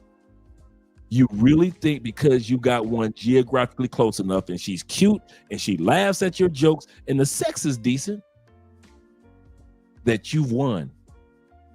You haven't. And in 3 to 5 years, you realize how much you've given up compared to how much you're not receiving. And that's what it's like to be in a relationship in the United States. I would love for you to prove me wrong in 3 to 5 years, but statistics show I'm right. Your bricks are going to go out. Your building is going to collapse. And you can blame nobody else but yourself, brother. Nobody else. But you have fun with that. And so we're at 426. So we started at what? 413, 419. So all I got to do is just go to 4 hour mark. I think it was 413 or 419. And now we're ended at 426 and just let them see it. And he'll be like, F that dude, Dre. I don't know what he's talking about. He don't know me, man. Why you telling people about business, blah, blah. You're going to hear all that. All that is just a dude justifying to himself by trying to justify with you. That's all you're going to hear is a dude deflecting like he's Captain America with a shield. Why you trying to tell somebody, oh, man, he don't know me, man. F, I don't know that dude. Who's that dude? Man, you just another dude on YouTube? Whatever. If I wasn't on YouTube, I would have gave the same advice. I sit back and I watch men get haunted in the United States. I'm going to say this again. I'm tired of watching, especially men of color, end up in relationships to where at the end, you're nothing but haunted. You haunted. It's been 10 years, and some of y'all still ain't even got off the pain of what the woman did to you 10 years ago. You're haunted. A woman did you wrong a year ago. You're still haunted. Some of y'all are haunted by being a stepdad after it didn't work out. Some of y'all are haunted by so many divorces. We are so haunted in the United States like a damn Amityville horror. And men in the States don't want to admit it. Married men in the States, black or white, is not the norm anymore. I don't know why we try to pretend like it's the norm. It's not. Marriage in the States is not the norm among most cultures. So when we sit up there and try to pretend like, well, my cousin married, how many cousins you got? Add them all up, 12. How many cousins you got married? Maybe 4. Maybe 4 out of your 12 cousins are married. Just like in my family. We ain't got that many marriages in my family. And if I come to your family reunion, I bet you I don't see that many wives and husbands either. Unless it's some older people. Y'all go. Let me stop ranting, man. Let me stop ranting. It's getting late. It's getting late. Shout out to you, brother. Shout out to Dornick. He say, Andre, if this is the same cousin who mentioned before, who eats this nigga boxing the brothels in Brazil. Super wild. Super sad. Esco said cousins should just visit 3 places just to see. You know what? Don't show him nothing.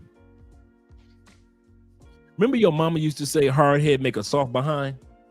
Don't show him. You don't need to see my rant. It just hit me. Some people ain't gonna never learn.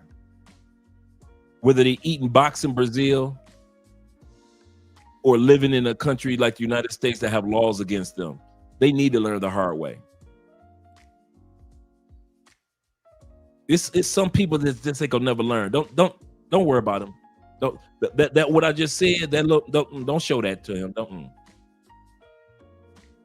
There are some people you need to let them just live their life with popcorn in hand. Some people are sent to the planet so you can have a reason why to eat your popcorn.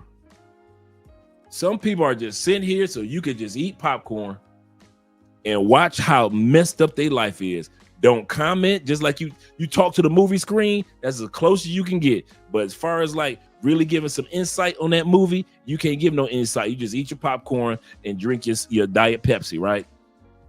And your goobers. That's how some people's lives is. They ain't gonna never do something that makes sense. When you said that he was the dude that was eating coochie in Brazil brothels, that don't make no sense, do it? Him and the woman in the States don't make no sense either, does it? It's some dudes, let them be, bro. Let them be. Their life ain't gonna never make sense.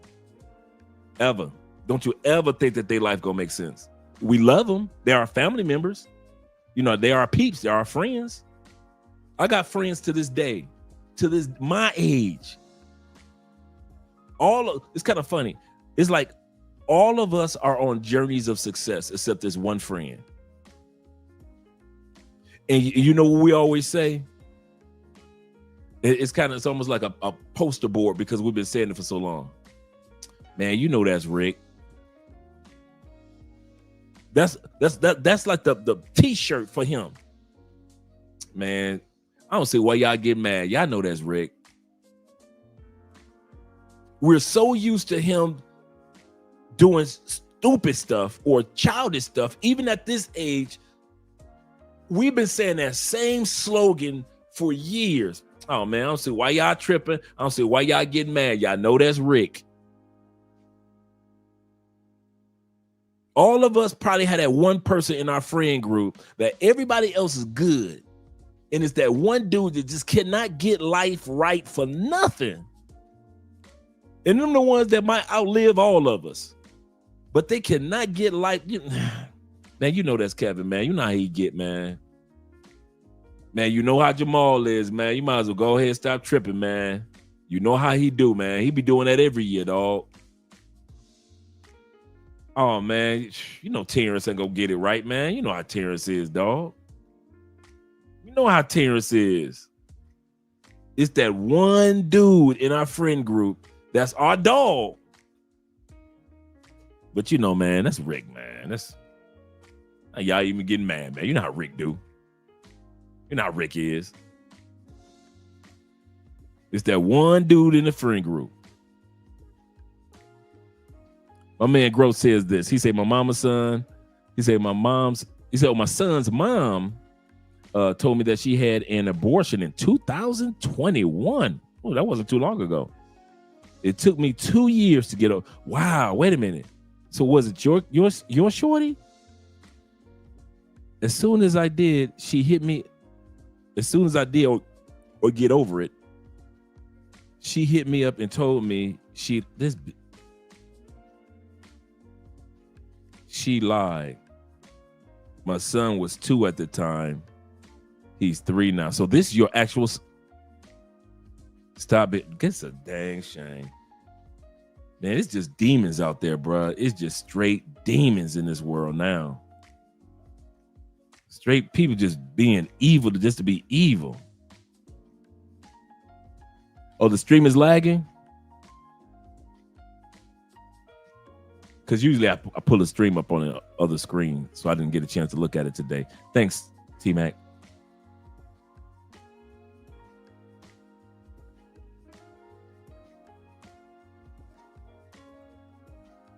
Oh, it is lagging. Ooh, that looks bad.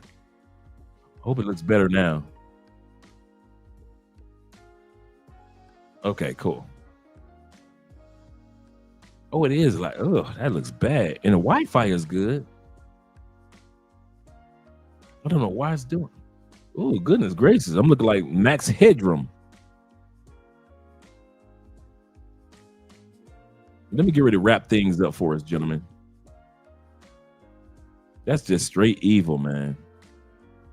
Yep. In the words of KRS-One, you must learn. He said, appreciate it.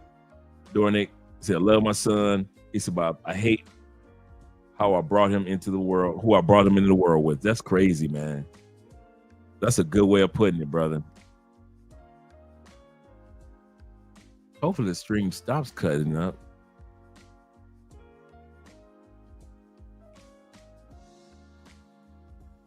Yeah. Yeah, he said, that sucks to hear, bro. That's serious. Yeah, I see. Thanks, T-Mac. I'm looking at it from this side now.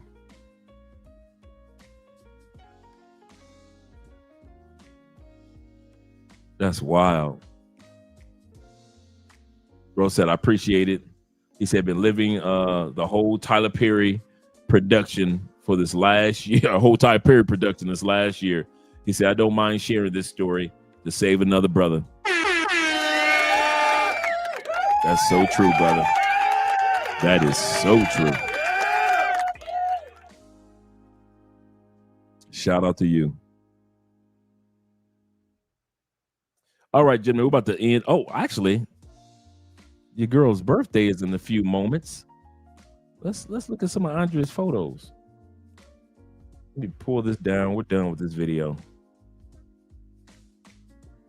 But I did want to. We did a photo shoot the other day for your girl's birthday.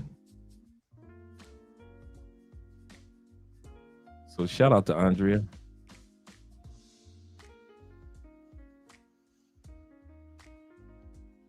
Got some photos in the other day. We drove an hour to get to this location.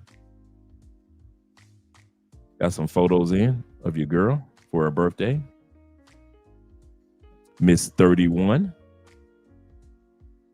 We had fun shooting the photos. Let's go here. And let's go here.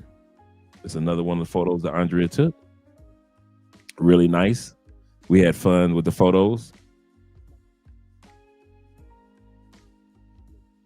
And right here with Mrs. Spence with the 31, the 3-1.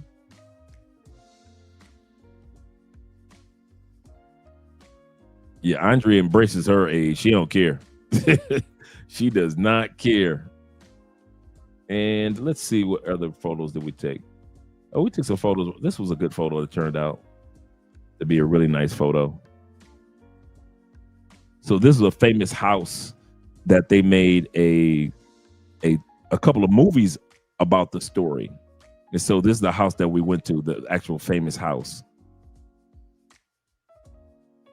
And then this is your girl getting ready for, oh, this is the house. This is us getting ready for the holidays.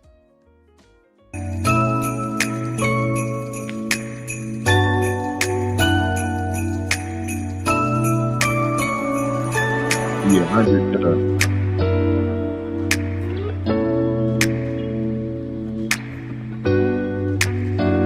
So all the Christmas, everything's set up.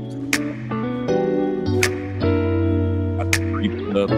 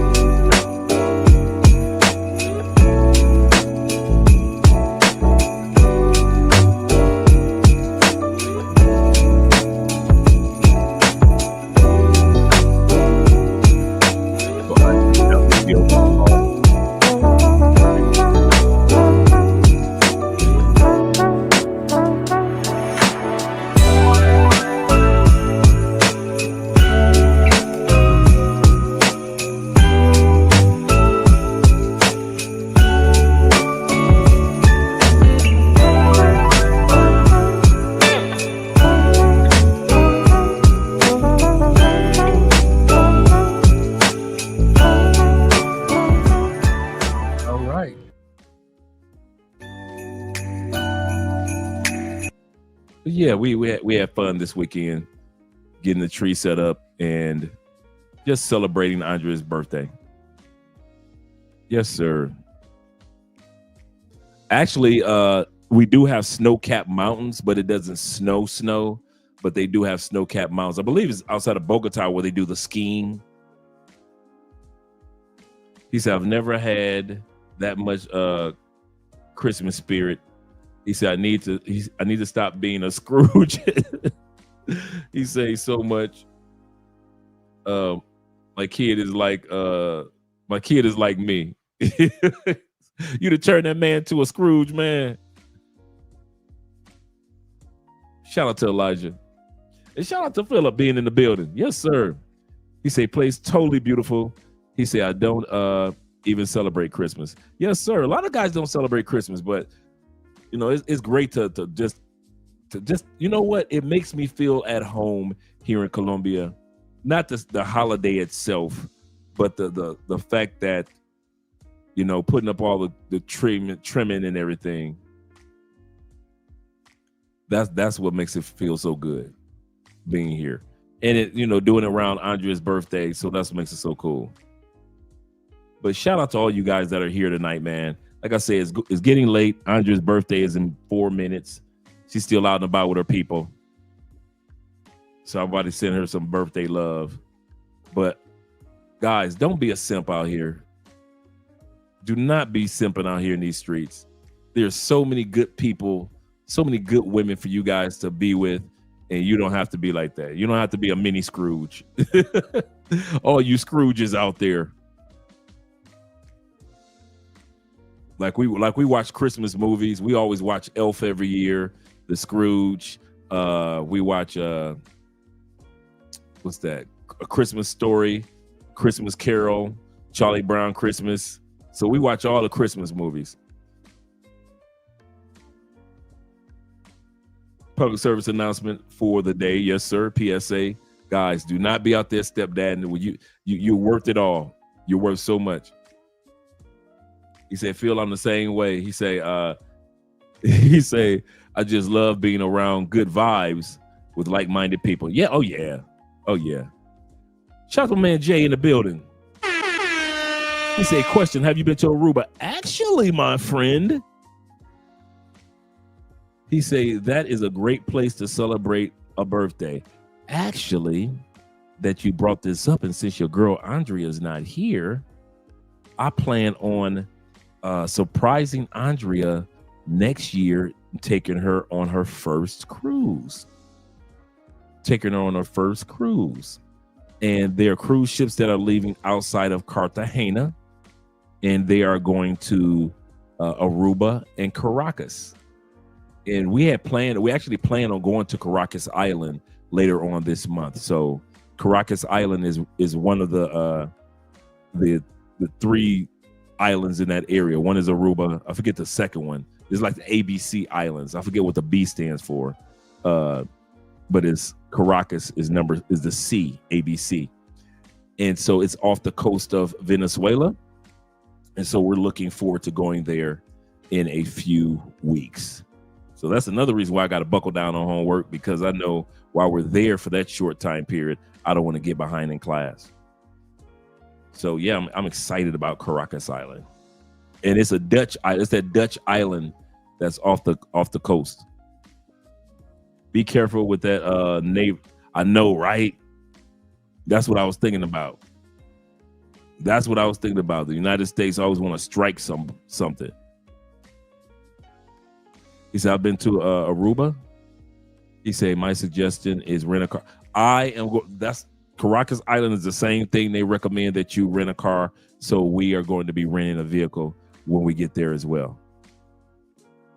Yeah, Trump might launch and say that something that was someone was trafficking for real. Because we plan on, there's a catamaran yacht trip that takes you around the different islands in that area. And so we plan on doing that as well. So yeah, it's a good birthday gift for Andrea, just to get away from the Colombia, get another stamp on her passport if they do the stamps, or another experience. Shout out to all you guys. Appreciate you guys. let me get ready to head up out of here. Let you guys get some sleep. We got some studying to do, my brethrens, some studying to do tomorrow. So get you guys some rest. Appreciate you guys. Appreciate every one of you guys that have shown up and shown love once again to Andrea. And I appreciate you guys always sharing your stories of the good women that you have met in all these countries. It's not all about me and Andrea. It's also about all of us with the good experiences that we've had. Shout out to all you guys. Let's get ready to do an outro.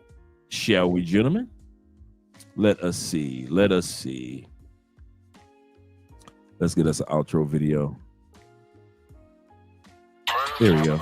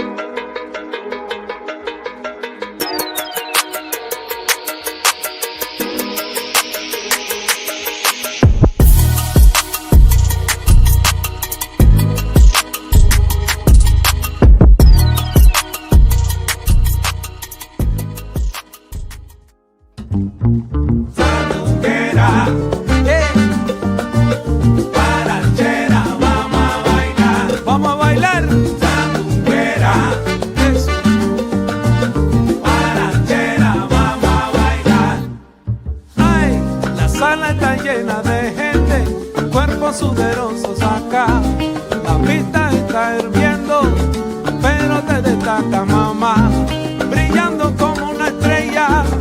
Mira qué bonita está, escucha el coro mamita que te voy a dar. Sandunguera, sandunguera, guarachera, vamos a bailar, vamos a bailar.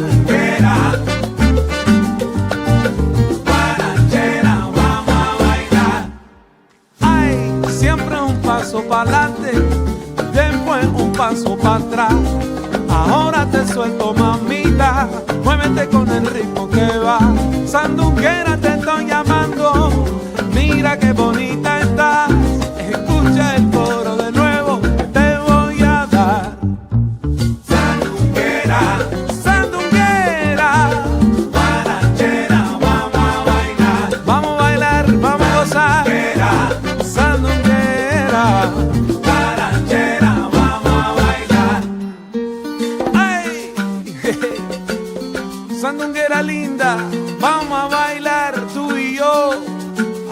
sabroso. Vamos a bailar, mi nena linda, vamos a gozar. Vamos a gozar. Muévete sandunguera, vamos a guarachar. Ay, repítelo. Vamos a bailar, mi nena linda, vamos a gozar. Ay, vamos a guarachar, mamá. Vamos a guarachar. Oye, mira, mami, vamos a gozar, vamos a bailar, vamos a gozar. Juntos tú y yo en la pista, mami. Vamos a guarachar. Ahora estamos tú y yo en la pista. Vamos a gozar. Ay, esa cosa que me hiciste, mami, me gustó. Vamos a guarachar. Muévete bien, chiquita. Vamos a gozar. Mueve tu cuerpo y tu cinturita. Vamos a guarachar. Oye, el ritmo te está llamando ahora. Vamos a gozar.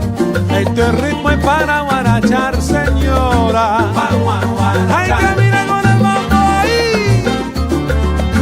Vamos a gozar. Si mamá guerrera oye Lola. Vamos a guarachar. Vamos a guarachar. Vamos a bailar. Vamos a gozar. Ay, qué rico está, qué rico.